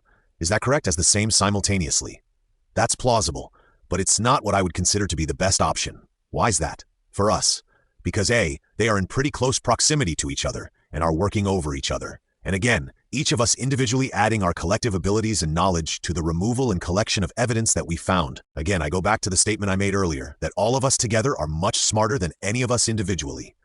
You focused on each victim one at a time? Yes. We focused systematically on the removal of the sticks, and then we work our way down and work our way through each individual victim, and dedicated out time specifically to one, and then moved on to the other one. Let me ask you about this. This is the right hand of LG, yes. Was your role, part of your role was to collect the evidence that was taken from the scene? Yes. And did you do anything with relation to this right hand and wrist and portion of the forearm that the jury can see? So in my training and experience, hands often have evidence on them. We looked very closely at the hands to determine if there were any defensive wounds or anything which may have been transferred or contacted with the suspect.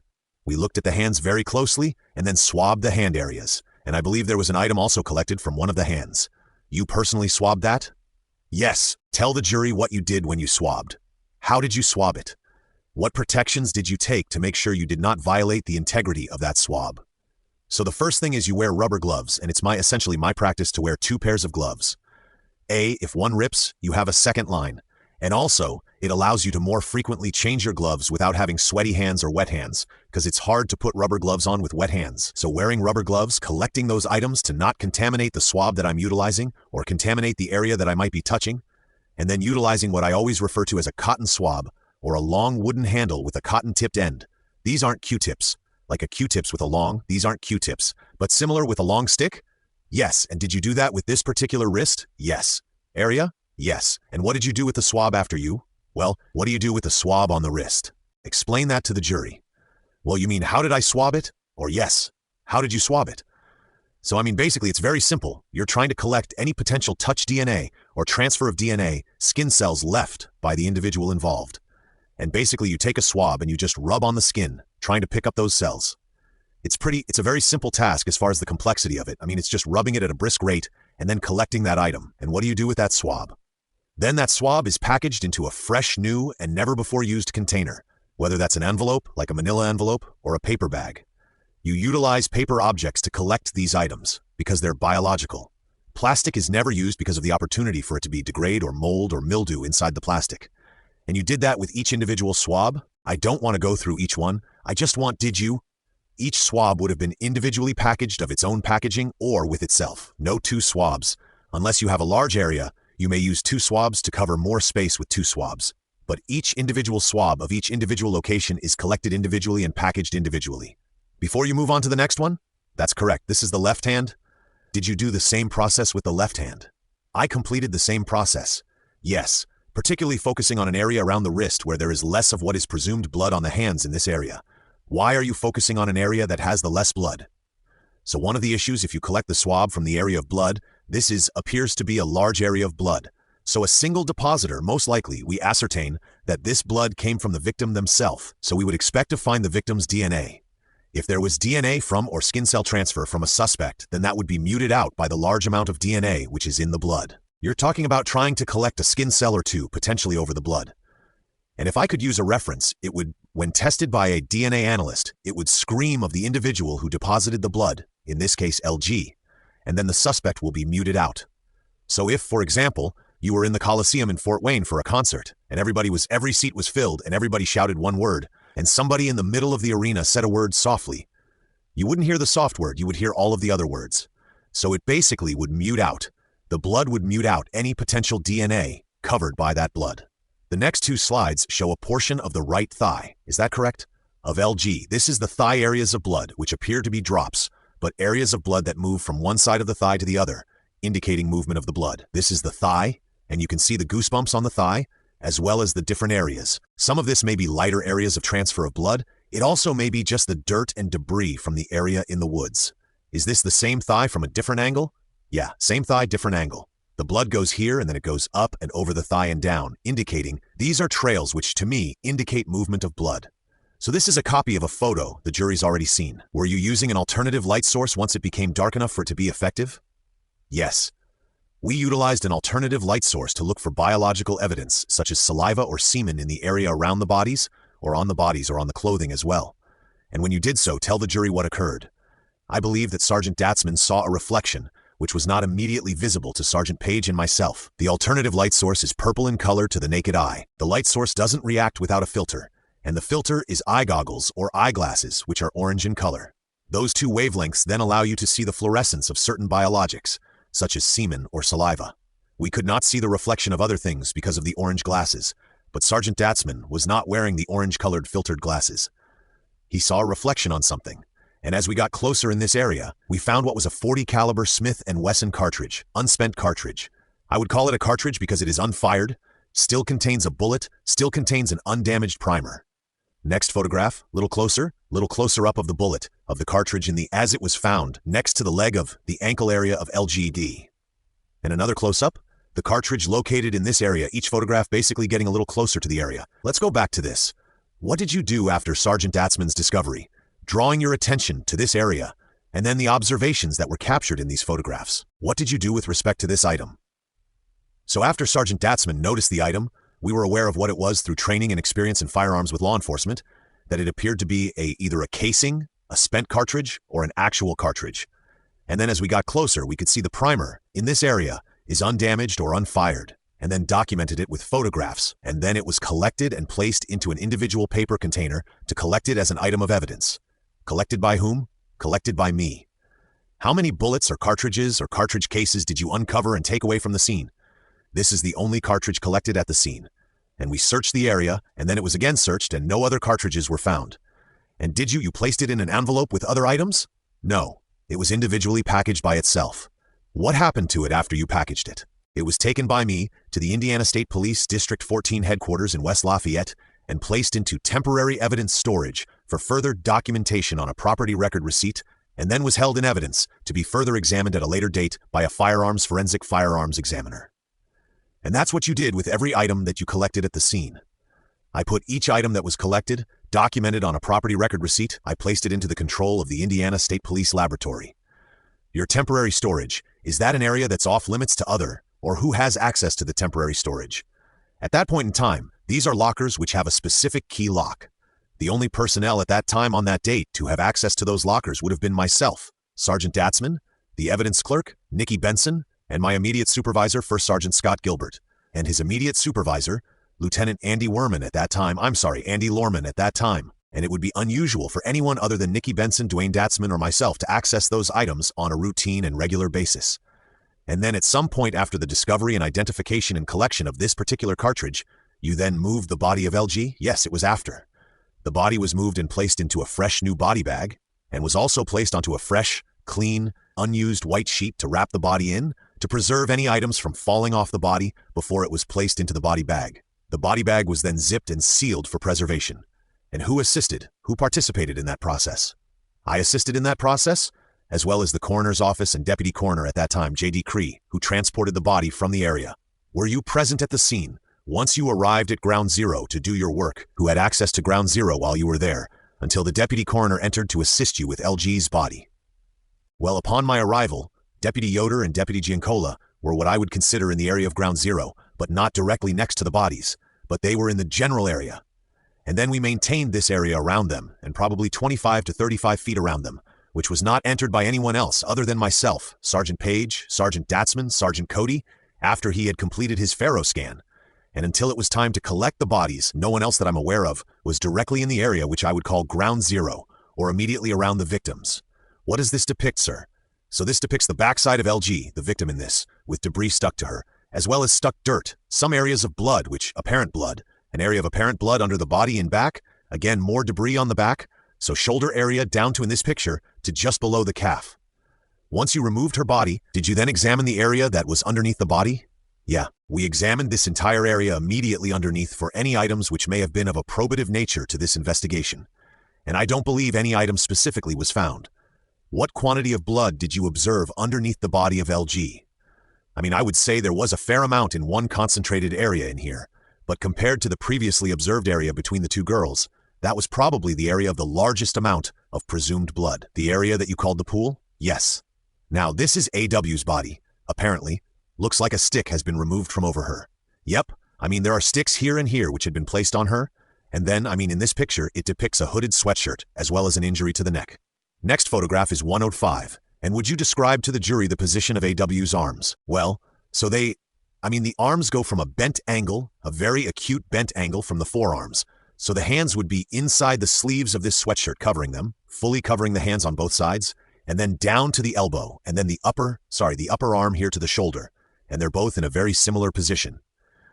I guess probably the best way I can describe it is maybe just standing here as a fighter stance or in a, upward position as they were up against her in this manner.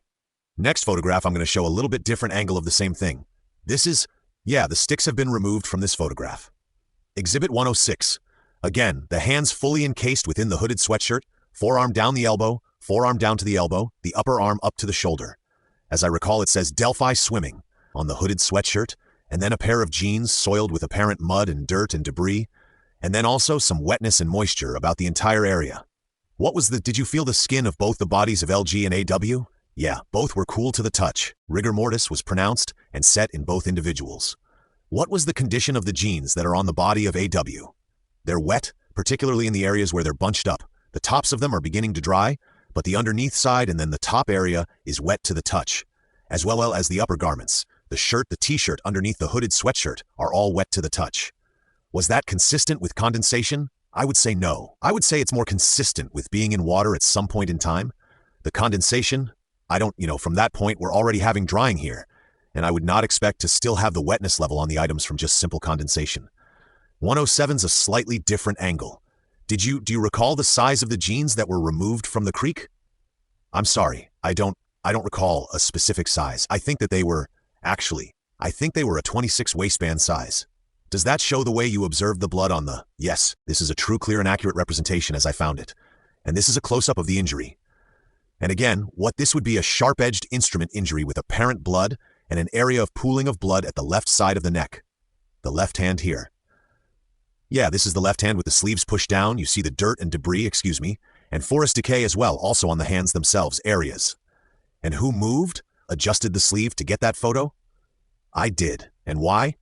Just to observe the hands and to examine the hands to determine if there was any items of probative evidence immediately available to us, to determine if there were any injuries, any blood on the hands, or any other things on the hands which we needed to be able to preserve and document. You knew you would be transporting them up a steep hill? Yes.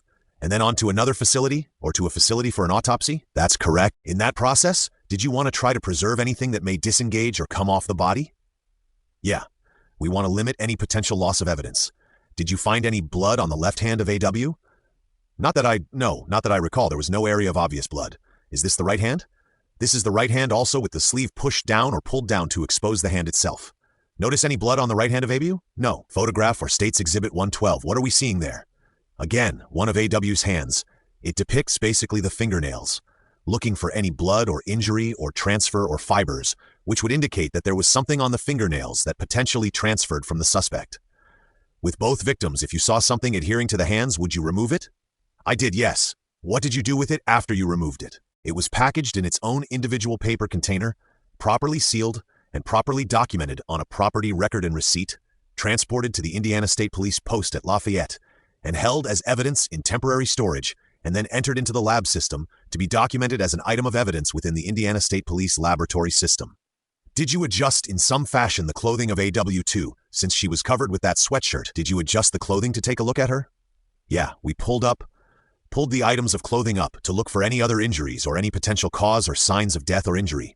Blunt force trauma, bullet wounds, gunshot wounds, other edged weapon injuries, bruising, any other items which may indicate manner and cause of death, or that might also give us cause to look for any other specific item relating to that injury. Item 113 or Exhibit 13, was that this act in process? This is that act in process, exposing the torso area of AW. This is the belly button, the upper ribs, the lower part of the abdomen, and the upper part of the hips, looking for any injury or obvious injury underneath the clothing, any areas of blood, just basically looking through the layers to determine if there's anything in this area which would indicate cause and manner or injury. Did you observe any blood or any injuries? We did not, and that is a gray. What type of garment is there at the top? So this is a shirt, and then what I would refer to this gray as is I have daughters myself, I would refer to it as a sports bra type of item. Next photograph. This is the left foot of AW with the shoe removed, the Converse shoe removed, showing that there is dirt and debris on the bottom of the foot, indicating that most likely those shoes had been off at some point. Exhibit 115, yes. Again, the lower part of the body, the jeans, which appear to be far too large for AW, with debris on them, mud, dirt. Also, I believe you can see some of the wetness in the legs here. Kind of the line of wetness along here showing moisture, and the amount of wetness, and also the darkness of the material here indicating its moisture. It's still being moist. And then these lighter areas still beginning to dry to the touch. State's Exhibit 116. What does that show us? This is the right foot of AW, showing again the Converse Chuck Taylor tennis shoe. The lower foot area, lower leg area, and the jeans with debris and dirt, and even dirt inside the shoe, debris inside the shoe. What kind of dirt? How would you describe that soil area along the arch, the inside arch of the shoe? So in this area, I referred to it as muddy or decay and debris potentially from the area, the immediate area, or the immediate area along the river, along the creek, along Deer Creek. The shoes themselves were also moist to the touch. I mean, there's basically the entire area. There are bits and pieces of what I would call decay, decaying leaves and branches throughout, as well as the dirt and the mud and the sand. Given the texture of this dirt you see along the side there. Now I'm going to do it. Did you see any kind of soil like that anywhere in that area? I mean, this is consistent with soil along the whole river bottom area, and it's also consistent with silt that would found in the Deer Creek area along the riverbank and in the water. Sandy, siltiness again, the same sort of sandy siltiness from the area along Deer Creek. This picture again depicts the arms as they were after the sleeves had been pushed down to photograph the hands. And this photograph, basically, this is another tennis shoe, an athletic shoe. It is similar and consistent with the one recovered from the creek, which was pictured earlier, and was basically until we began to take our steps to do each step and remove the branches, document the hands, and then begin to move articles of clothing, that we noticed that this shoe was under here. It was basically obscured by the hooded sweatshirt that she was wearing at the time. And then the sole of the shoe itself it's got mud on it itself, dirt and debris. And is that, now you have moved her body? Yes. Her body has been, not just her sweatshirt, but her body? Yeah, the body has been moved at this point to document the backside of the body and document the area immediately underneath the body. You can see that there is an area of apparent blood on the back of the sweatshirt, and I believe the sweatshirt said German. Areas of debris, and you can also see the moisture and the moistness and the discolor, or the darkness of the jean material. And then in the Nikes, the Nike symbol on the athletic shoe has similarities between it and the previously observed shoe.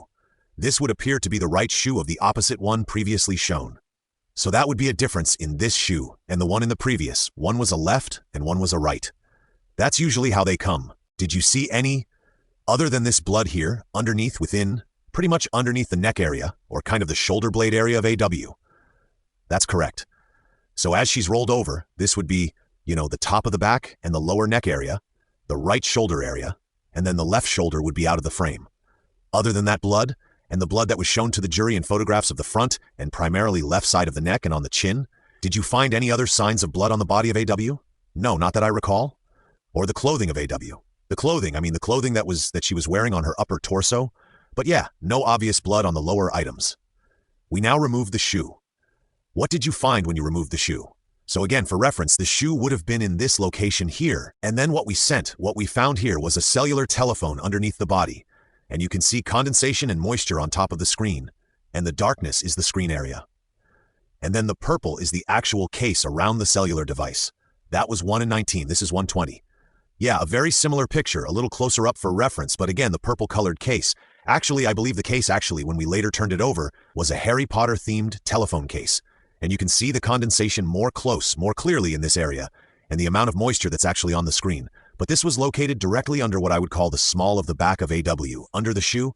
Yes, mostly obscured by the shoe, almost completely covered by the shoe. And this as you flipped it over?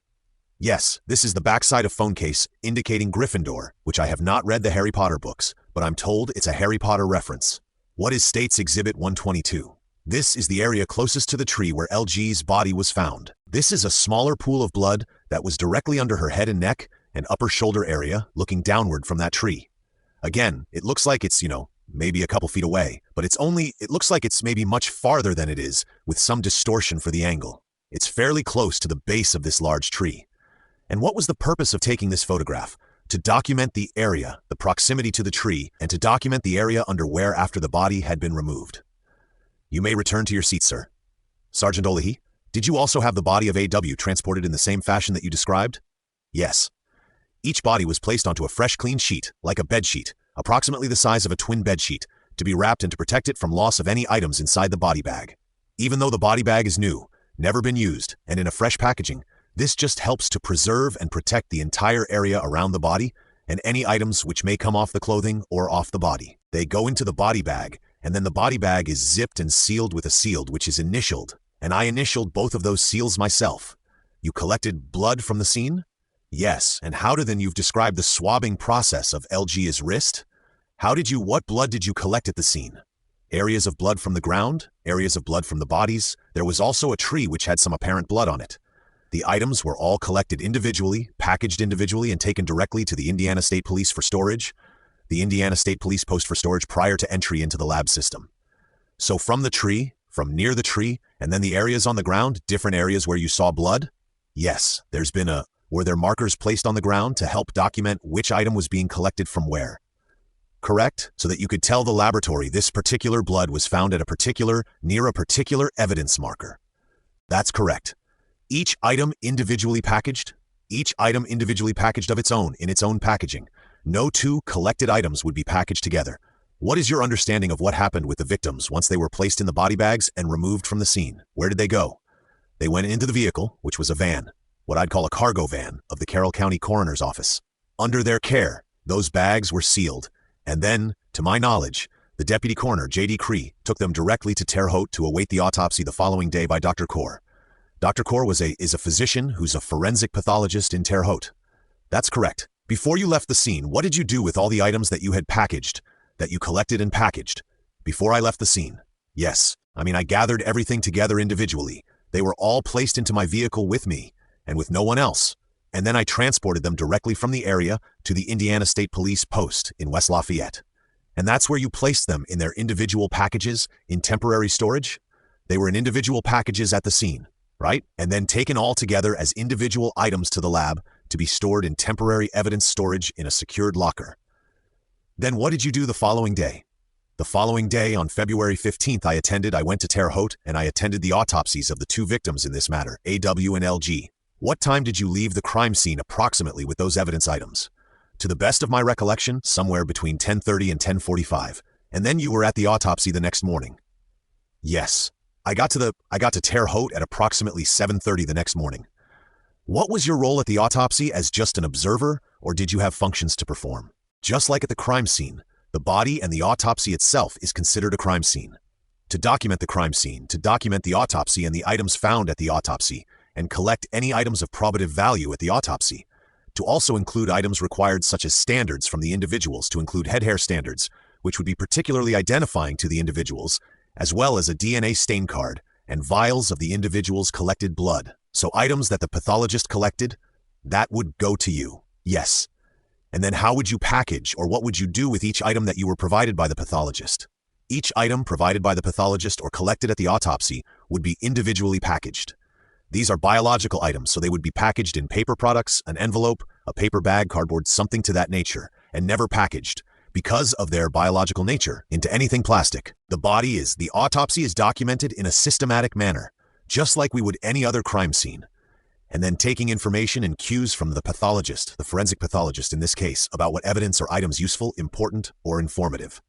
And also, in autopsies I attended, I frequently asked the forensic pathologist if there's anything of an oddity or that they think is especially important to alert me to that, so that I can document that and take photographs of anything that they find particularly important. And did you do so in this case? I did so in this case. And did you have another crime scene investigator with you at the Terre Haute Hospital, where the autopsies were performed? I did. Sergeant Brandon Mullen, who is a crime scene investigator. He was at that point in time assigned to the Putnamville Post, and his primary county was Vigo County, where Terre Haute is located. And he assisted and worked with me to document the autopsies and to collect items of evidence from the autopsy. And did Sergeant Mullen leave the autopsy with any items of evidence? He did, particularly the items of clothing, which were still wet and moist from AW's body.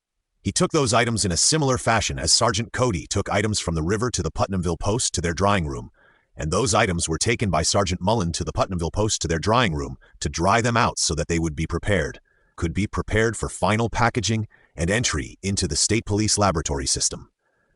Your Honor, we've brought the items of evidence. We'd have him identify. Would counsel approach? Yeah, would counsel approach? Sidebar conference conducted. I think this might be an appropriate time for us to break. Do you agree? Yes, ma'am. I think so. Okay, sidebar conference concluded. Ladies and gentlemen, I know, I hate to do this, but we're going to break again in the middle of a witness. It's been a long afternoon and day for you, and we have much more to go through, so we're going to go ahead and break. Again, while you go on about your own business the rest of the evening, please remember what I've told you before, since now you will be in the company of the bailiffs. You can't talk about the case amongst yourselves or with anyone else, so please don't do that. Again, just leave all your materials there on your chairs, and Jody will collect those and have those available to you. Please have a peaceful evening, and we'll see you all in the morning. All rise. All right, we are in recess, ladies and gentlemen. Be back here at 9:04. We'll start back up again at 9. Off record at 5:49 p.m.